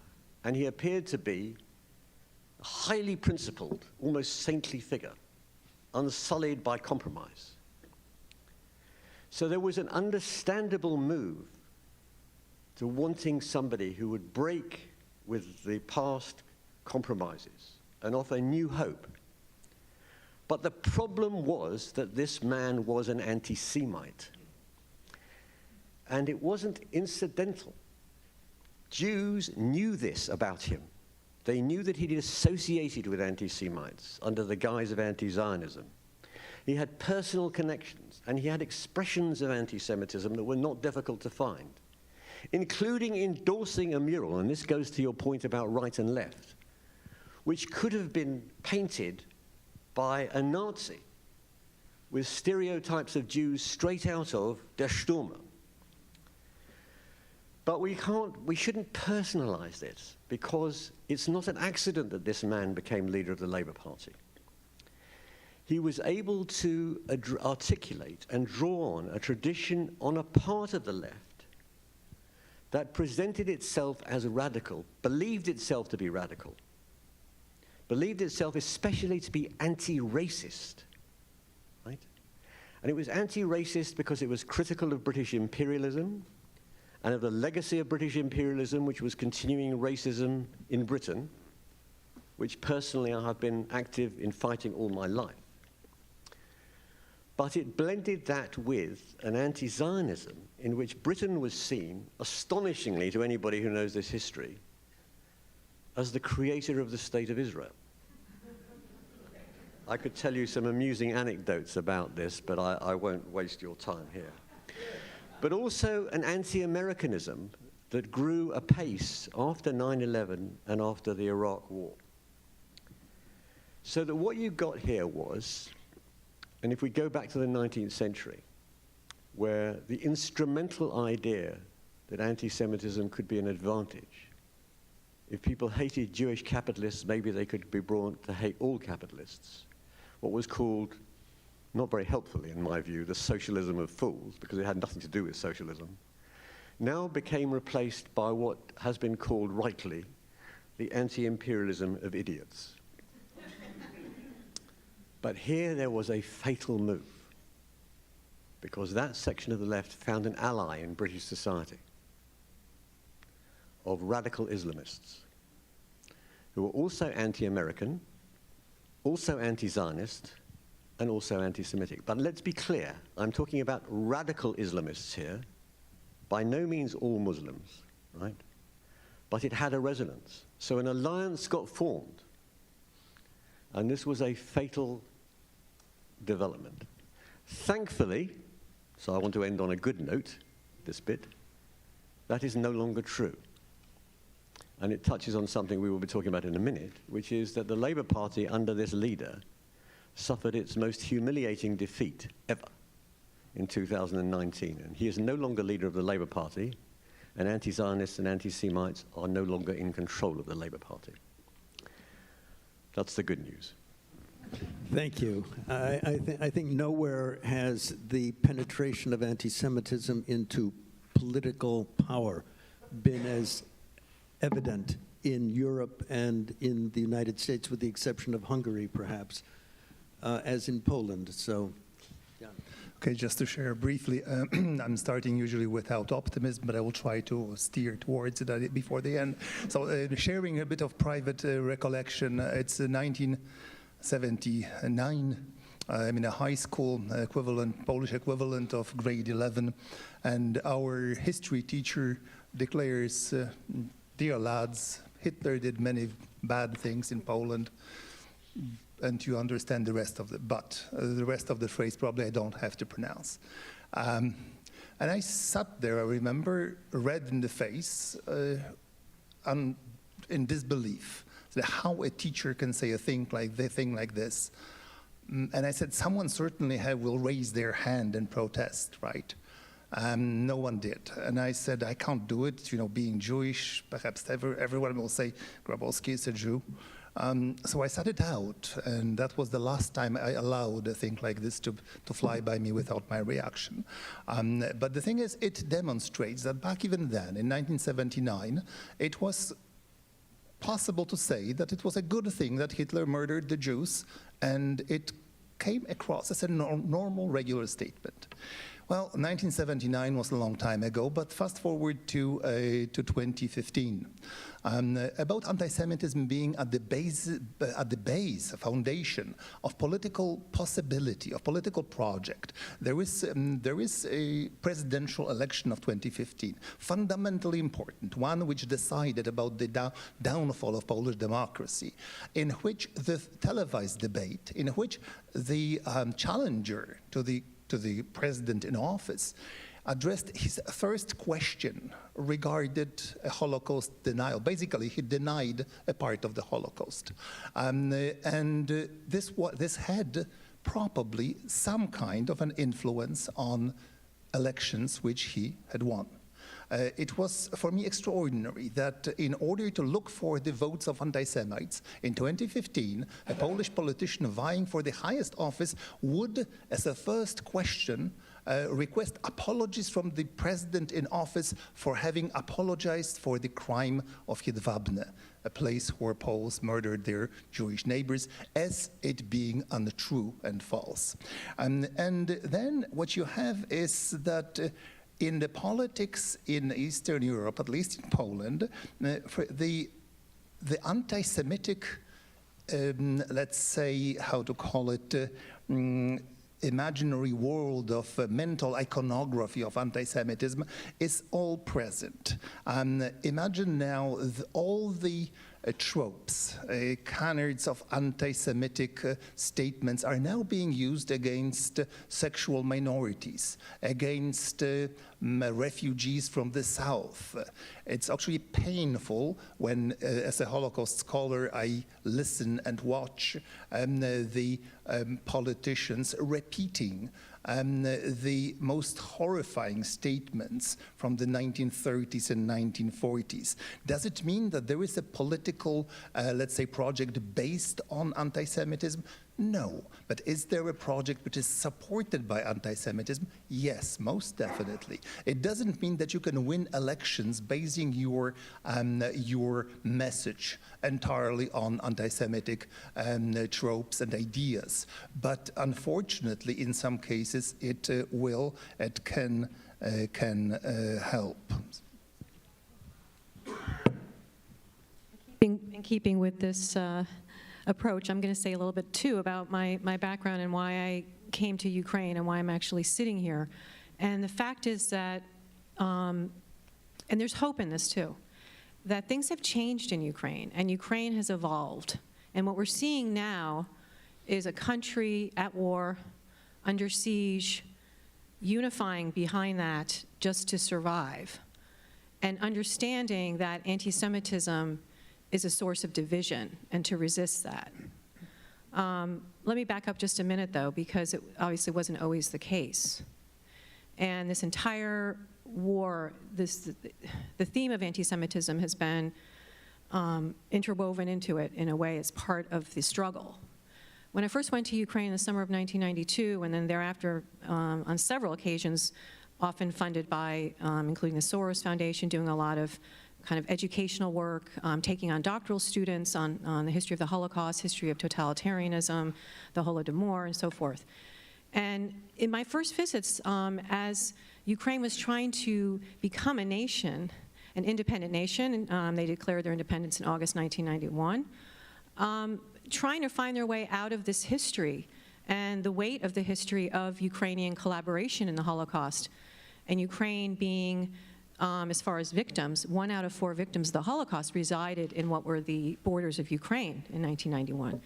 So this was a country that had been overlooked as far as the history of the Holocaust. Most of the victims died on that terrain, very few of them were documented, and that's been kind of the driver of a lot of my research.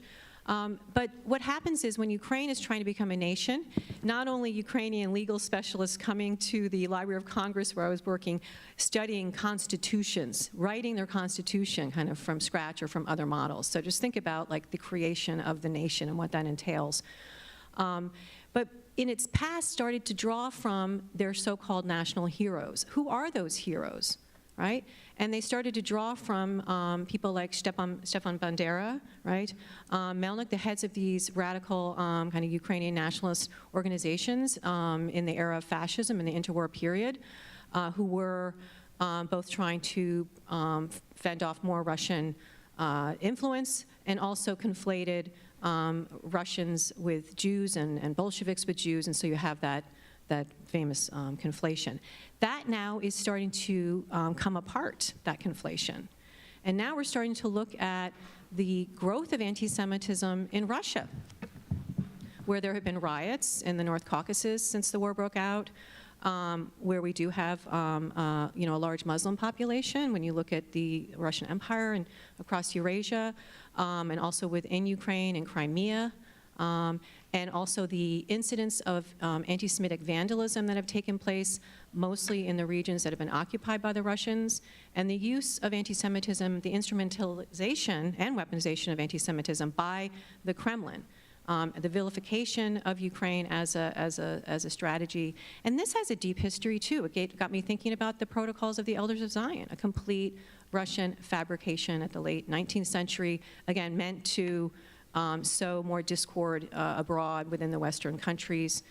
It's part of an anti-Western kind of campaign, and now Putin is kind of mobilizing the global South as well, and just trying to pull on every lever he can to weaken Ukraine and alienate it in the eyes of Europeans and the West, as it were.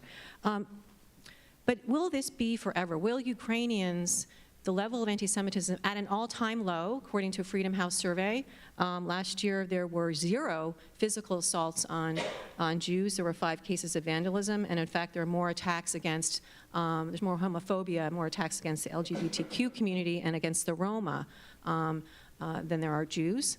And part of this also has to do with, we have a Jewish president, Zelensky, of course, who himself lost family members in the Holocaust, who upon his beginning of his presidency, which started in 2019, made a trip shortly thereafter to Israel, to Jerusalem, and has developed stronger ties with Israel, which is also something Putin is trying to drive a wedge between Ukraine and Israel. I started to think about to what extent this is going to hold, this ability of Ukrainians to be unified and to not tend to resort to what we see historically happening in times of crisis and times of war, and that is an upsurge in anti-Semitism. And so for the last month or so, I've been working with my colleagues on the ground who have been surveying Ukrainians, ordinary Ukrainians, Ukrainian youth across the country, east and west, about morale. Is the decreasing morale, given the lack of weapons going to Ukraine now, and that Putin resumes the bombardment, right in December, while we all had our eyes on Israel, Putin resumed the bombardment in December. Is this lowering morale going to potentially jeopardize Zelensky's leadership, and will there be more attacks, anti-Semitic kinds of images of Zelensky and so forth? And I just kind of got the results back, and it's quite interesting. Actually, what they found is there's very few overt acts of anti-Semitism, as I mentioned, which Freedom House already determined. Part of that is because Zelensky passed a law in 2021 that one could be punished monetarily for committing acts of anti-Semitism. They called it hooliganism. And then in 2022, acts of anti-Semitism, manifestations of anti-Semitism in Ukraine were criminalized. You could get up to 5 years in life, depending on the severity of the attack. You could be barred from holding public office and other offices for up to 3 years, and also there are other, monetary fines, right? So there is, and to the point of the earlier session, and European patterns of the use of law, not only to persecute, but to also try to control and to try to suppress anti-Semitism.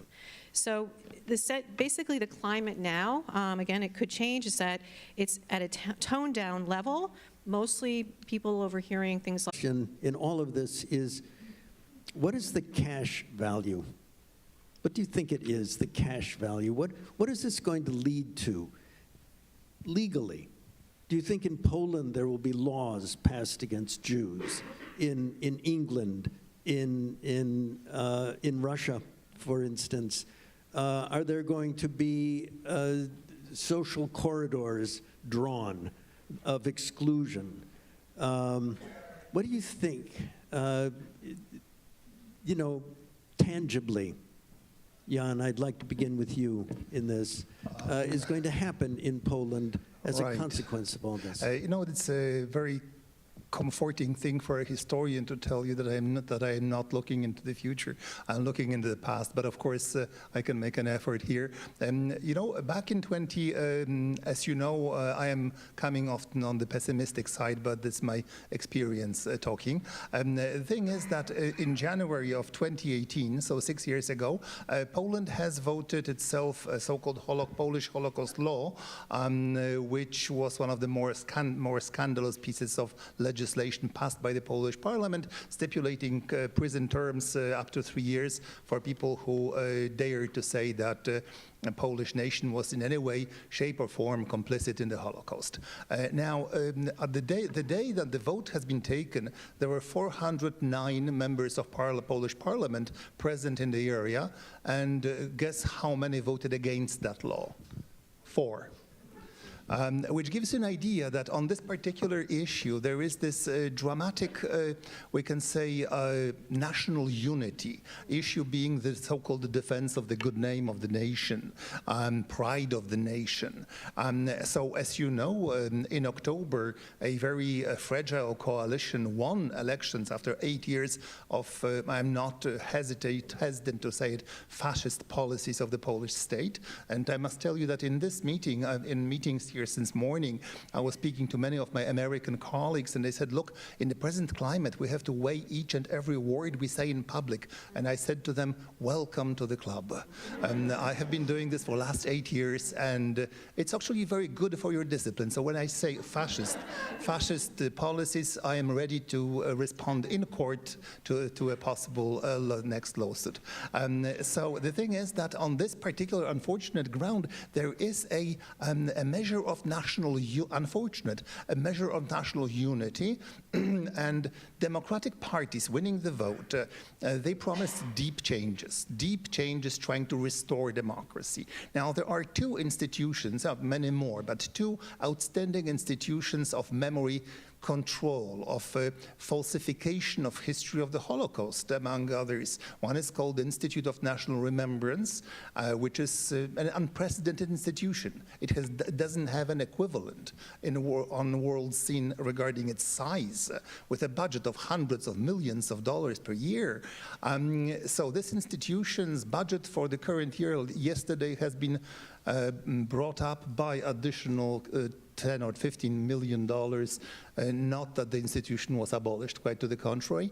Another Pilecki Institute, equally deeply involved in Holocaust negationism, has opened its new office in New York City just 2 months ago. So I would like to believe, and I know that there are true Democrats now at the helm, but unfortunately their priorities are elsewhere, not in this particular area. And unfortunately, anti-Semitism thrives on appeasement, to repeat after Margaret Thatcher. So anti-Semitism thrives on appeasement, and I fear this appeasement still will last.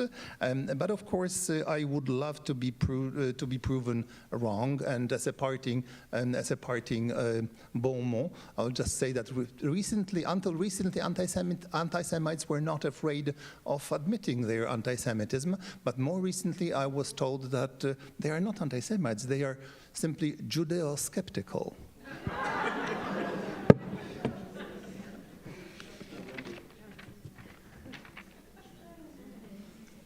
Interesting semantics.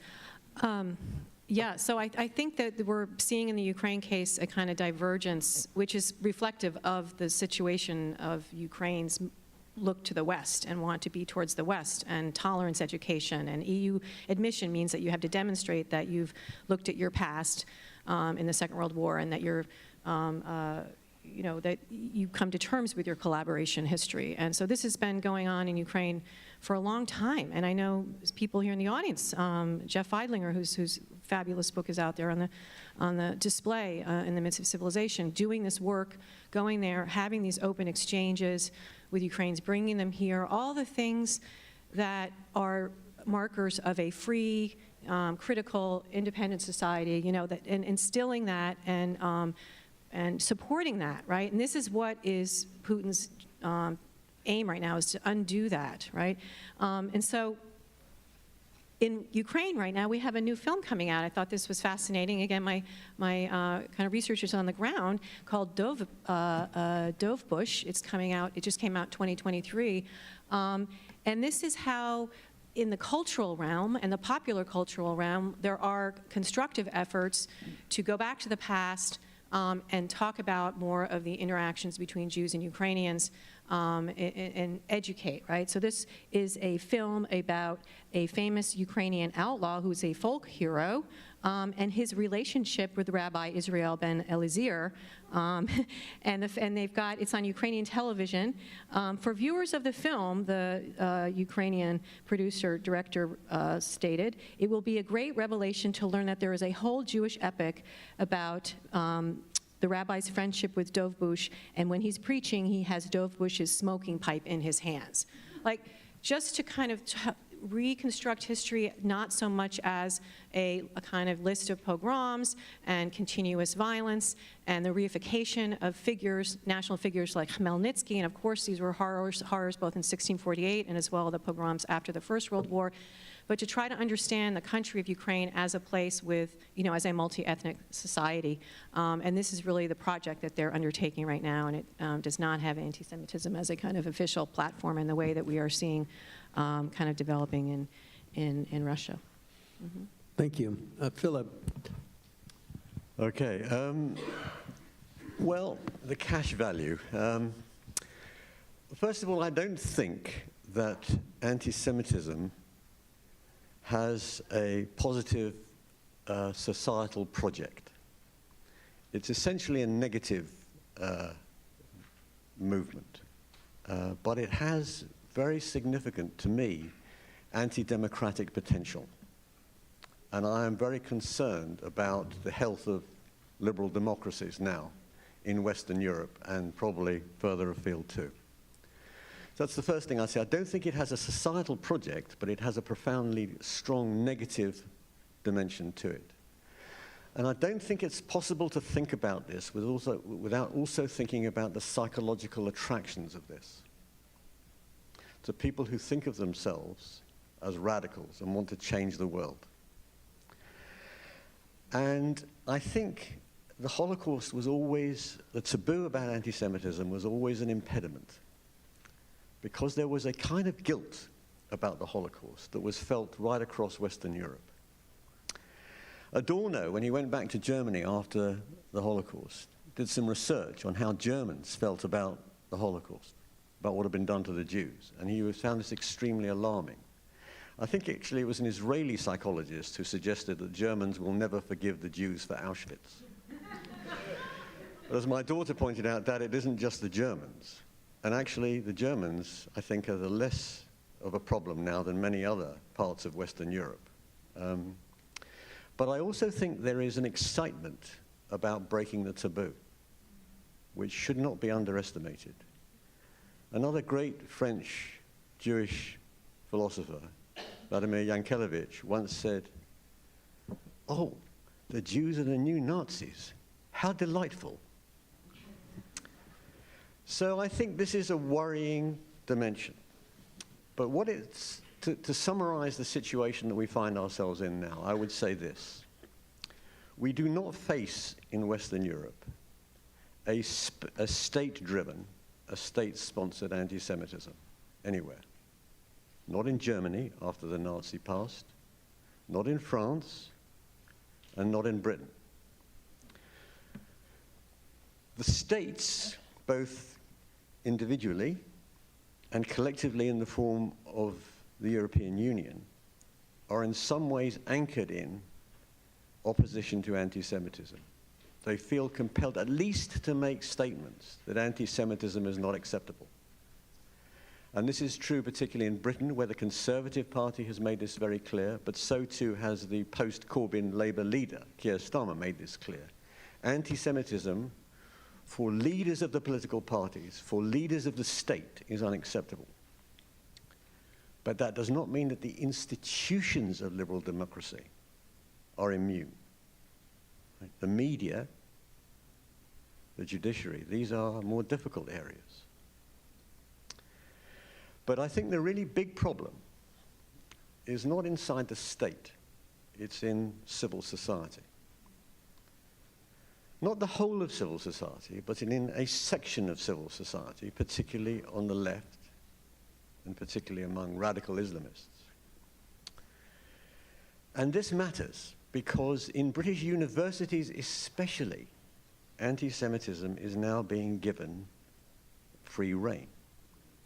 You mentioned some of my affiliations before. I want briefly to mention something that I'm very closely involved in now, which is the attempt to set up a centre, the London Centre for the Study of Contemporary Anti-Semitism, because we are so worried about how anti-Semitism has become a common sense amongst so many in British universities, both faculty and students. This was mentioned in the United States, and ideas move back and forth.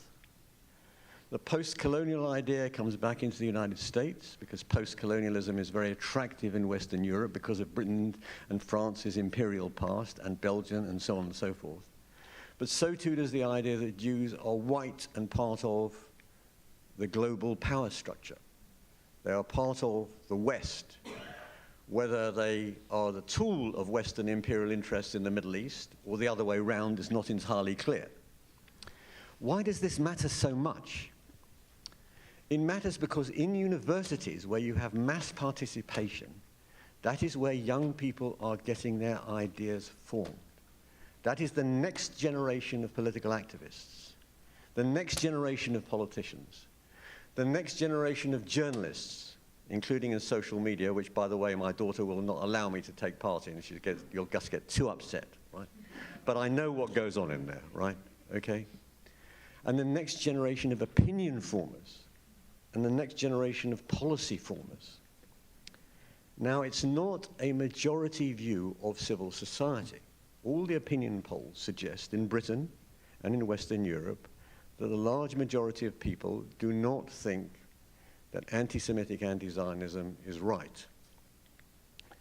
But a significant section of people who are politically motivated, politically engaged, and believe themselves to be righteous, who think they are on the side of social justice, who think they are anti-racists, that's where they're getting their ideas. That's why I'm involved in that center. That's why I'm very grateful you asked me to come here today, because this is a terrain we have to fight on now.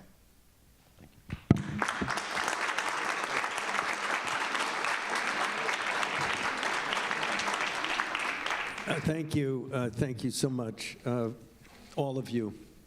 We have some questions from the audience, and the first one, Philip, folds into your last comments, which is, my British Jewish friends claim the accusations of anti-Semitism in the Labour Party are greatly exaggerated and cynically weaponized by the right. Can you comment? Yeah, okay. I mentioned before the tradition in Britain of keeping quiet, okay? For the first time in my life, a large demonstration was organized by British Jews outside Parliament, which I went to.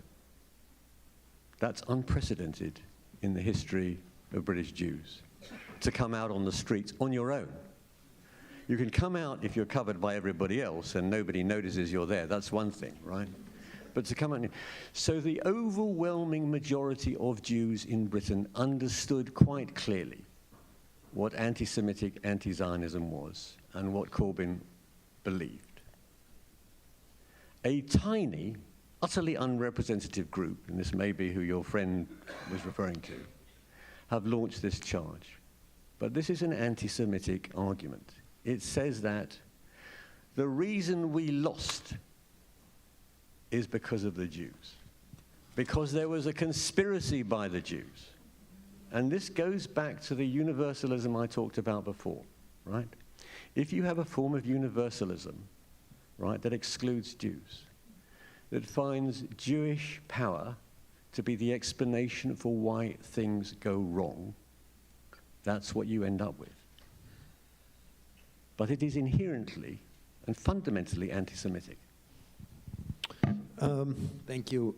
Jan, for you, a question. What do you think should be done with the subject of de-Judaization of the Holocaust in Poland?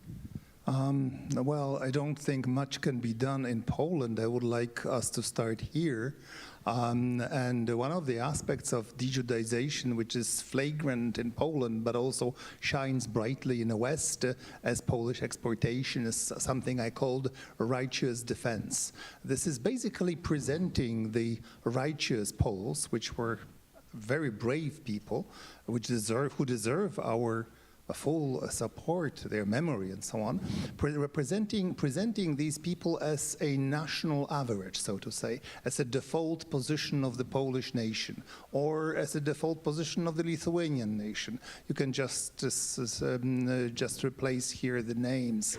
So the thing is, this is one of the most dramatic examples of de-Judaization of the Holocaust, because you don't speak about the Jews, you shift the focus on few noble Gentiles, and then you present them as European average, which of course has nothing to do with historical truth. And this is being done as an export, let's say, a software exported from Poland to the West by the means, for instance, of the Pilecki Institute, which opened its office in New York. So you can do something right here, trying perhaps to tell the good people at Pilecki Institute not to poison the well from which we are drinking. And what happens in Poland, what can be done? I would have said more Holocaust education had I not known any better. I just learned from my colleague who is polling high school students in Poland that there is a strict correlation between the levels of growing anti-Semitism and the growing number of classes in Holocaust education being taught. So I don't have a clear answer. What I can say only as a historian is that what I can do in my own field is to write and leave the books in hope that someone will pick them up someday. Thank you. One last question, and quickly, because we are out of time, Wendy. There are numerous scholars, such as Professor Grabowski, in Poland and even in Lithuania. Are there Ukrainian scholars, not Ukrainian Jewish, but Ukrainian scholars who are working in the subject of the Holocaust? And what is the extent of memorialization of the Holocaust in Ukraine today? Yes, there are new generations of scholars working on the Holocaust in Ukraine. Some of them I've worked with, and some of them are here. They've fled. They're been displaced. They're in Berlin. They're scattered. That community has just been completely disrupted. I had a doctoral student who died in Dnipro. We are losing an entire generation of educated young Ukrainians at different levels, actually, not just doctoral students, but this is this kind of educational work that I've been talking about that we've all invested in.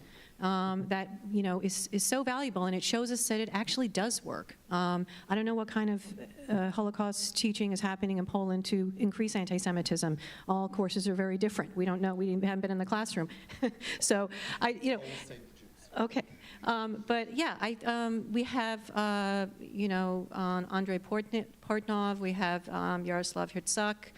We have Anatoly Podolsky, who runs the program in Kiev. There was a program in Dnipro, Takuma, Shupak. We have Kruglov, who's been displaced to Berlin. I mean, there's just a whole entire community, and I have to actually acknowledge the Holocaust Museum for putting resources behind that very deliberately. They do have some very good in-house expertise, Vadim Altska, Natalia Lazar. So this exchange does work. It's got to happen. Last little footnote is when I was working in Ukraine, I started to realize on this issue of Russian anti-Semitism, which is really alive and well, that scholars would come to me in the same way that some have come to me from that institute at regular big events and started to question my interest in the Holocaust and tell me that I'm a tool of the Jews and why are you doing that, right? And this has happened to me in Germany as well. I've been saluted, given the Nazi salute. So I observe this in all its different forms, and I observe it escalating, and I also observe it decreasing. It's possible. Thank you so much. Thank you for this really deep and thoughtful panel, all of you. And thank you.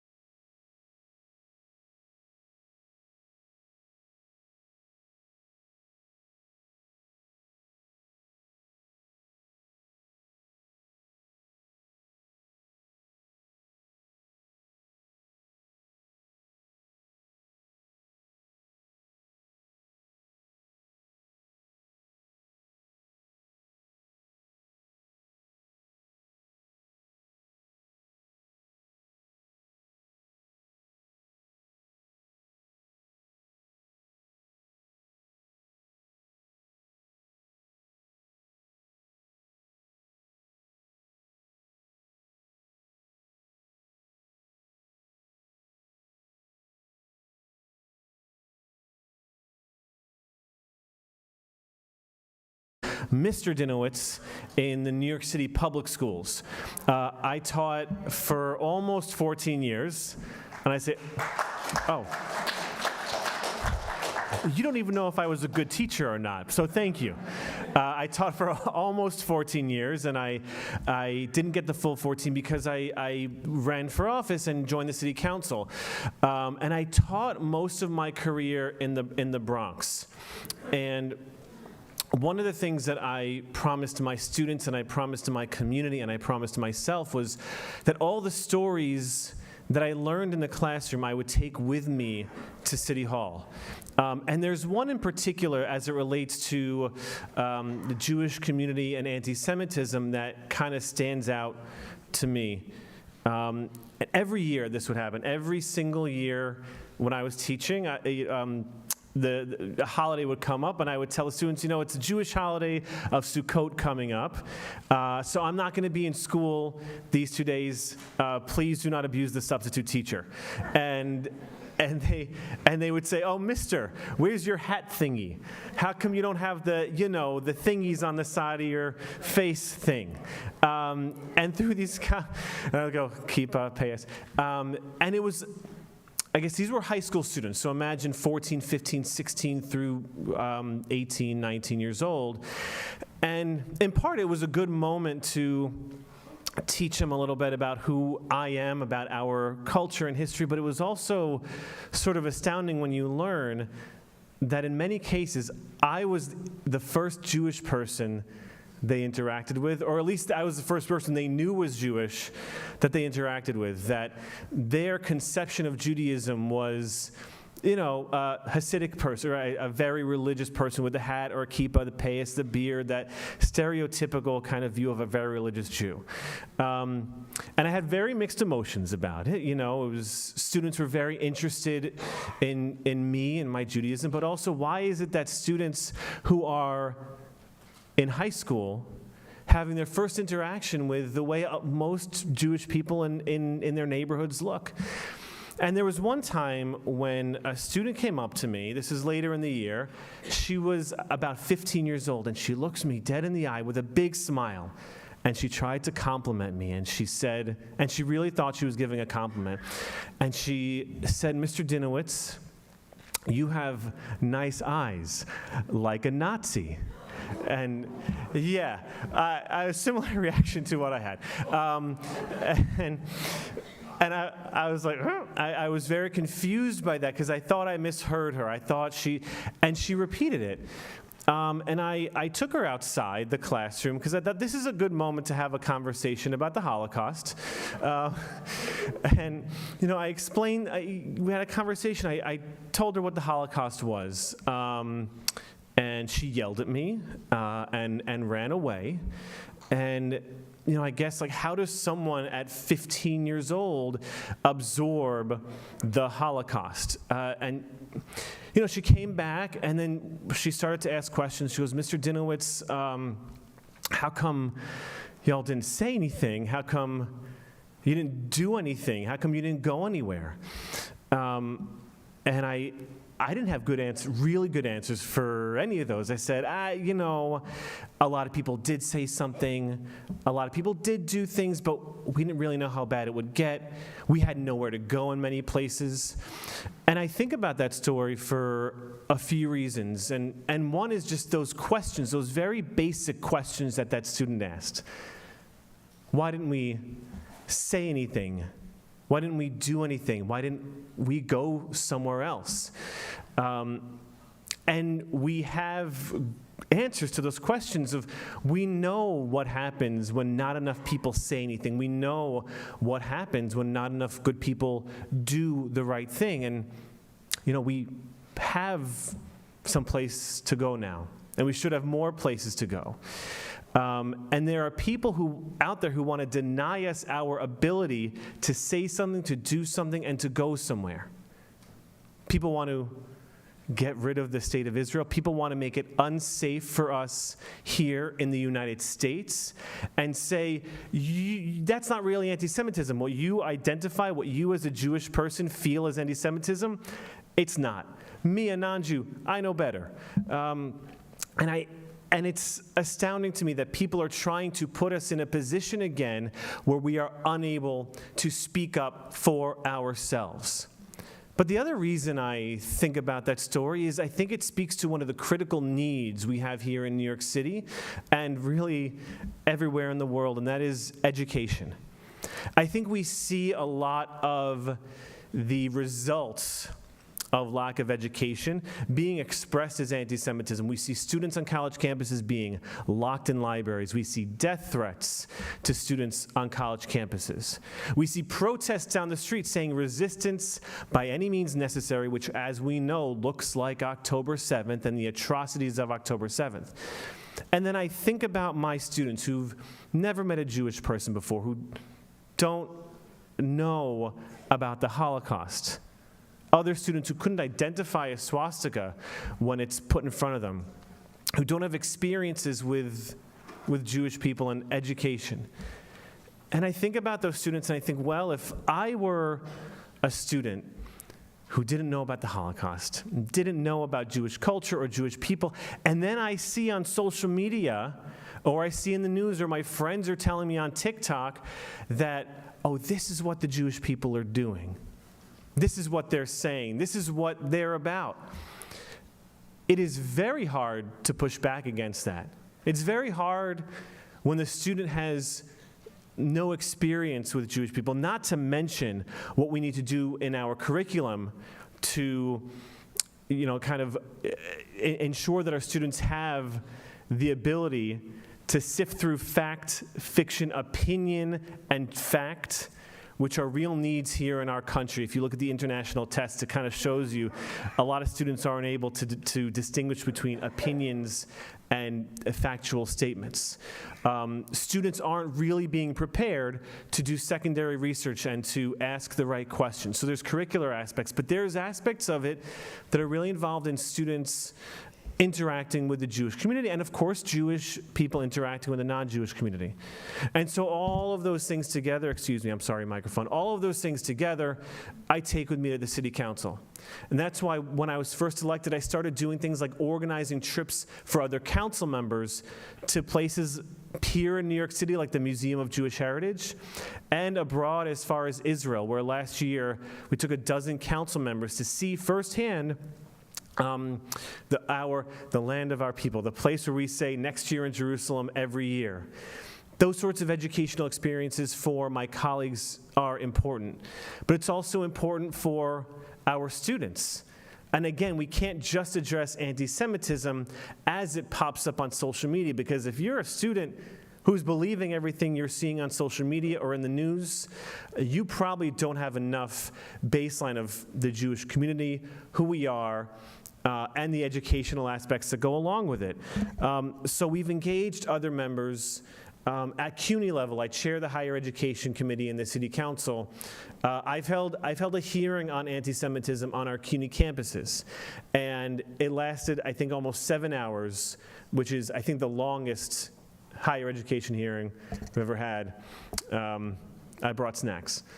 But through that hearing, we got CUNY to do things like create a centralized portal for reporting acts of bias, but also to make real investments. And to be clear, it is not enough. It is not nearly enough, because there are still problems. And we should not be in a world where a student's question about college isn't what are extracurriculars like, what are academics like, where their questions are, is it safe for me as a Jew? And so we've made movement on CUNY and pushed them, but it is not nearly enough. With the Department of Education in New York City, after October 7th, the chancellor released a very strong statement condemning Hamas. And to their credit, they tried to release educational tools to help teachers talk about it if that's what they felt they needed to do in the classroom. Unfortunately, they included in those resources news articles from news organizations like Al Jazeera and Amnesty International. But we pushed the DOE to remove those, and we're making moves with DOE, but the DOE is also not moving quickly enough. But we in the council are still working hard so that they and CUNY and everyone in the city recognizes the urgency of this, because my feeling is that a lot of organizations, public organizations, have failed to recognize the urgency of this. And maybe even if they come close to it, they fail to be able to identify anti-Semitism and define anti-Semitism, and for some reason struggle with this free speech versus anti-Semitism. When the Jewish community is screaming out that this is how we are perceiving and experiencing anti-Semitism. We're pushing DOE, we're pushing CUNY, and we as a city council are making investments. When I was my first full year on the council and the budget, we got an extra, over $250,000 extra for the hate crimes initiatives. And what did that look like? It looked like addressing the problems I saw in the classroom. The money went to groups whose mission is to bring disparate communities together, to have those conversations, to build relationships, so that further down the line, we are not experiencing anti-Semitism, and other groups aren't experiencing other types of hate that we also see creeping up in our society as well. I'm working with other council members to rebuild the relationships between the Black community and the Jewish community. There's a lot going on in the council. It is, it is work that I'm deeply proud of, but also work that I know is not even close to a lot, not even close to enough. And I see people here representing important groups like AJC who do really critical work. I don't know if there's other groups I could shout out here. I don't see the reps. I'm sure you're all doing really important work. But fundamentally, at its core, it's important we talk about holding institutions accountable, having that stick to disincentivize them from doing bad things. But we have to build on the education and build on our communities coming together.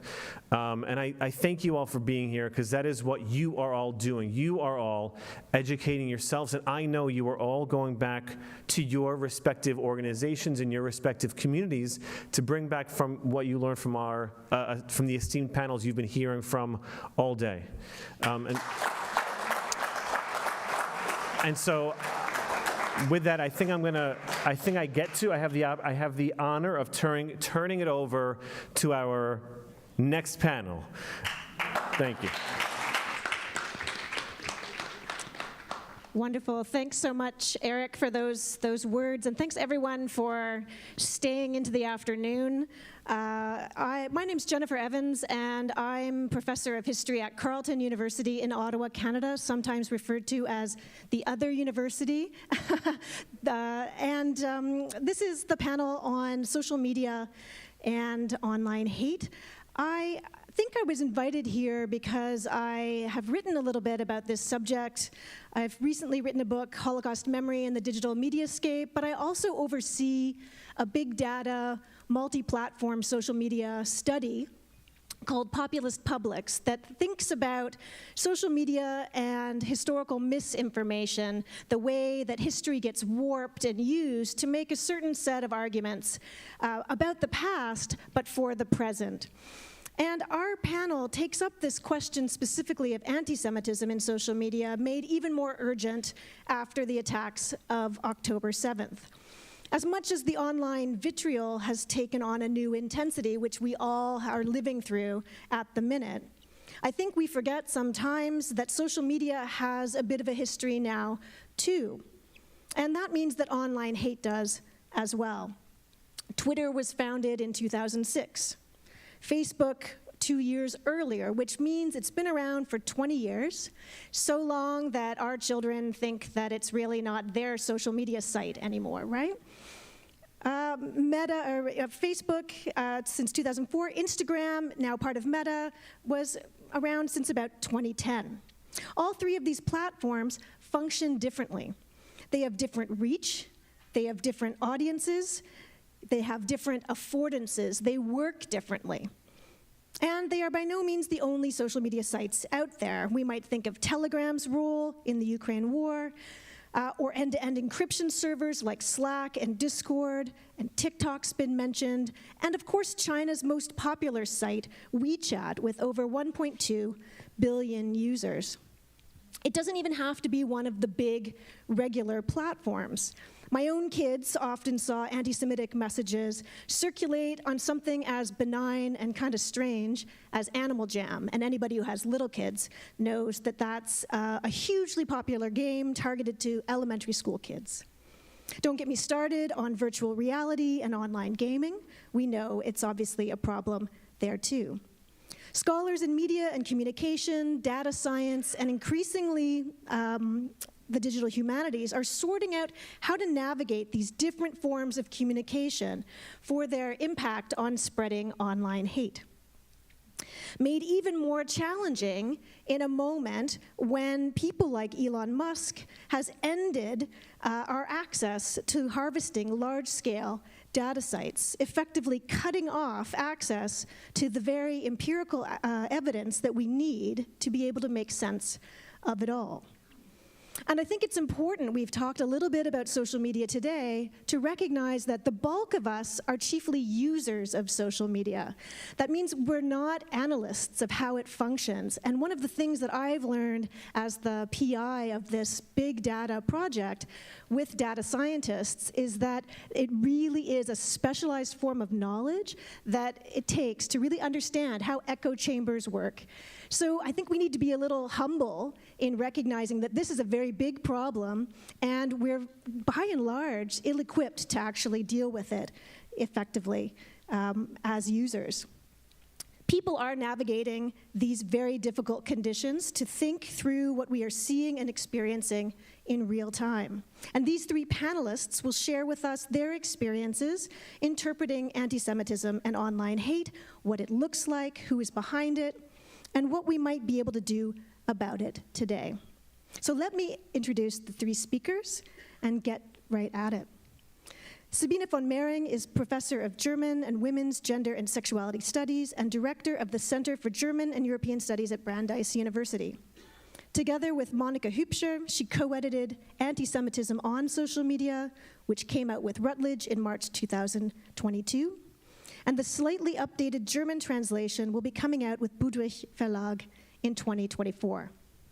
Gunter Jikeli holds the Erna B. Rosenfeld Professorship at the Institute for the Study of Contemporary Antisemitism in the Bourne's Jewish Studies program at Indiana University. He heads the research lab Social Media and Hate. His latest research report, Holocaust Distortions on Social Media After 10/7, shows the anti-Semitic mobilization of references to the Holocaust. Mike Rothschild is a journalist and author who specializes in conspiracy theories and misinformation. He's written 3 books, including last year's Jewish Space Lasers, The Rothschilds, and 200 Years of Conspiracy Theories. As a subject matter expert, he's testified to Congress on election fraud, conspiracy theories, was cited in the January 6th committee final report, and has given hundreds of interviews to media outlets around the world. So a much esteemed panel at that. All have studied the phenomenon of anti-Semitism on social media, and we're going to hear from them today, starting with a very maybe broad question to gather their thoughts, and that is, in thinking about anti-Semitism on social media, what are you most concerned about? How would you define the main threat? And I thought we'd maybe go Sabine, Gunter, and Mike to keep in the order of things here. All right. Thank you, Jennifer. And I think you should also mention that that truck holds your book as well. So whoever finds it should let us know. Yeah, so what is different in anti-Semitism on social media? What's really different, and I think it's important to remember that this, when we talk about hate on social media, anti-Semitism isn't the only form of hate, right? It's not even the biggest by far. It's comparatively small when you look at other forms of hate. But of course, it targets Jews and Jewish institutions, and in some cases also non-Jews. What's new is that it's borderless, as was already mentioned earlier, and what my colleague Jonathan Sarna said. You know, it's a phenomenon that has always existed, that people who want to act violently are particularly good at using new media, new technologies for their purposes. And so what we have here is a tool that is very useful for the spreading of hate because it's algorithmically amplified, right? And the algorithms, that's unfortunately the case, have been designed such that the more negative, the more polarizing the information, the more engagement, and of course the more engagement, the more money the companies make, which is, it's also anti-Semitism for profit, right? Because the companies that you mentioned are huge companies that are profiting handsomely from the most horrific posts.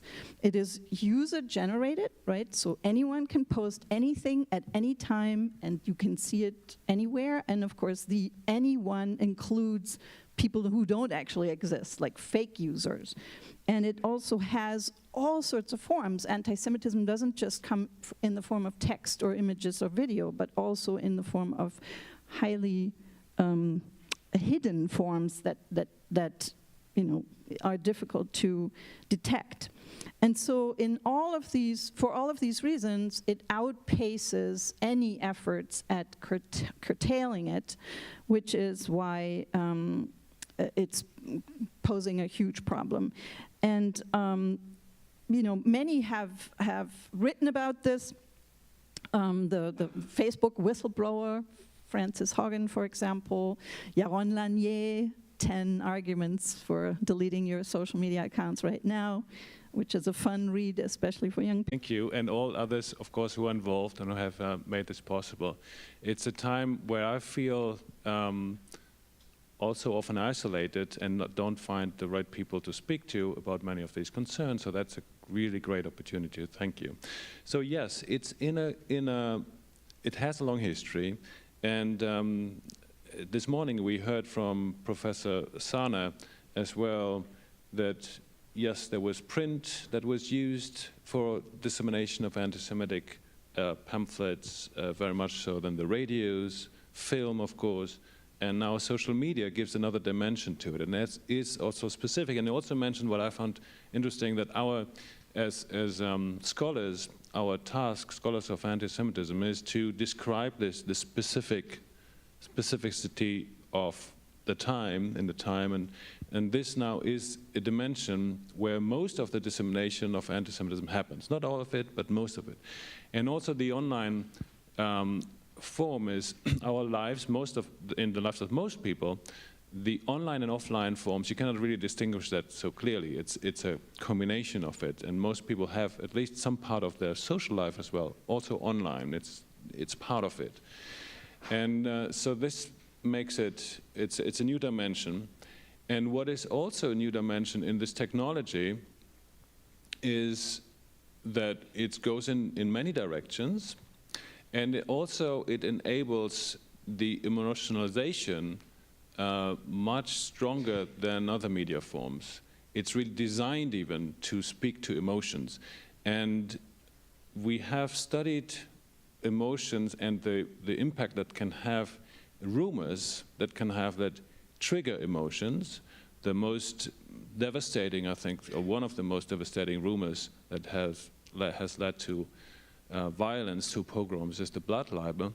And these kind of, the social media has become I would say, the biggest rumor machine that has ever been invented, or can be used as such, and across borders, across also different internal communities. That means it allows people, and especially with the small snippets that we're used to consume in social media, just to take small parts of some ideology and combine it together, and that allows people from very different backgrounds, ideological backgrounds, different political affiliation or other affiliations, to combine this and to unite and to mobilize even.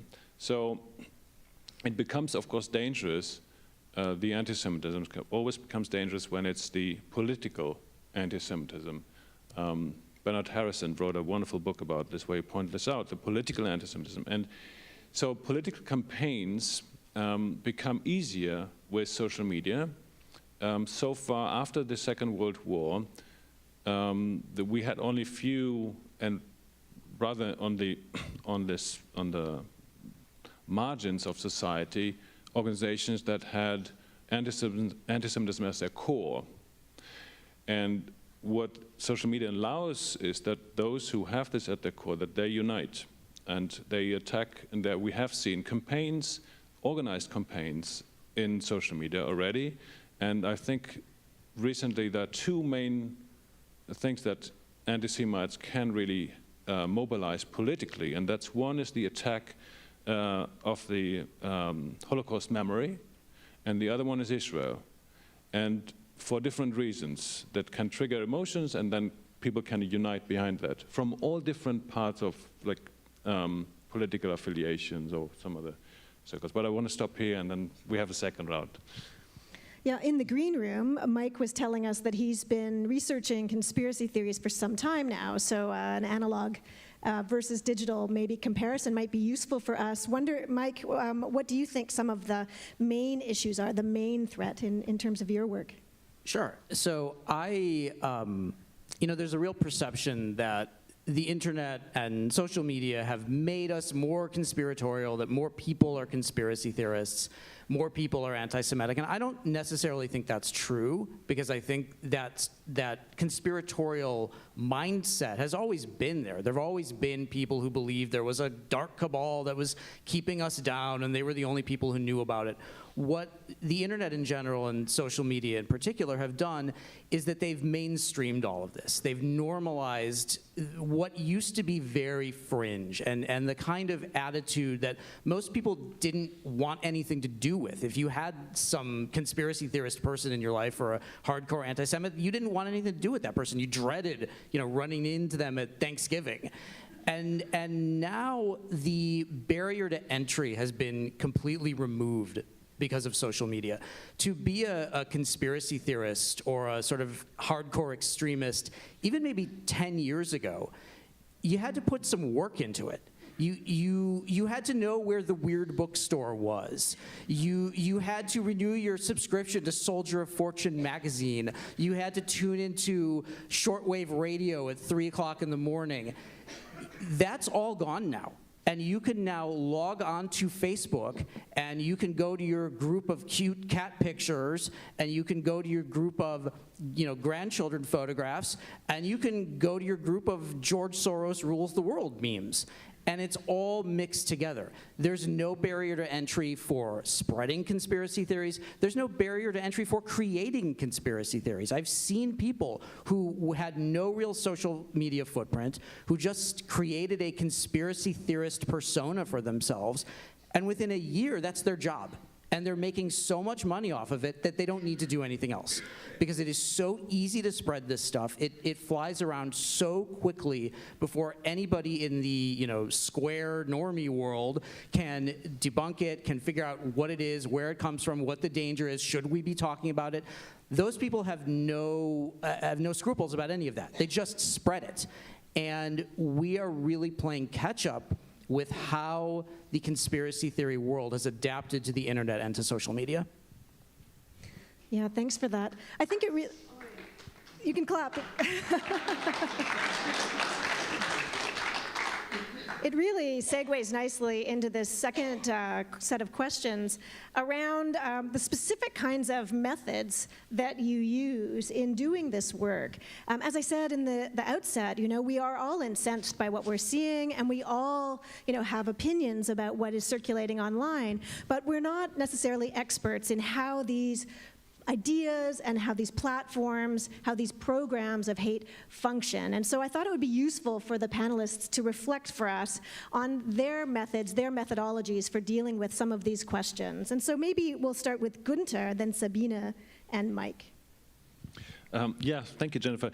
So this is, I've been thinking about how to make sense of what we can see on social media for some years. And because there's so much stuff, it's like mass data, big data. Nobody can read everything that's online. It's just impossible. Even if you're a big group, it's just impossible. And what, Jennifer, what you said in the beginning, yes, it needs to, I think you were going into, it needs a team of at least some expertise to even go into that. And I was lucky, I've been lucky that we have this research lab with some students. Some students are here as well. I see Mabel in the room and David, I'm not sure if he's still there, but so we have thought about this together, and we know now that on any of these platforms, even the big platforms that have some policy out there to reduce anti-Semitism or Holocaust denial, and some of them do some bits of it, but even on those platforms, if you know how to look for it, you can just find anything imaginable of hatred against Jews, including like literally killing of Jews in a video. So these kind of things. So how do you make sense of it now? What are your measurements? You know, it's not good enough to say, well, to point out this exists, because we know this exists, yes. So what's the impact of it? So you need to find some ways of quantifying it and seeing the impact of it. So one thing is that we try to, well, you need mixed methods. So one thing is that we try to get some representative samples of conversations, for example, about Jews on Twitter. And so we get all tweets that have the word Jews in there, but also, of course, many people use then, speaking about Jews, not using that, but at least some kind of representativeness we have. And then we looked at the timeline. So we did this from 2019 to early 23, and we have representative samples for then 4 months periods. And then we see some kind of things going up and down, more and more, less anti-Semitism. So it started in 2019 with about 7% of the conversations about Jews were anti-Semitic. And that translates, of course, into hundreds of thousands of such tweets. And our last 4 months period that we looked at was early 2023, and that went up to 21%. And in between, there were ups and downs. And you can see, for example, in May 21, there was a big uptick as well, close to, I think, 90%, because of the conflict that was related to that.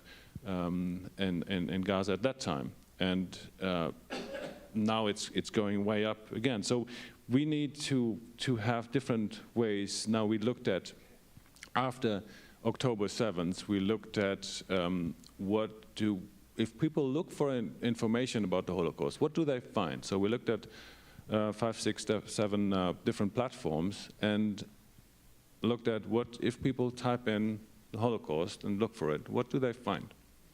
So on the bigger platforms, you get some information in there. They have, since a few years, they have some policy in there that they say they want to, like Meta, that they, on YouTube, they want to crack down on Holocaust denial, and they give you some information, right? But on some, but then you get also some like videos or posts or so, and some of the comments tend to be then are anti-Semitic. And on the fringe platforms, what we saw on like platforms that are used by the far right, but also that we saw then on Twitter, that we see when people look for information for the Holocaust, they get a lot of Holocaust denial, Holocaust distortion, and what we saw increasingly, and that was a really shocking revelation to me, that there was a mobilization, that the remembrance of the Holocaust is used to mobilize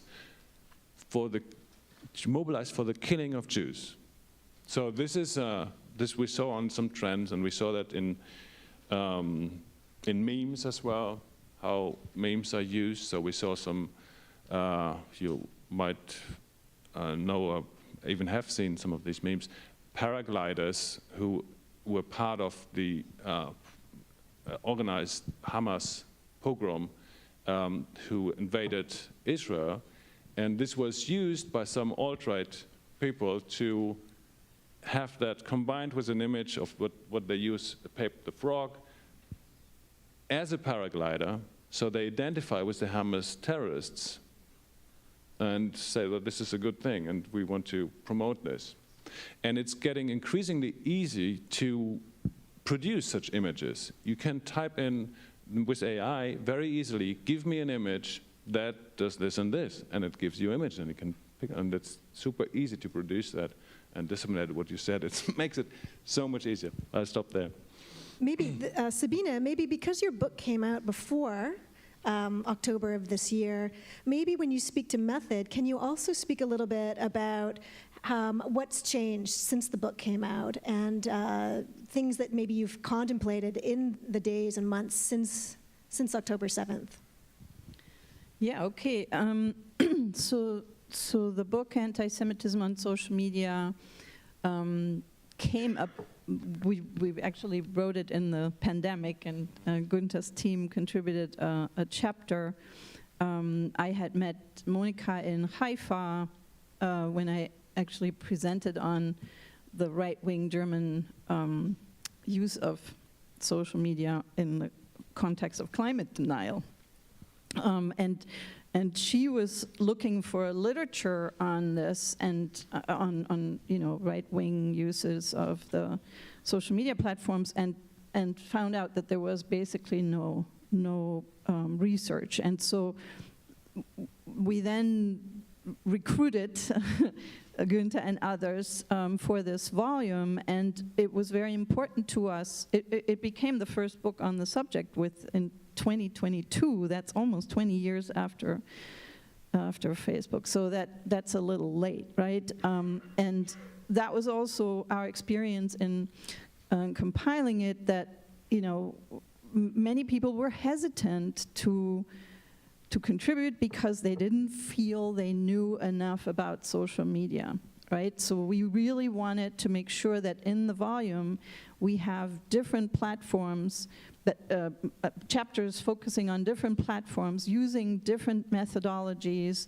so that we can sort of show people how it can be done, and then more people will hopefully do it. And one of the the chapter that we co-authored, we also talked specifically about the need for expertise that straddles these different contexts, because anti-Semitism scholars, as you saw all day today, tend to be historians, right? That is sort of why someone studies anti-Semitism, because they're interested in history, and they're not necessarily computer scientists. And yet, when you want to tackle this issue on social media and the conspiracies and so on, you need expertise in very different areas, and that's really hard to find. And I think one of the outcomes of this book, we hope, is that schools will realize we need to train people differently. We need to create different kinds of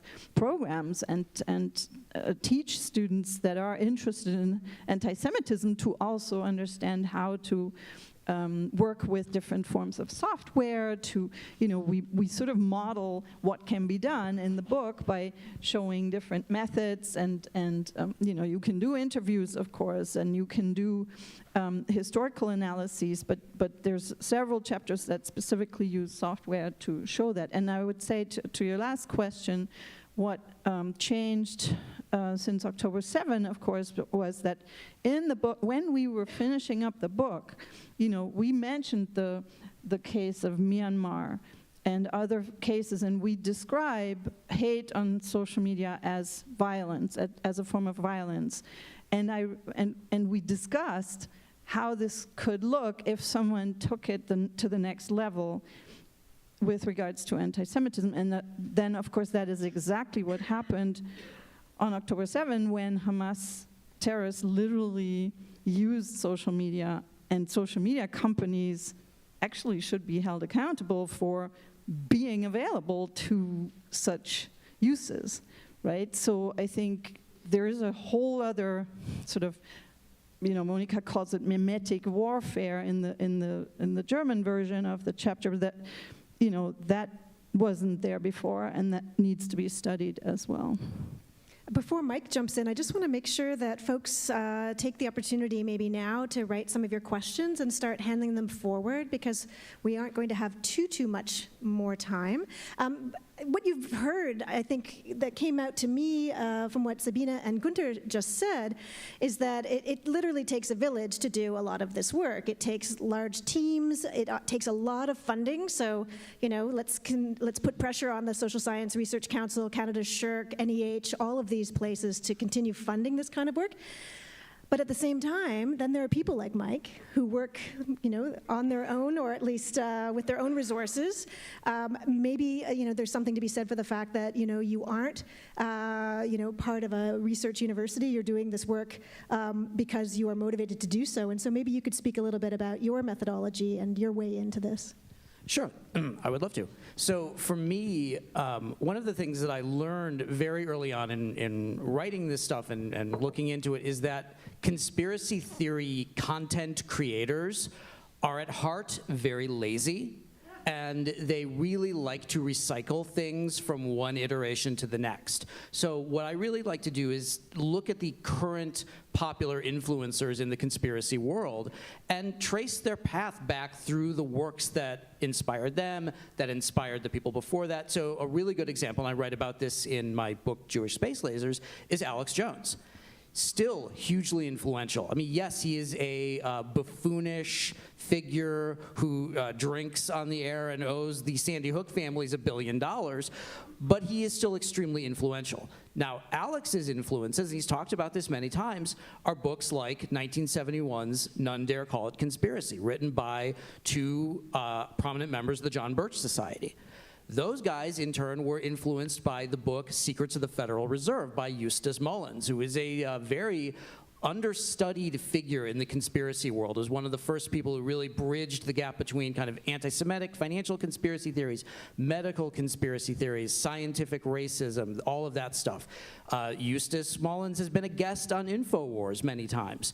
Mullins was a protege of Ezra Pound, of course, the poet and fascist, who was one of the leading figures in the anti-Semitic isolationist movement before the Second World War. So there is a ladder from the supposedly cutting-edge influencer of today back through the generations, through these works that were very popular in certain circles, but were not really talked about very much in the rest of the world because they were hard to get or their ideas were unpalatable, but there were people reading this stuff. There were people listening. So one of the things that I really like to do is take these past conspiracy theories, these past scams, these past movements, and link them to what we're going through right now. And another example I'll talk about is QAnon. And I wrote a book about QAnon. It seems very cutting edge. It seems very, social media and decoding things. It's like a Tom Clancy book. It's not really new at all. The decoding cryptic clues, that's been a part of numerology and things like the Bible code for decades. Some of the other aspects of it are based on currency scams from the 90s and the aughts.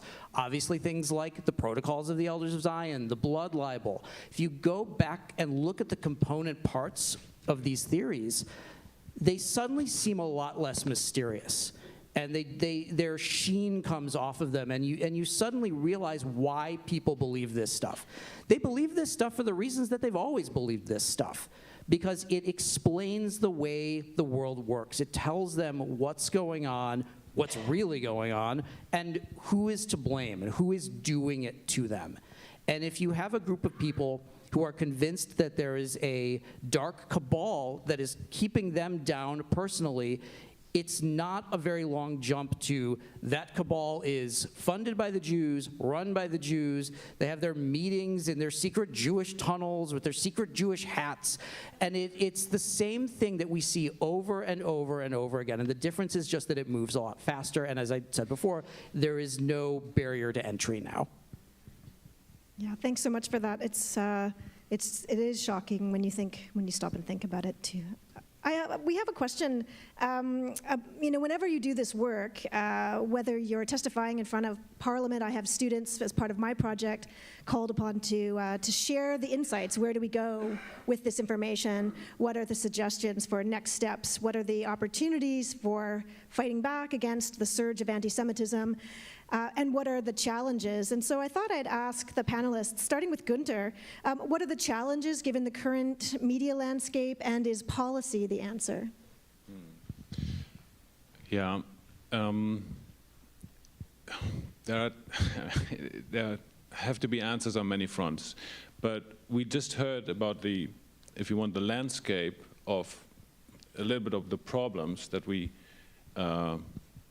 see on social media in terms of anti-Semitism, conspiracy theories.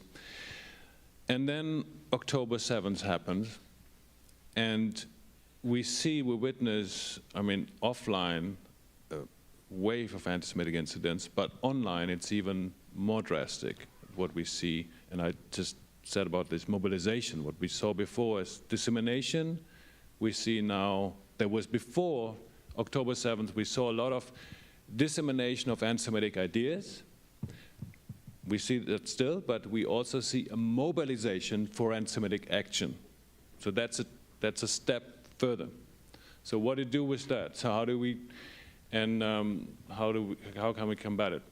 And so this is, I think the October 7th is really a crucial moment when the world saw, and nobody can like say, here she doesn't know, that a pogrom happened, and it was almost live streamed for everybody. And it was so clear who's the perpetrator and who are the victims. Perpetrators, Hamas, the victims are the Jews in Israel, civilians for most part. And this contradicts the narrative that most people have been used to, have been fed to for many years. We heard earlier in the sessions today. So what do you do with it? Either you have to revise your narrative completely and see, well, the Jews as oppressors, this obviously is not right, or you double down. And social media gives you the opportunity to double down easily, because you can take it from so many different sources and combine it, and you can double down so easily. So this accusation then against Jews, against Israel also, but against Jews in general, of genocide, being responsible for genocide now against Palestinians, we heard this also earlier, turns it on its head. But social media makes it easier to follow through with this argument, which is, in many ways ludicrous, but it gives it more legitimacy. And then also offline, there are things that you can use them. So what to do about it? Yes, social media companies, and we've seen that they can do a lot of things you cannot suppress anti-Semitism completely, but you can push it to the borders, and you can say, this is not acceptable in your classroom, in your university, in your town, also on social media platforms. And you cannot enforce it always 100%, but you can at least signal this is not acceptable. And social media platforms can do that with the help of algorithms. If they want to do it, they can do that more effectively, push it down, that it's not so visible, that it's not in your face all the time, and it's not so widespread. So yes, a lot of things can be done, but this signaling, what is okay, what's not okay, this is important in all spaces, including social media.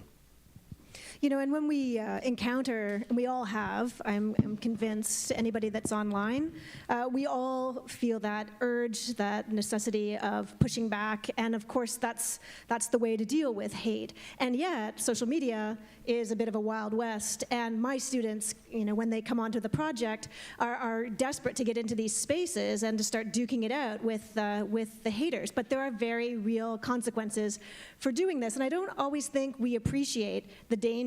And so I thought maybe, Sabina, you could speak a little bit about this from the perspective of, you know, a project leader. And then Mike, I would love for you to share some of your experiences of being on the front line, just by way of really educating all of us about the urge and the desire to make right, but that there is a cost that I think we all have to be very aware of. Yeah, so when we teach our kids that they shouldn't tolerate hateful conduct around them, and that if someone near them is attacked somehow, they should interfere, they should help. That in the real world, that makes a lot of sense as long as you feel safe, right? But in an algorithmic context, you are actually amplifying the hateful content by engaging with it, right? And most people don't understand that. Most people don't understand that if they click dislike, all the algorithm sees is engagement, and therefore more people will see the hateful content. And so that is why social media literacy is so important, that everyone, not just young people usually get this faster, right? But there's a lot of old people on social media. And we all need to be educated on how an algorithmic context is different from an offline context. So that's one. The regulation piece, I think, is really critical because these companies are making a fortune and they are not spending a fortune on actually moderating the content, removing, deplatforming, actually hiring competent people to remove hate. That's also something they should spend money on, right? And that's not right. And that's not just for anti-Semitism, that's for all forms of hate. Women are targeted the most on social media, so there's a lot of work to be done. We need to study this phenomenon, we need to research it more. And I want to say, and this will not get me applause in this room, but feminists have been accused of silence. We have been silent all day today about the 25,000 people that have been killed in Gaza, most of them children and women. And even the IDF says that less than half of them were terrorists. So we need, and we're better than that. We can have a critical conversation about the Middle East, about what Israel is doing, about where we stand, and we can educate about this in a way that will move things forward. So there needs to be critical dialogue, there needs to be there needs to be conversation across differences, and we need to stop putting each other into places where we just corner each other more and polarize each other more, which is exactly what social media thrive on, right? Instead, we have to have these difficult conversations, and we have to find ways to overcome what is clearly a devastating situation and is harming us. I mean, the research that Günther has done has shown that whenever the conflict flares up, anti-Semitism flares up, right? So they are connected, and it isn't right for us to ignore that. That's really important.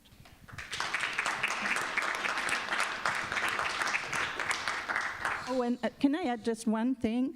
Today, the New York Times, I don't know if anyone saw this. The weapons that Hamas is using are weapons that are ammunition that Israel fired into Gaza, that they are taking apart and putting back together again somehow. So, Mike, how about you share with us the experience of doing this work and the kinds of things that you've had to navigate just personally to be able to bring this to us? Sure. So it's hard to cover this material because there's always the line between talking about it and therefore platforming it or ignoring it and not giving it oxygen. And I constantly scream to the high heavens that ignore it and it'll go away, don't feed the trolls, none of that works. And ignoring these things doesn't mean that they go away, it just means that they grow with nobody paying attention to them.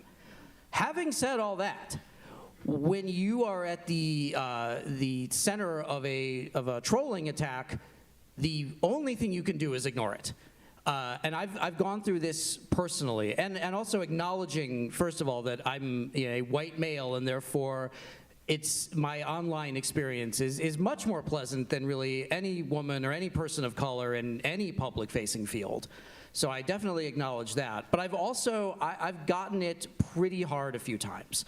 Last summer, I did an interview on CNN about the, quote, anti-trafficking movie, Sound of Freedom. It was 2 weeks of constant attacks, and I'm being trolled on Fox and Friends. I'm being trolled on Steve Bannon's podcast. Alex Jones ranted about me for an hour. And you're seeing people say these horrific things about you that are unprintable, that you know are not true, that are probably defamatory, but there's nothing that you can really do. Because what they want is for you to respond, is for you to get angry, for you to get emotional, for you to let them know that their attacks are working. Because a lot of these trolls, they really are like sharks with blood. When they smell blood, they will attack even more. They will not listen to anything you have to say. Your denials are only going to feed them. So the best thing that you can do is just ignore it. Tighten up your notifications as much as you can. Definitely make sure that your own personal information is not out there. I pay for a service to delete sort of white pages mentions of me and things like that. I don't talk about my family in interviews, ever. So I keep my own information pretty buttoned up. I keep my social media notifications buttoned up. And when these things happen, you kind of just have to duck down and wait for the storm to pass, because they will always find another target. They will get bored with you if you don't push back, and they'll move on to somebody else. So the best thing to do is just don't read it, don't comment on it, unplug, do anything else, wait for them to get bored with you, and then they'll move on most of the time. But it's really unpleasant, it's really scary. It's not fun to be talked about by name on Fox News, but it does pass, and they will move on. And if you just let it go and try the best you can to not take it personally, it really serves you better both personally and professionally. And I think everybody wants to clap for Mike. Let's do it. I think it's also important to recognize that everybody wants this information out there. So universities are very keen to lead, to ask scholars to be very public, to be more and more public, to be public-facing intellectuals. But the universities don't necessarily have harassment policies that are strong enough to deal with the kinds of backlash that people doing this work get. So there has to be some real change to actually protect those that are doing that kind of work, and especially if we're involving our students, because they don't have, they're young, they don't know how to navigate this any better than we do. And since this sounds really awful, doom and gloom, and there've been a couple of really great questions asking for help on what we could do. Maybe we thought the panel could offer up some silver lining, some examples of things, initiatives that actually showcase the way that social media can also be used to shore up, opposition and shore up civil society. So maybe all three of you, just in the order that you are here, Sabine, Gunther, and then Mike. Well, I mean, there's a lot of good content on social media about educating about anti-Semitism, educating about the Holocaust, educating about Jewish life, giving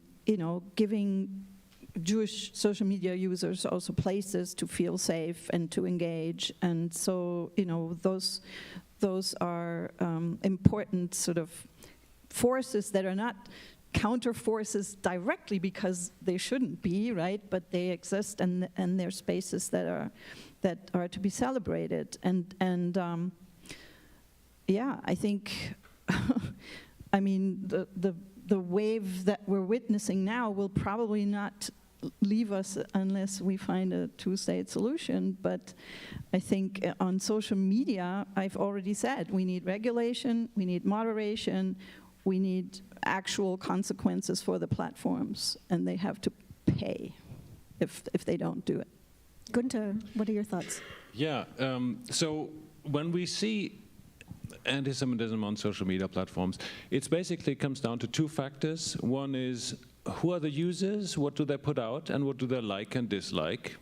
And the other one is, how do the social media companies deal with that in terms of what they signal and how they use their algorithms. So these are the two factors.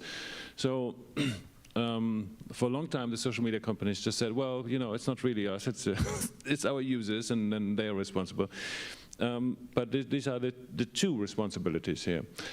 But also the users. So we need to work, think about these as human beings, even though we have trolls who really focus on, and also people who whose business that has become. They earn money with this because it's emotional.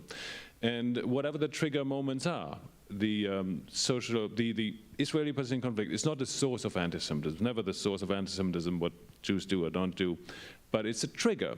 And it's one of many triggers. We didn't speak about COVID. COVID was also a trigger for many conspiracy theories about Jews. And so what kind of trigger moments are there?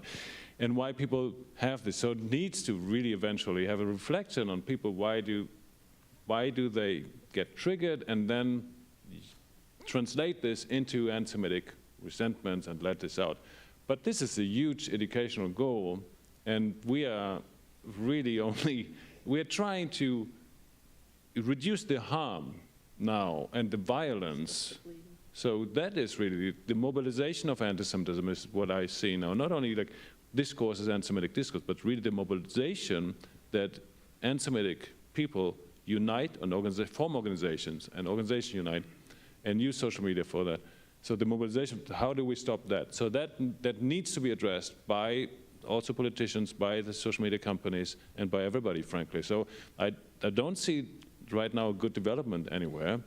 There are some, in recent years, I think, last 5 years, there has been more of an awareness also among politicians that something needs to be done, and slowly, and then the social media companies get some pressure, but it's not enough. And it's also, we need to know more about what social media companies, how they function and who they are.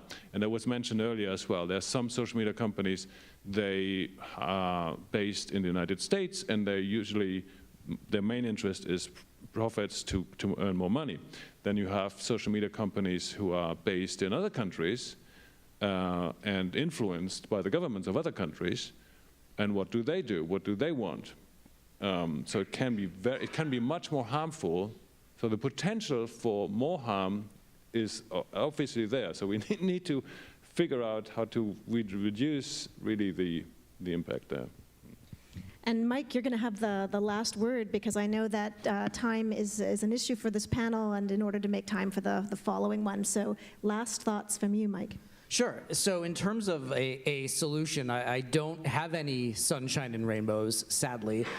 But I do think that we can be solutions for ourselves. We can monitor our own digital hygiene, and certainly nobody in here would share an anti-Semitic meme, but everybody has probably shared something that later turned out to not be true, be taken out of context, be fake, be a story from a dodgy source. So for us, personally, as people who are very aware of the power of hatred and extremism and social media, we can check it in ourselves. If we see something and something in us says, I don't know if this is true or not, this doesn't sound right, take that extra second and look at it. It may be true, and you can share it, and it's fine, and it may not be true, and you're stopping maybe somebody else from reading it and sharing it.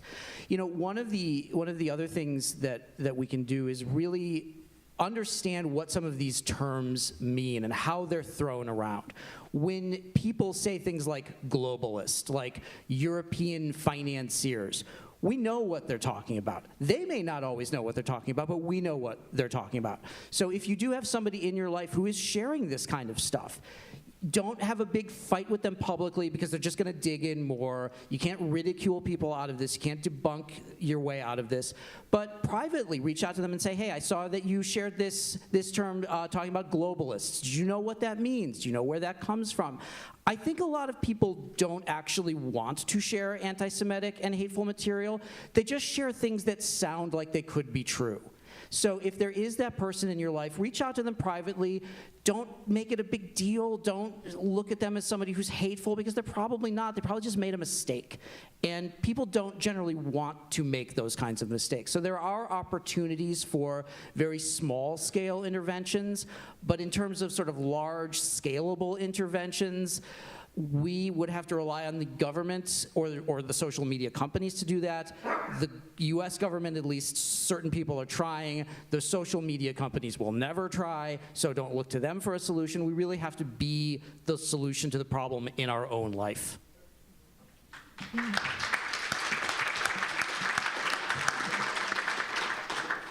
And I think that's really an excellent point to bear in mind, that social media is double-edged, and we all know that it can be used for bad, and we've witnessed that and are still witnessing it. But there are creative and inventive ways in which not just the kids today, but that folks are trying to take it back. And I think that it's important to support those kinds of initiatives, whether that's for critical digital literacy, whether that's for bringing this kind of analysis into the classrooms. That is going to be at least one of the ways in which that we can ensure that everyday people are not just passive consumers, but active participants in this digital landscape that we all have the great joy of living through. So I wanted to thank the panel one more time.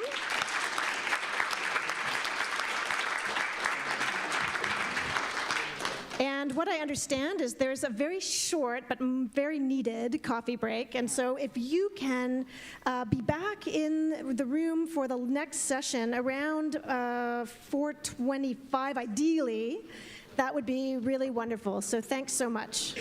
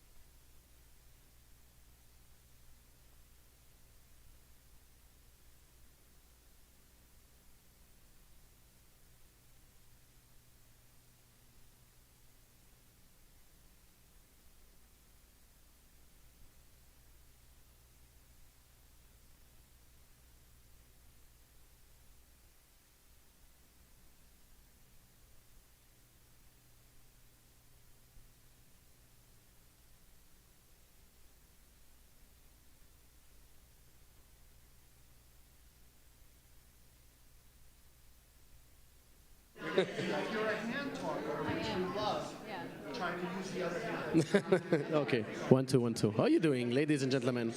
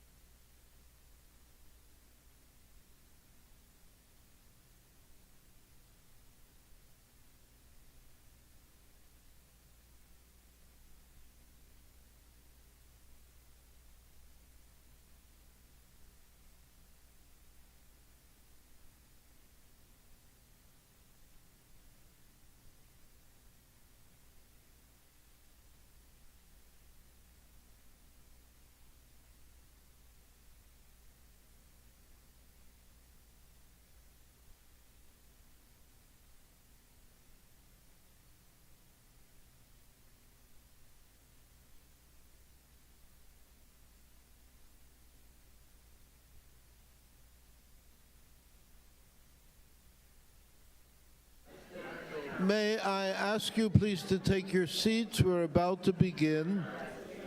This is panel 5, the last panel of a very full day of meetings on anti-Semitism. We've gone over a lot of ground today.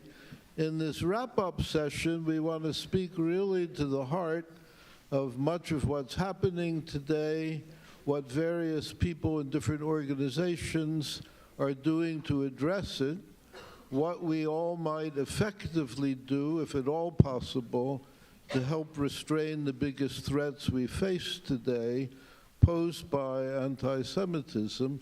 I'm Alvin Rosenfeld of Indiana University. We're the co-sponsors of this symposium, and it's my privilege to monitor the last session. We have 4 really outstanding people in our session, as we have had all day long. Their bios are in the programs in your hands, so I want to make the best use of our time and not really go over the material right in front of you right now. To my left is Tammy Rossman Benjamin of Amcha. Next to her, Sasha Reitman of the Combat Anti-Semitism Movement, Holly Hufnagel of the American Jewish Committee, and Yehuda Barsky, who has an association with ISGAP. They all do very different kinds of work, as you'll soon hear. We're going to begin with Tammy and then just move across in the order of people present.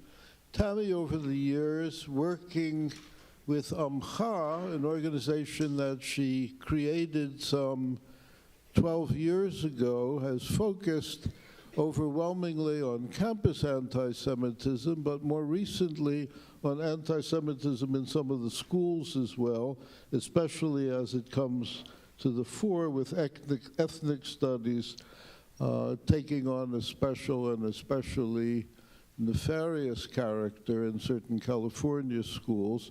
Tammy, let's begin with you. Tell us, please, as best you can in the short time we have, what you focus on, what you feel is most urgent right now for your organization to take a good hard look at, and what you can do to open people's eyes to the threats before us, given the issues that you squarely focus on. Yeah, thanks. Thank you, Alvin, and thanks for the group.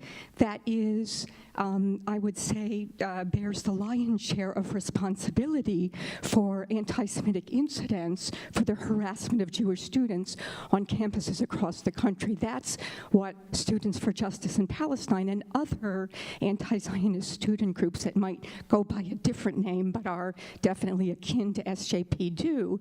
And so what we ask is, how is it that such a group is allowed to, say, get registered student status along with the other hundreds of registered student groups? How is such a group allowed to hold anti-Semitic events semester after semester, and is allowed to harass Jewish students semester after semester with relative impunity? And the same thing for anti-Zionist faculty, which is also a focus of our work. How are they allowed to bring their anti-Semitic advocacy and activism into their classrooms, into their departmentally sponsored events, and post them onto their departmental websites without any negative consequences from administrators or fellow faculty?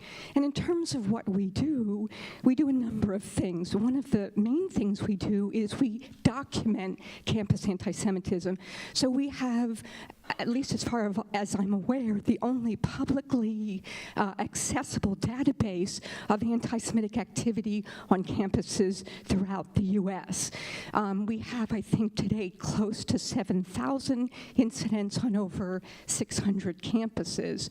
And one of the things that we do, also one of our signature issues is to take that data, to analyze it, and to write investigative reports about it. So we have about 18 investigative reports that look at the nature and scope of campus anti-Semitism, how it changes over time, as well as how universities respond, or in most cases don't adequately respond to it.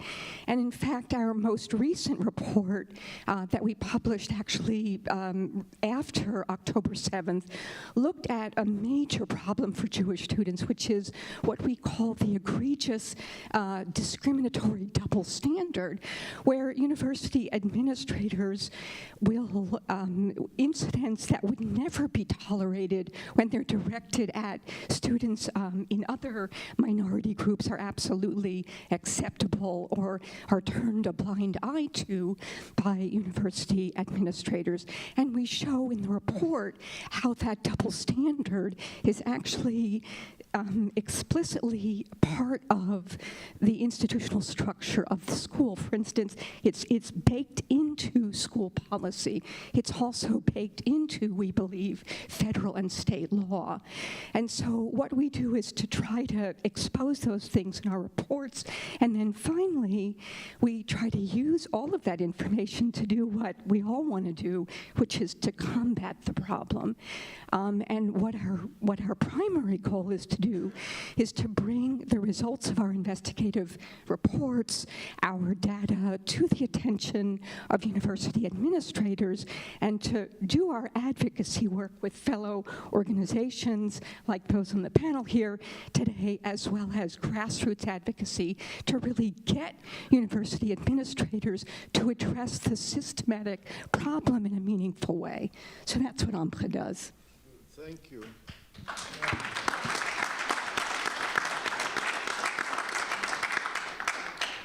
I last saw Sasha Reitman in Florida not too long ago. Sasha heads up an organization called the Combat Antisemitism Movement.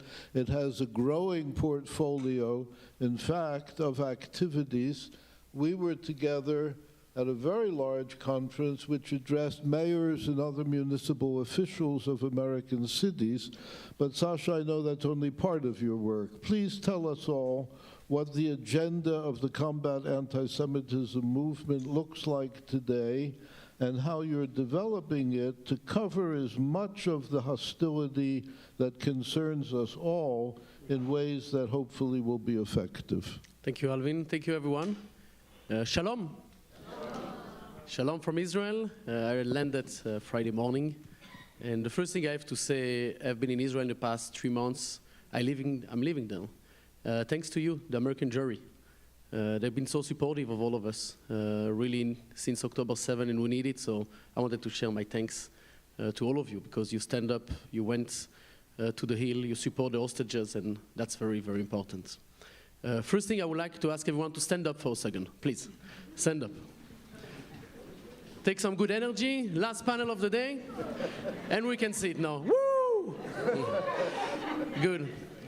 So what we do at the Combat Antisemitism Movement, we energize and we inject energy in the fight against antisemitism. This is what we do, and this is why I ask you to stand up.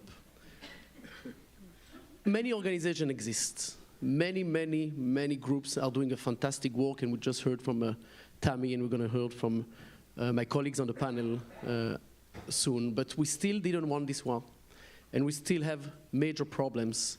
And when we've been founded, the idea was, let's bring new energy, fresh energy in the fight against antisemitism. Let's change the way we do that, and let's build coalitions, only coalitions. You put the ego on the side, and you look toward the goal, and you attack the goal with any tools and any means that you have. And you forget the name of your organization, you forget the name of your donors, and you fight as much as possible. The other reason was, let's bring young people into the fight. Let's inject new energy. All the staff of CAM is below the age of 40. We have Igal, our CEO, just celebrated 40. You can stay with us. Igal, you can raise your hand. But really, all the staff is below the age of 40, because we believe that we are the one to fix the world that belongs to us, to our kids, and we are the one that can understand the young generations. That was the second level. The third level was, let's build interfaith coalitions. Jews cannot win this fight alone. We need to have non-Jews working with us, collaborating with us, and making a change within their community. So these were the three elements. Then we started building the organization, and the first thing that we found was that municipal leaders and mayors don't know what to do. Their role is to protect Jewish communities. Their role is also to clean the garbage from the street. Their role is, they have many roles. Antisemitism is maybe 1% of their portfolio. Or you expect a mayor of a big city that needs to clean the city, to keep it safe and fight antisemitism at the same time. So we knew that we need to inject new energy into the municipal leaders.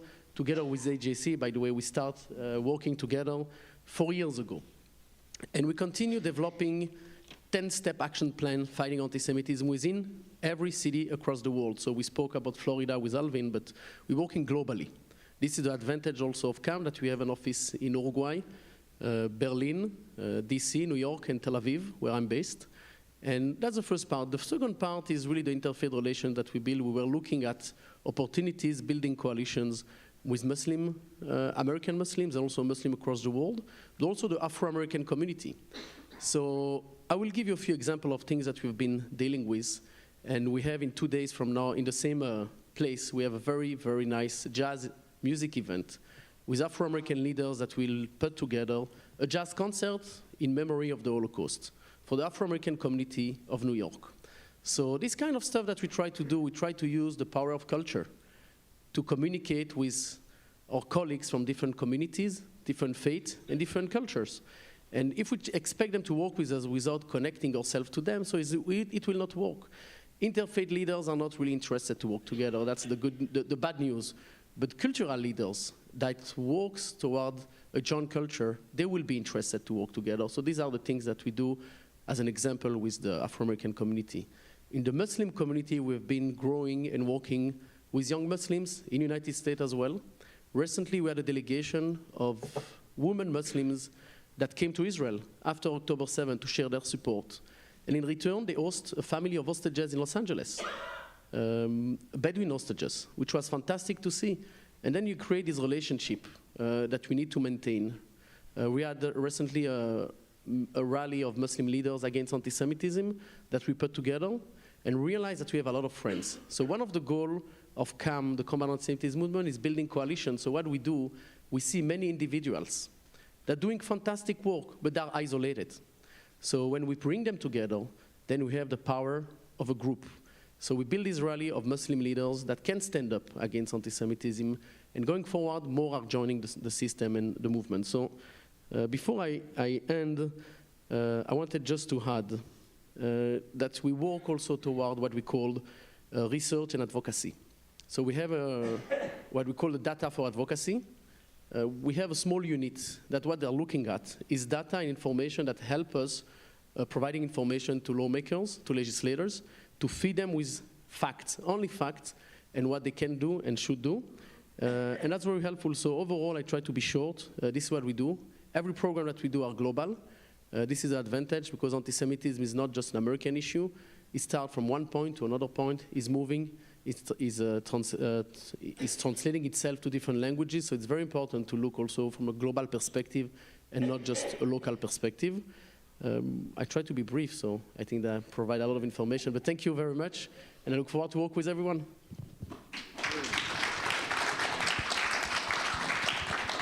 Thank you, Sasha. We'll hear more from you as we continue our work. I next turn to Holly Hufnagel. Holly, you and I have had lots to do with one another in the last few years.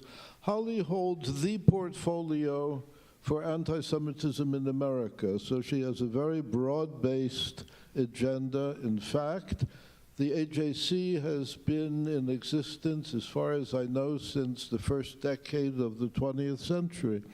And you've got a large team of people working, but you certainly have your work cut out for you, as we all do, in fact. Let's hear what you are up to at the AJC, ideally what you would like to accomplish, given your position as the head of anti-Semitism work in America particularly. Thank you, Alvin, and thank you, Gav, for this incredible symposium. And I think what we want to accomplish is lowering levels of anti-Semitism and pushing it to the fringes of society. I think it's going to get worse, actually, before it gets better, but we are seeing some inklings of hope. And Sasha, I really appreciated your energy going first, and I wanted to ask, how long has CAM been around? Before I answer the question, I would like to say something about both of us. Okay. We both start opposition at the same time, and since we start, anti-Semitism is on the rise. So I don't know if we take the blame for that.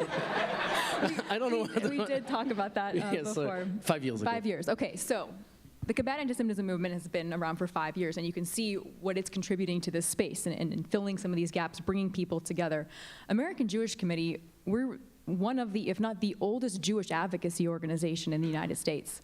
It was founded in 1906 here in New York, really with the goal of having American Jews better protect and promote the well-being of Jews around the world. And Dr. Weidlinger talked about this earlier, but the pogroms of the early 20th century was really the reason for our creation as an institution.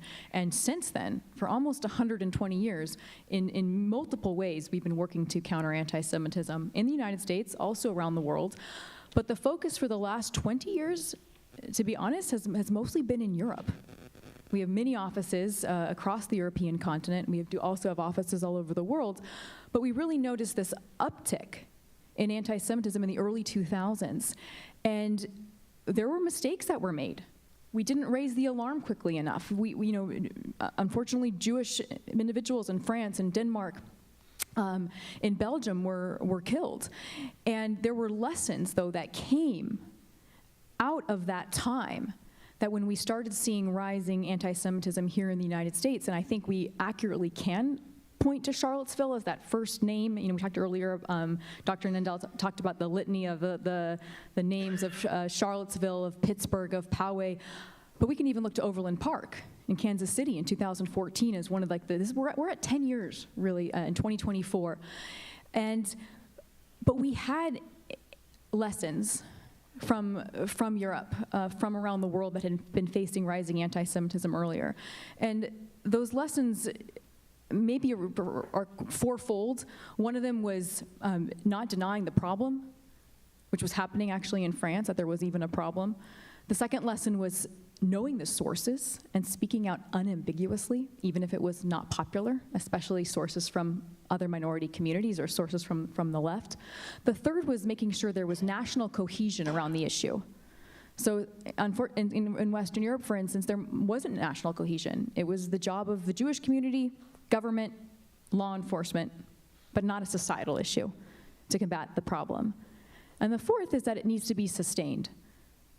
So in the mid-2000s, there was these what we'd call quick fixes, security guards in front of synagogues, conferences, even though the symposium is wonderful, but they were trying to just fix this issue by having these kind of short-term interventions.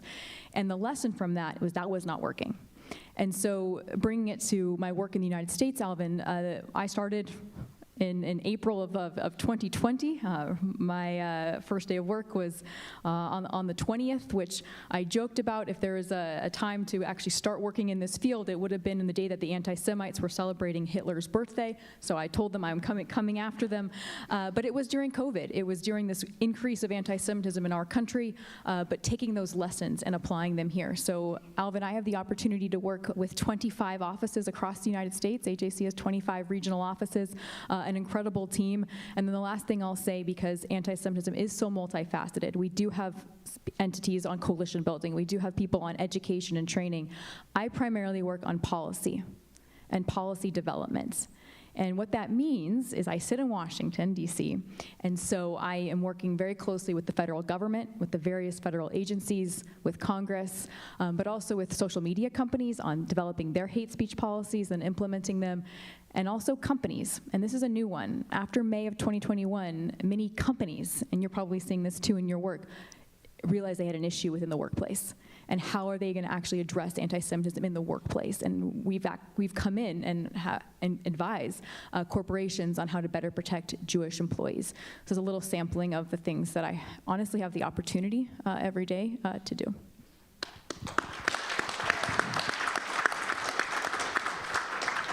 Thank you, Holly, and we'll want to learn more from you as we continue with our session. You mentioned that anti-Semitism, and you mentioned correctly that anti-Semitism is multifaceted. It's coming at us from all directions, from all kinds of groups.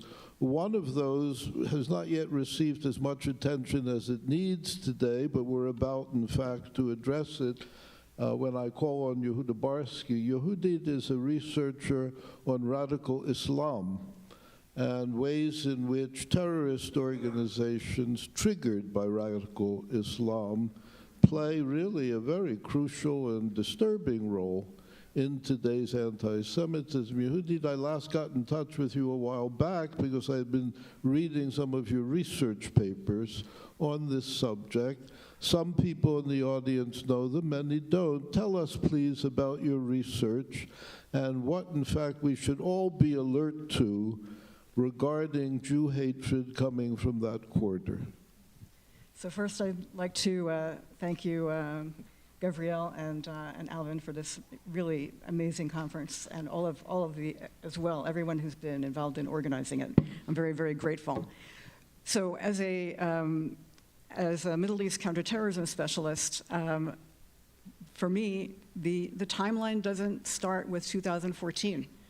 The timeline for me goes back 20 years to the rise of 9/11 trutherism, the accusation that Jews were behind 9/11, the amplification of this conspiracy theory for over 20 years now, and of course we have now seen defacement of posters of Israeli hostages with the Jews did 9/11.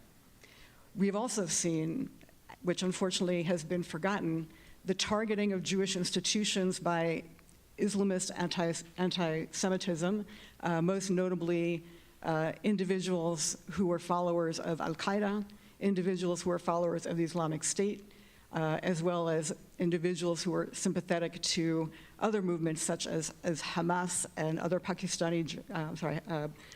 and Pakistani jihadist movements. Unfortunately, with the passage of time, with the fact that some may have short memories, this has been forgotten. The research that Alvin was referring to, I wrote a study examining violent attacks against Jewish institutions and Jewish community from 1969 through 2016. It examined right-wing supremacists, neo-Nazis, Islamist anti-Semites, those who are following Al-Qaeda and those movements, and other organizations in between that have targeted Jews. What I find in parallel to what we are seeing today is the period of the late 1960s going into the early 1970s, when there were incredible numbers of protests. Of course, those were related to Vietnam, but today we're seeing incredible numbers of protests directed specifically against Israel and specifically targeting Jews, specifically calling for genocide against Jews in the streets of this country, which is completely unprecedented and has led to an exponential rise in anti-Semitic incidents, as I'm sure all of you are well aware. The other work that I am engaged in, and this is part of the work that I've been working on with the Institute for the Study of Global Anti-Semitism and Policy, is the influence of foreign funding of American universities, particularly by the Gulf state of Qatar. We have found in a most recent report a correlation between funding by Qatar and the rise of anti-Semitism on elite American campuses. The influence of that funding has actually influenced and given rise to anti-Semitism on those campuses. So this is a phenomenon that we need to address. It needs to be investigated. We already have calls for an investigation of this phenomenon, which is work that we've done over the last, this past year. In addition to that, I've also done research on the rise of Islamist anti-Semitic organizations in the United States. And I wanted to be very clear, I'm not talking about regular Muslims, I'm talking about people who are Islamic extremists, Islamists, and the fact that they have had a very long relationship with Marxist far-left organizations. So the day after October 7th, on October 8th, there were demonstrations in this country by the Democratic Socialists of America in tandem with Students for Justice in Palestine, within our lifetime, many other organizations, and they were already denying the fact that October 7th happened. They were already questioning that such a violent orgy of bestiality and savagery had occurred, even though we saw it on television, on the media, that Hamas had filmed it themselves. And this represents the Red-Green Alliance, red meaning the far-left Marxist alliance, together with the Islamists, the extremists, Islamic extremists, together, that has existed for many, many years, for many, many decades, but the glee with which these organizations were having demonstrations in this country reflected the fact that on the ground, on the border with Gaza, those organizations were in fact involved. In other words, the Marxist Popular Front for Liberation of Palestine was involved in the October 7th attack, pogrom, and the Marxist Democratic Front for the Liberation of Palestine was as well involved in it. So we have organizations here that are Marxist, that are sympathetic to them, and so that is the direct connection of why they were so energized. Not just the Islamist followers, not just the Islamist sympathizers, but they too were energized because those organizations were involved in the attack. They were part and parcel of the attack. And lastly, we've seen an unbelievable, and I refer back to the 9/11 conspiracy that the Jews were responsible for 9/11. Most recently, we've seen, I don't know what word to use, actually. The only word I can think of is really horrific. Attraction of young people, young Americans who have nothing to do with the Middle East conflict for the letter of Osama bin Laden that came out after the 9/11 attacks, justifying the attacks on the United States, with young people filming themselves on TikTok saying, "This letter changed my life. I now believe that America deserved the 9/11 attacks." So we've come full circle from 9/11 to October 7 with the rise of these organizations, the fact that they have a foothold in Western countries, not just the United States, but in the United States, and have been able to propagandize and persuade young Americans that bin Laden was right, and especially with regard to October 7th, that the incredible conspiracy theory that Israel did it to itself, Israel attacked itself, that Hamas did not carry out the horrific attack on October 7th. We are seeing this come, unfortunately, to a very, very dark fruition, and I'm sorry I don't have something to cheer you up about this, but this is the reality of what we have seen. Thank you, Yehudit.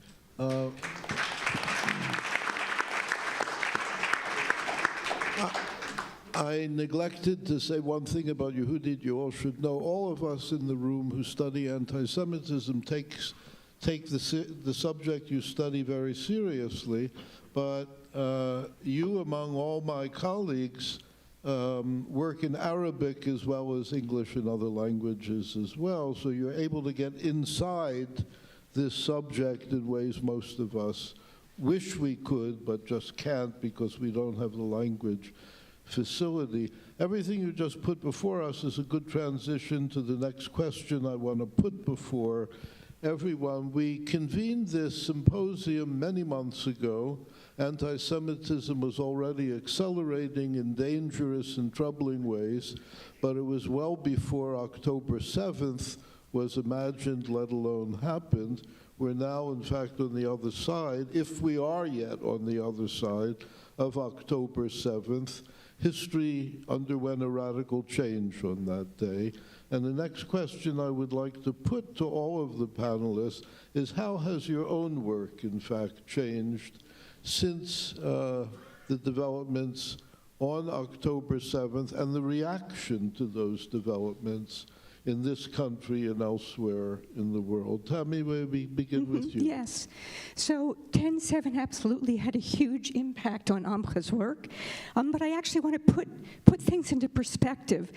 Before 10-7, on 10-6, the levels of anti-Semitic activity on college campuses was already unprecedented and unparalleled.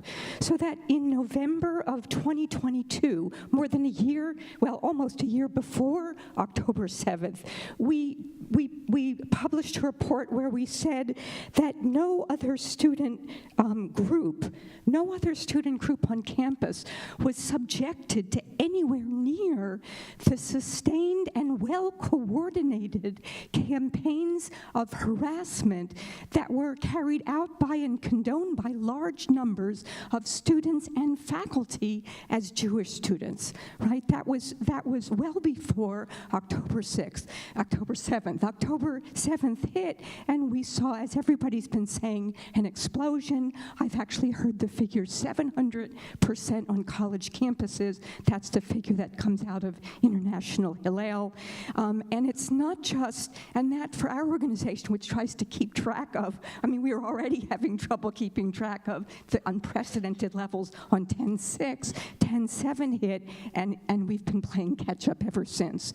But it's not just the number of events, it's also the severity of events that has also increased dramatically. For instance, acts of physical assault, which were relatively rare before 10-7. So in 2022, in October and November of 2022, we had 2 incidents of physical assault against Jewish students.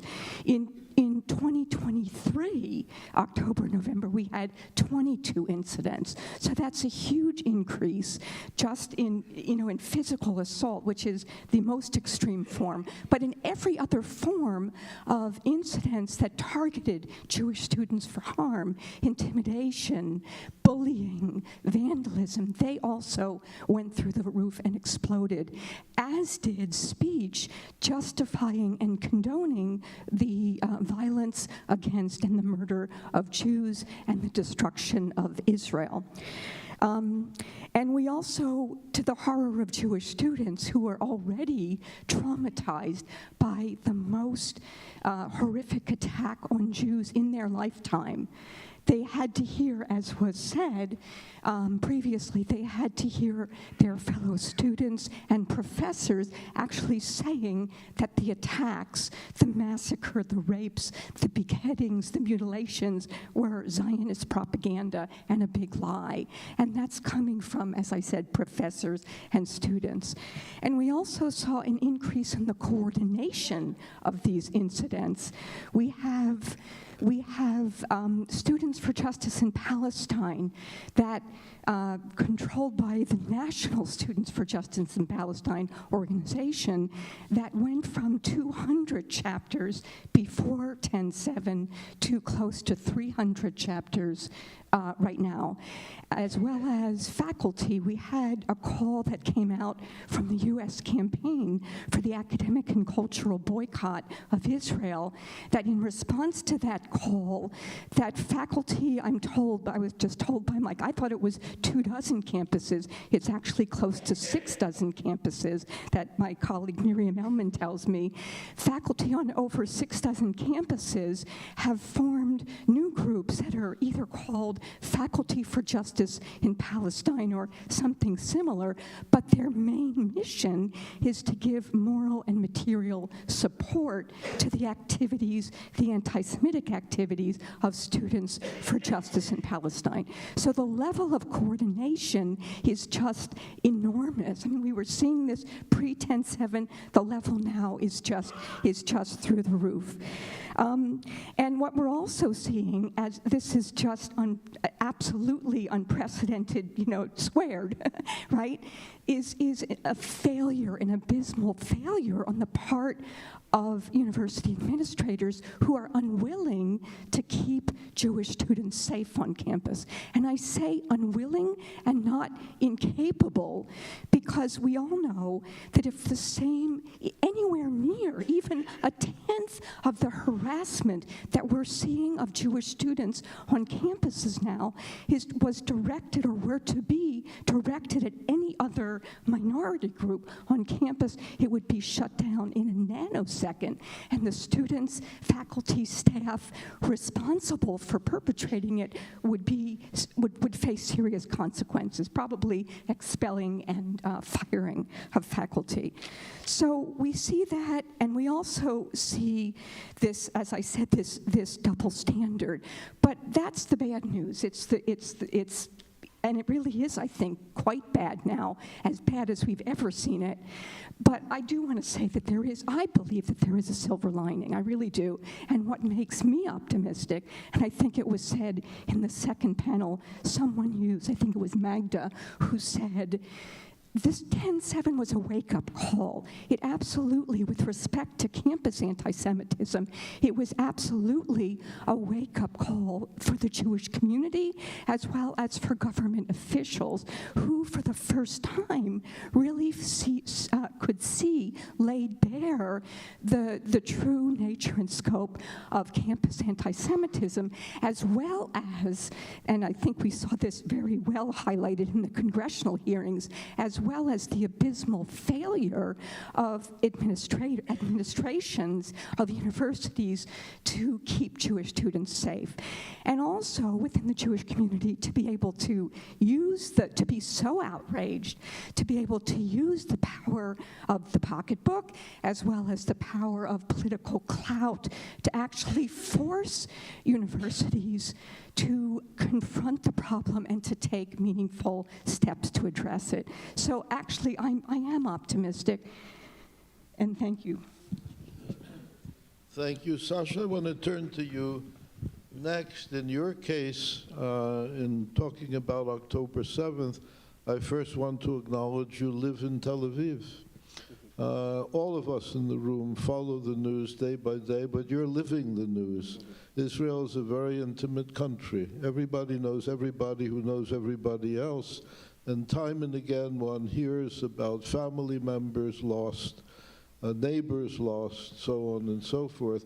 So what matters so much to all of us, not that we're distant from it emotionally, intellectually, spiritually, but geographically we are.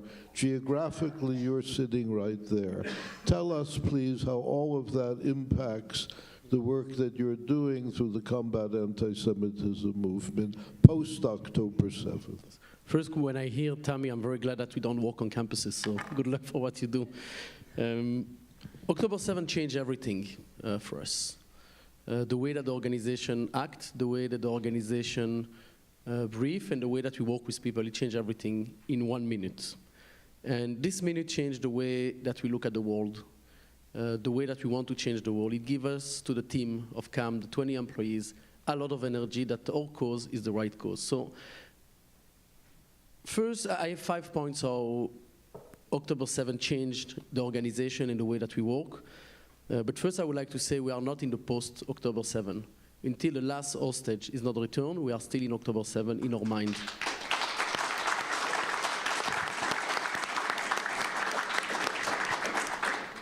We have IDF soldiers right now in Gaza, and you speak about how we feel before I speak about organization. So I was released from my duty service, I think like a year ago.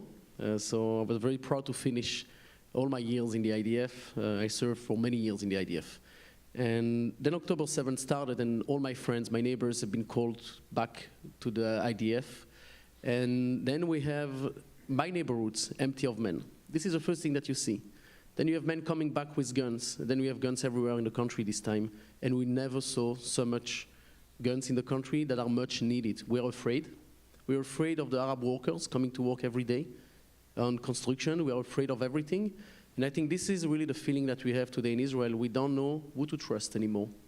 And this relationship between the citizen and the country that's been broken on October 7, it's a very bad feeling. But on the other hand, we believe in our friendships. That's the friendship between our own citizens. And we know that we have IDF soldiers in the reserve unit that are there to protect ourselves.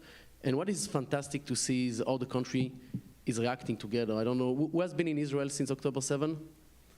I don't see how many of you, but really I recommend you to take a flight to see what's happening in the country today. The solidarity, the resilience is incredible. It gives you a lot of energy as Jews, as Israelis, as human beings to see how a country can survive such trauma. And I will just say a word about trauma because you don't have a lot of opportunities, but we deal with trauma a lot. Usually the roles of trauma and post-trauma, so we have a terrorist attack in Israel, you have one, let's say you have one person that was been killed, and you have 27 persons entering the post-trauma world in one terror attack, 1 to 27. Now in one day, we have about 300,000 people getting to the trauma system in Israel. So the post-trauma system, the trauma system in Israel, PTSD and others, has totally changed, and you see that in the streets. People are afraid, and we don't have enough specialists to deal with these people. 3,000 survivors of the Nova massacre that need to deal with themselves. Some of them have committed suicide already because we don't know how to treat them. So this is the new reality of Israel. Now, how the organizations have changed, the first thing that changed in our mind, no more compromise. As the Jewish world, we have compromised a little bit. By recognizing anti-Semitism that we heard from Judith from radical Islam, by recognizing anti-Semitism coming from the progressive circle, we all recognize anti-Semitism from the extreme right, the neo-Nazi anti-Semitism, and we're afraid to say it out and clear. There is 3 types of anti-Semitism, and we don't compromise. All of them are danger. That's the first thing that we know. And at CAM, we've been attacked for releasing some form of anti-Semitism because it was not comfortable enough for the Jewish community. We decided we don't compromise anymore on sharing the reality. The second step related to Tammy that we saw that is very powerful. We have new allies, new coalitions. We saw even someone like you probably heard, like Bill Ackman, as a business leader getting involved in the fight against anti-Semitism. And we see new voices. We have a new network of artists fighting anti-Semitism. We have a new network of business leaders fighting anti-Semitism, new Afro-Americans' voices that have been standing up and others. So we have a lot of opportunities here, and we need to take them right now. We need to go to everyone that speaks for the Jewish people and for Israel, and to speak with them, to work with them, and to grow the network. The third point that will not surprise you, that we cannot count on international institutions, definitely not the UN, not the Red Cross, not the Human Rights Council, not anybody. Israel and America needs to count on themselves, period. Don't count on them, don't go and ask them for statement, it's just a waste of time. The human woman, it's nice that we're calling on them to do statements. They will not help us. They're going against us. They are supported by the majority of Muslim countries in the UN, and that's a reality of our world, and we need to accept it, that the general international institutions have failed. And that leads me to the same point, but is the fact that we speak about never again, and I hear still the slogan of never again. I think it's a very wrong slogan. We shouldn't use it anymore because never again happened on October 7. So when we see never again, let's not use never again again. We failed as a society, and I feel that we failed. We cannot fail anymore. So when I ask you before to stand up, I think this is also the answer. We need to stand up, everyone. What I miss in this room is the young generations. I saw a few young people, but they're not here. Yeah, who's laughing now? But it's true, we're missing them. They should be here, they should be energized by Israel. Let's join all of us together, and we miss them.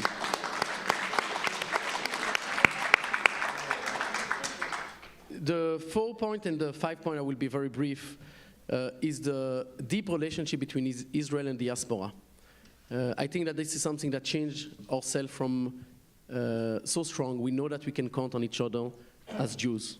As non-Jews as well from the diaspora, we need to be able to look at each other and to protect each other as communities.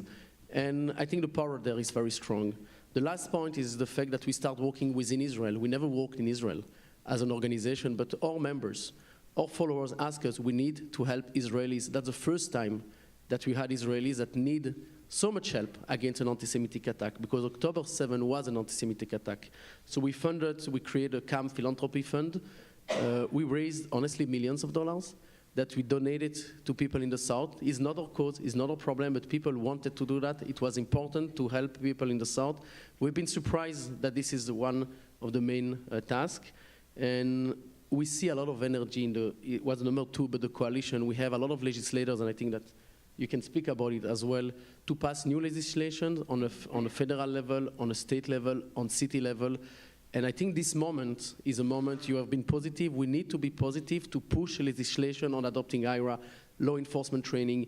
We demonstrate that everything that we have been all saying for the past decades, it's right, it's true. So we don't compromise and we push forward. So this is how things have been changing for us, and I hope that it was insightful for you. So thank you very much.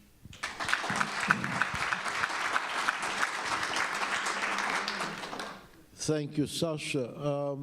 Holly, I remember talking with you way back when. AJC has been doing good work for a long time. Various other agencies likewise work hard to combat anti-Semitism. But anti-Semitism still is in our face in dangerous ways. One of the questions I remember putting to you, is there anything remotely like collaboration or coalition building among the various agencies in America devoted to combating anti-Semitism?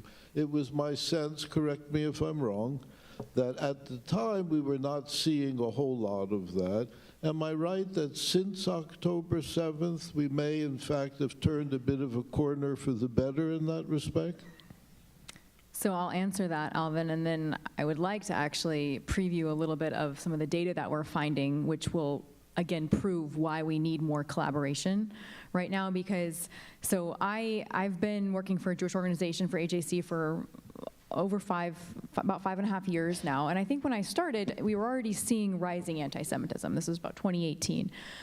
But there still was, it was some of the silos that you were speaking to. One of the reasons why you thought the movement needed more energy, you need more partners. We were filling gaps and kind of working in our own spaces.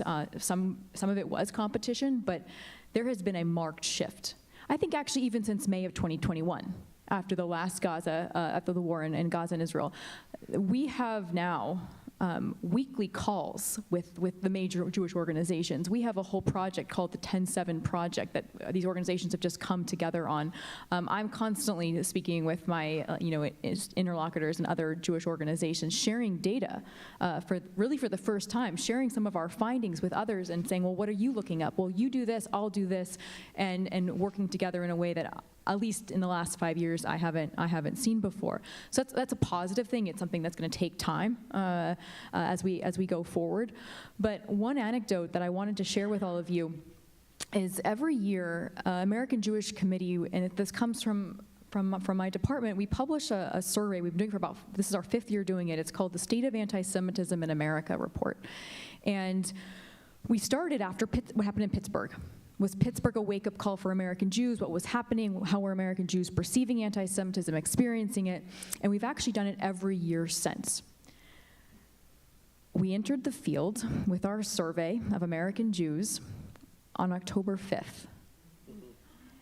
And we'd worked for months to get this questionnaire in order, to test it, to retest it, to have people sample it and see what questions needed to be revised. It's a whole process. We work with a public opinion research firm called SSRS. And we had to pull out of the field. October 9th, on Monday, we brought it out because it was either going to be tone deaf, we weren't going to get the right data, people were not going to be paying attention, and we had to really use that week. While my organization was responding on the ground. We have an office in Jerusalem. We were beginning to work with hostage families. We have since now been bringing fact-finding delegations to Israel from leaders all over the world.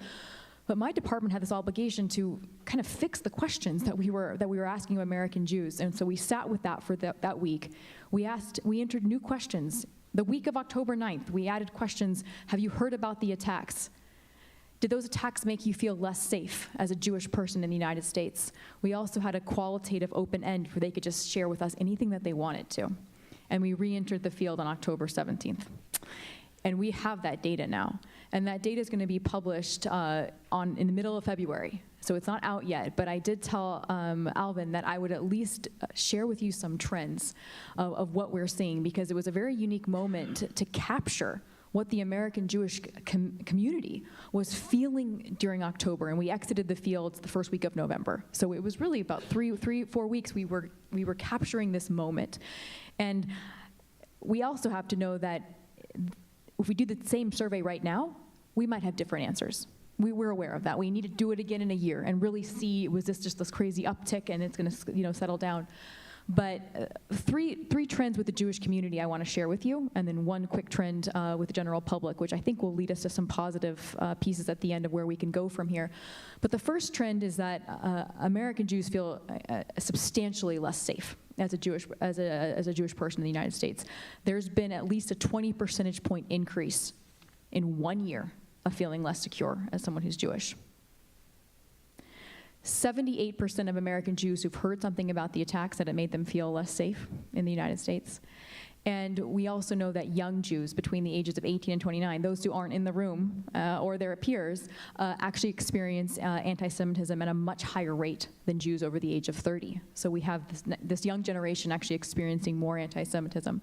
The other finding is that there's been a huge uptick in American Jews who have avoided certain behaviors out of fear of anti-Semitism. Either they've not worn something that would identify them as Jewish, they've not gone to a certain place or event out of fear of anti-Semitism, or they've avoided posting something online. And we track this every year for the last 5 years, and there's just this really big increase this year, in part because of what happened.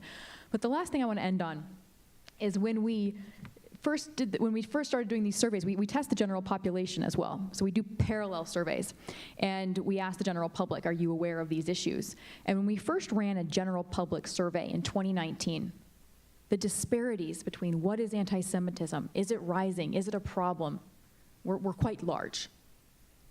That gap has shortened, and that's, I think, a positive thing. And we have an issue, but more Americans, the majority of Americans today, say that anti-Semitism is a problem in our country. There's a big increase in Americans who say it's a very serious problem. More Americans say that it's increased in the last 5 years, and more Americans are aware and recognize it. And that's a starting point for what do we do next with it, because 5 years ago they didn't have that level of awareness. Thank you, Holly. Yehudit, I want to follow up some of the things you said just a short while ago. October 7th is now an iconic date. There's no question about it, as is 9/11. There wouldn't have been a 9/11 without Osama bin Laden. Suddenly, Osama bin Laden is being heroized, in fact, in certain quarters of America. It's just uncanny, but it is. The Houthis, who are shooting at all these ships now in the Red Sea, have as their major slogan, death to America, death to Israel, curse the Jews. And there are people out on the streets celebrating the Houthis.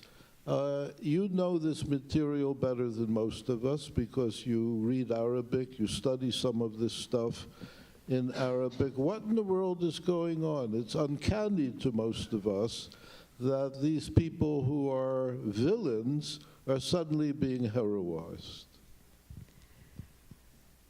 So since you asked about the Houthis, I need to point to the presence of Iran throughout all of this.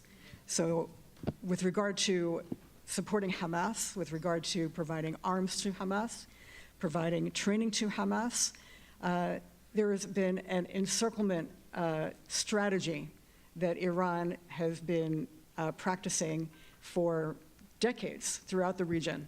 So as part of that, they created Hezbollah on the northern border with Israel. They supported and helped to create the Palestinian Islamic Jihad, which is in the West Bank as well as in Gaza. Hamas, of course, as we know. But throughout the region, Hezbollah, Kataib Hezbollah in Iraq, which today took responsibility for killing American servicemen in Iraq. Additionally, the Houthis, which is a Shia radical movement, and Alvin just mentioned their slogan. So it's not enough death to Israel, but also curse the Jews. So the Houthis are enacting this policy of encirclement to disrupt shipping in the region, and they're being used by Iran. They're part of this effort by Iran to encircle Israel, to cut off shipping. You may have heard about the economic effects that are being felt in Israel because of the disruption of shipping, but it's not just an Israeli problem. It's a regional problem, which is the reason the United States is involved.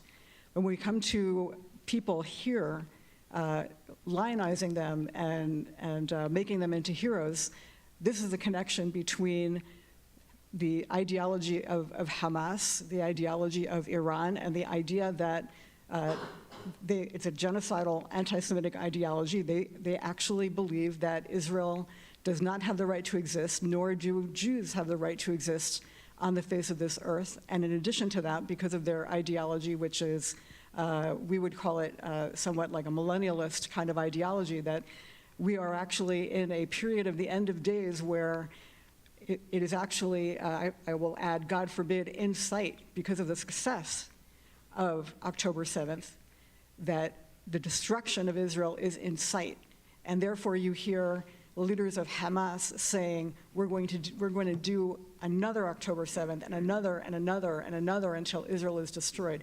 They actually are energized by what happened on October 7th.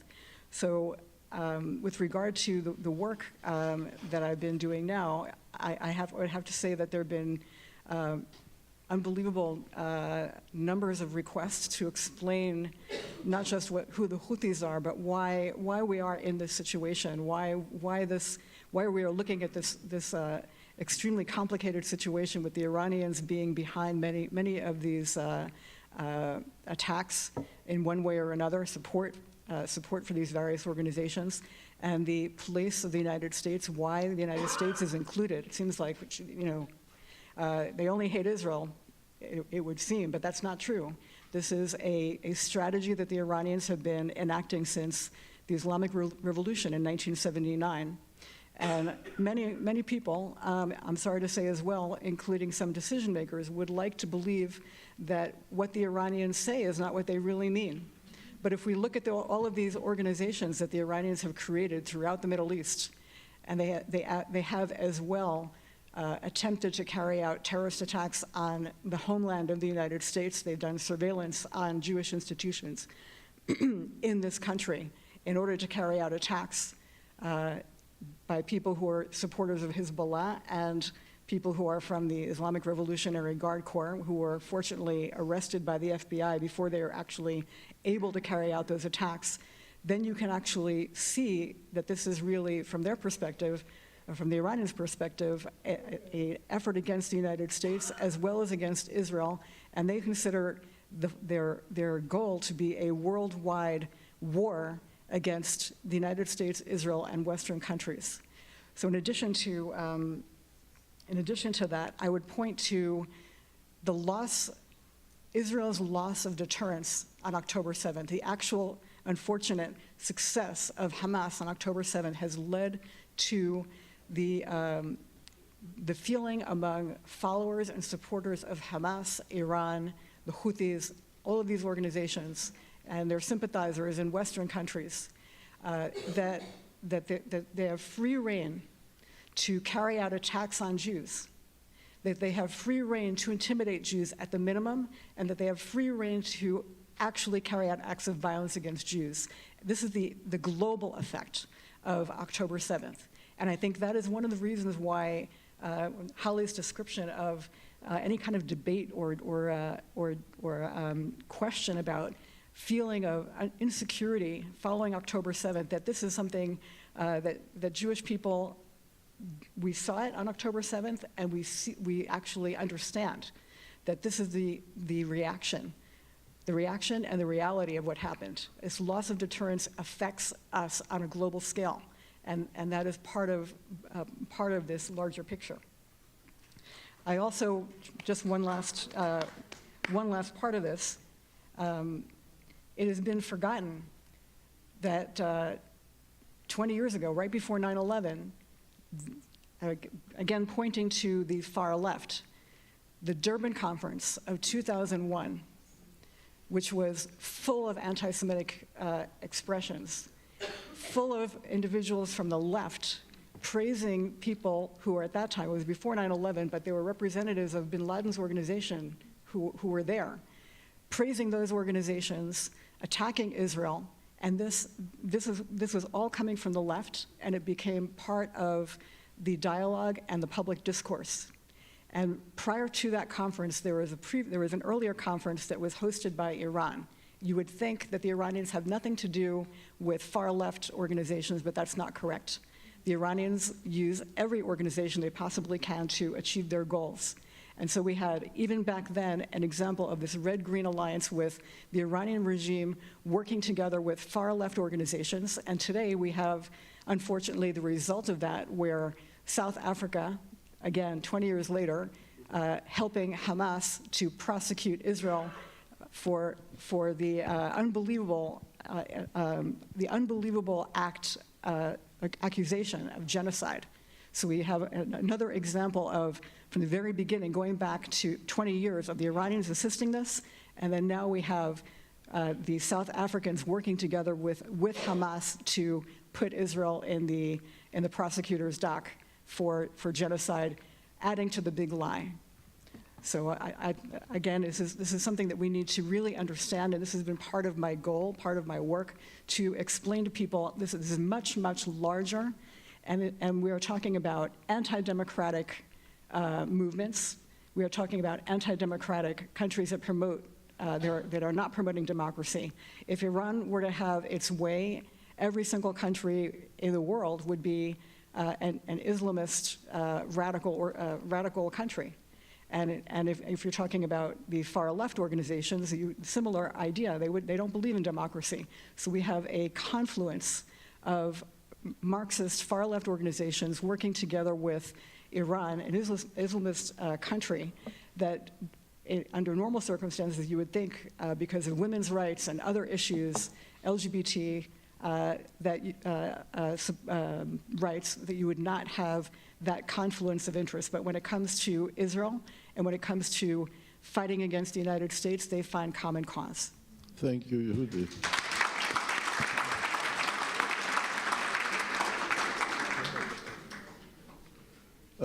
We're running on, but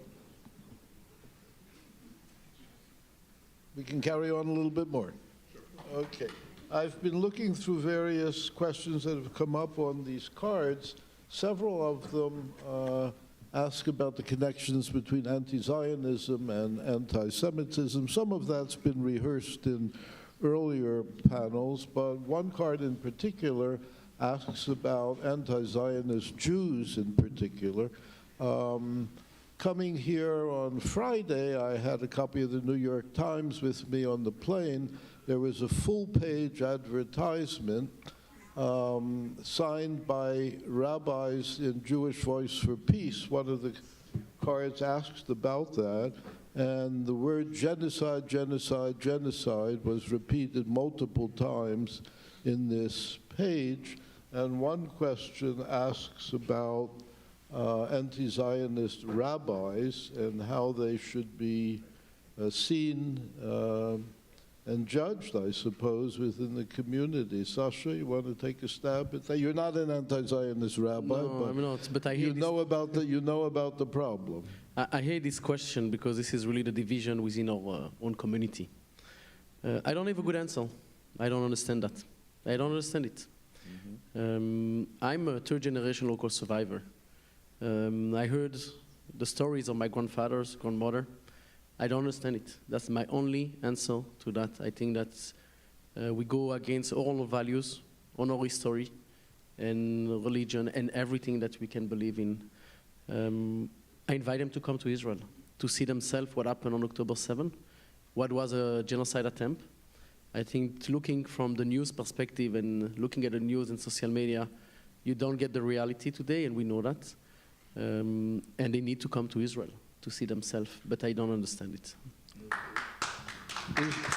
Is there anyone else on the panel who would like to address this? Among other things, by the way, one of the things that really shocked me in this full-page statement, which runs about $50,000, by the way, per page, is address President Biden himself, and it said, in the name of rabbis, President Biden, you stand on the side of death. It doesn't seem to me in the Jewish interest for Jews I will just add something Alvin. We work a lot in the interfaith space, and something we pay very attention to when we work with Muslim communities is not to work with ex-Muslims. Why we do that? Because we don't want them to work with JVP. So I'm working with a lot of Muslim voice, but I don't want to play the same game they play, and I'm very careful about doing that. And they're playing with us a game. The other side is empowering them, is supporting them. I would not have been surprised that JVP supports some way by, you mentioned the funding that's coming from different sources and arriving in Jewish pockets from Iran in some ways or for Qatar. But we are very careful to not do what they do. Tell me. I just want to point out how problematic they are. Jewish Voice for Peace and anti-Zionist Jewish groups on college campuses are enormously problematic because they are the poster children for the argument that anti-Zionism is not anti-Semitism. How could it be? We are Jews, and probably for the first time in their lives that they actually talk about being Jewish. It's as a Jew, I can tell you that anti-Zionism has nothing to do with anti-Semitism. Moreover, that Zionism has nothing to do with Judaism. So what we have on college campuses is enormous. It really is. In one of our reports, I think one of our most important reports, looked at the attack on Jewish identity, not even on sort of anti-Semitic attacks, but the nature of those attacks was to completely erase Jewish identity, at least the identity of Jews who actually express their affinity with Israel, which is the vast majority of even Jews on campus. And so how problematic are the Jews who stand up and say that we're the real Jews, those other students who claim to be Jews, and the organizations that support them, the Hillel and all of our organizations, in fact, are really the evil ones who are actually the real anti-Semitism, according to them, is the anti-Semitism that's directed at them for speaking out about the horrific genocide, etc. And in one of the studies that we did, we actually looked at the way in which Jewish Voice for Peace, so Jewish Voice for Peace only exists on campuses where there is another non-Jewish anti-Zionist student group. And what we realized is that when on campuses that had both an SJP or like group and a JVP, that the incidence of anti-Semitic harassment went up. So what we realized is that at the ground level, what's happening is that they are a force multiplier, and they really do increase the anti-Semitism, and they really need to be dealt with. Holly, do you want to speak to this in any way? If not, there's another question I want to pose to you and Yehudit. You can pose the other question I might come back to. I have something, I think, to say, but as someone who's not Jewish, I won't comment on Jewish anti-Zionists. The other question, and you may or may not, through AJC, relate to this group, but CAIR, C-A-I-R, the head of CAIR, as you know, said some things after October 7th that were pretty shameful. CAIR, to some degree, and Miriam, you might be in a better position than I to say just what, but they figured in somehow to the White House statement on the strategy to combat anti-Semitism, and they've been booted off, I understand. Holly, does AJC have a connection to CAIR? And Yehudit, could you say anything about CAIR? We don't have a connection to CAIR. We do have a Muslim Jewish Advisory Council. So we originally, actually, we partnered with the Islamic Society of North America and back in 2016 to have different committees all over the U.S. to work on Muslim Jewish relations. I have something else to say, but it's not connected to CAIR. So I'm going to turn to you to talk about CAIR. So the Council on Islamic Relations is an organization that was founded by supporters of Hamas in this country, going back to the early 1990s. And they became very prominent for their anti-Semitism before before most recently, in 2021, when one of their directors in California made a statement saying that we should not have any kind of relationships with the Hillels, the polite Zionists, the federations, the Zionist synagogues, basically coming up with a list of pretty much every Jewish type of institution, and was called out for it. She very briefly went out of view, but they did not fire her.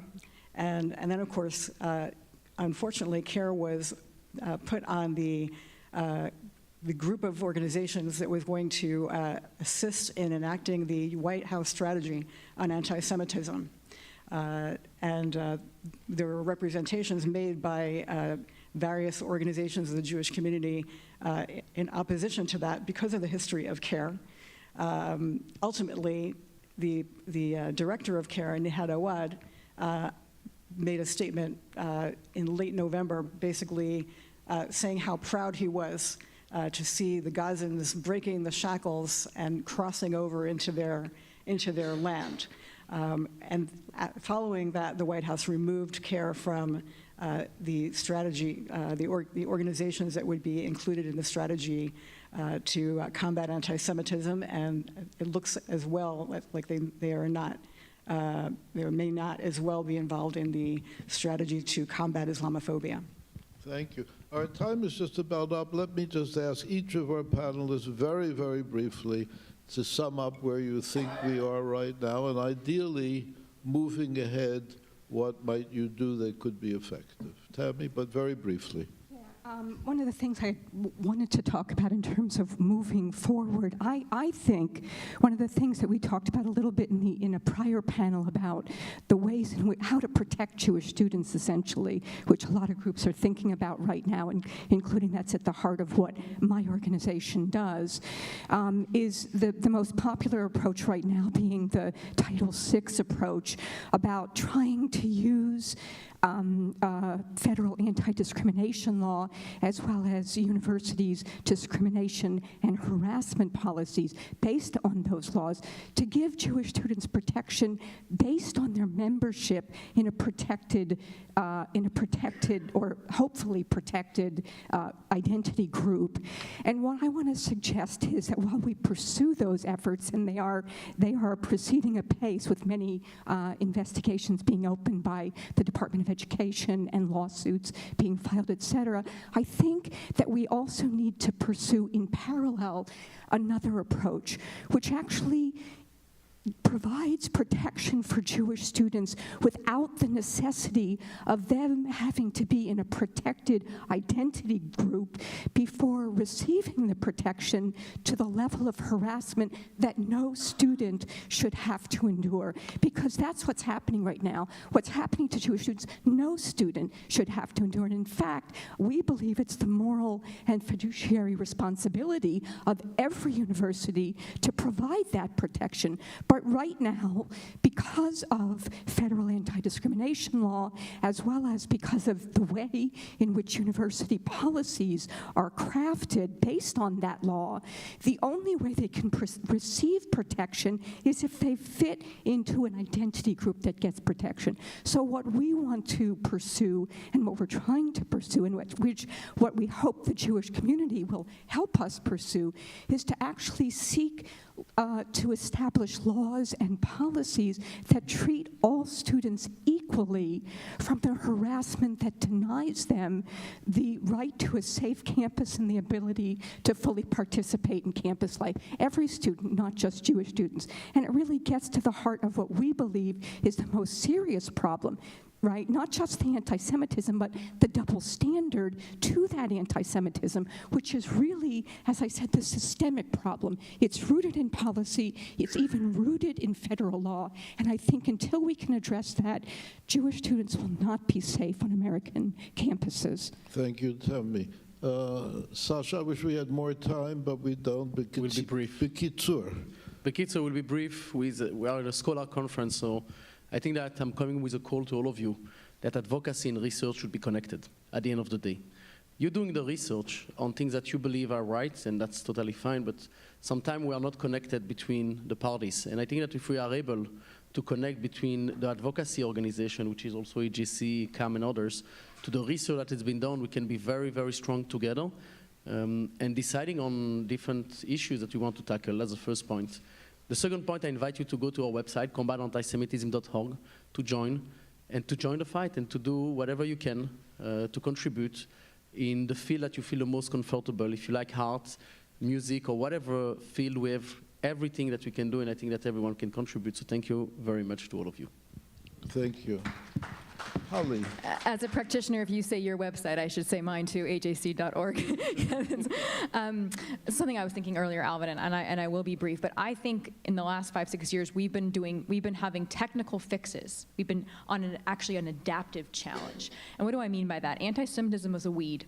And so often our interventions are just cutting the leaves, cutting the stem, but we're not actually looking at the root, like really the root problem of the issue. And I just want us to sit with this. This is where I'm in, to finish, or something to think about as you go forward. But it's about loneliness and the decaying of our social fabric over the last 60 years, and many studies have shown this. But the percentage of Americans who have no close friends has quadrupled in the last 30 years. 54% of Americans say, no one knows me well, and they're lonely. We know loneliness breeds meanness, breeds bitterness.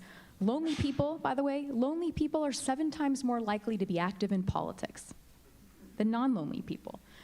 And the last 2 things I'm going to leave you with, it's actually, think about it, and think about what's happening right now. They want to be part of something.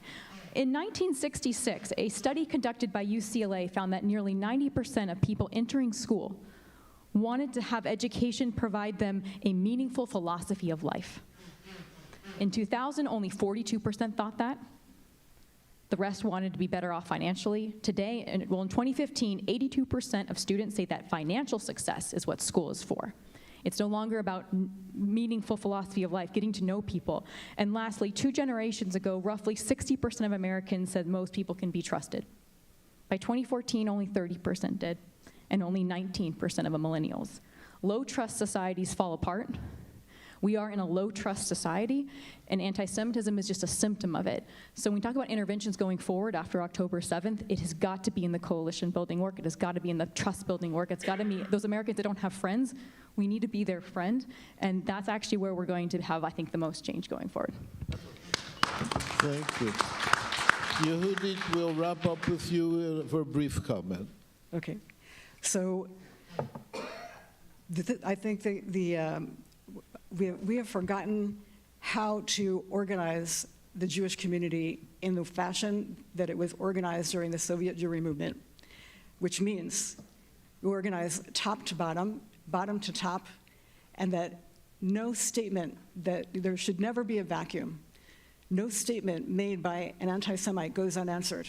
It needs to be answered by either the Jewish community, it needs to be answered by a coalition, it needs to be, there can be no empty spaces. We need to be everywhere, and by we, I mean the people who are believers in democracy, the people who are countering anti-Semitism, and so we need to revitalize and reorganize the Jewish community to reorganize itself with all of the organizations, everyone all together, no competition, maybe competition to get this done, but from top to bottom, where we communicate effectively, we build new coalitions, we bring new people into our coalitions, and we demand that the truth be spoken, and we denounce the lies, and we make sure that we are building a coalition of people who will not only help Israel and help the Jewish people, but will also help this country to recover from its divisions. Because ultimately what I described earlier is a war against our society and against our country and against, I dare to say, our Western civilization by Iran.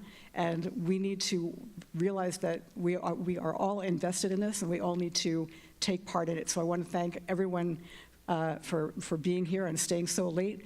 And I'd like to thank all of my fellow panelists for all of their wonderful contributions. Good.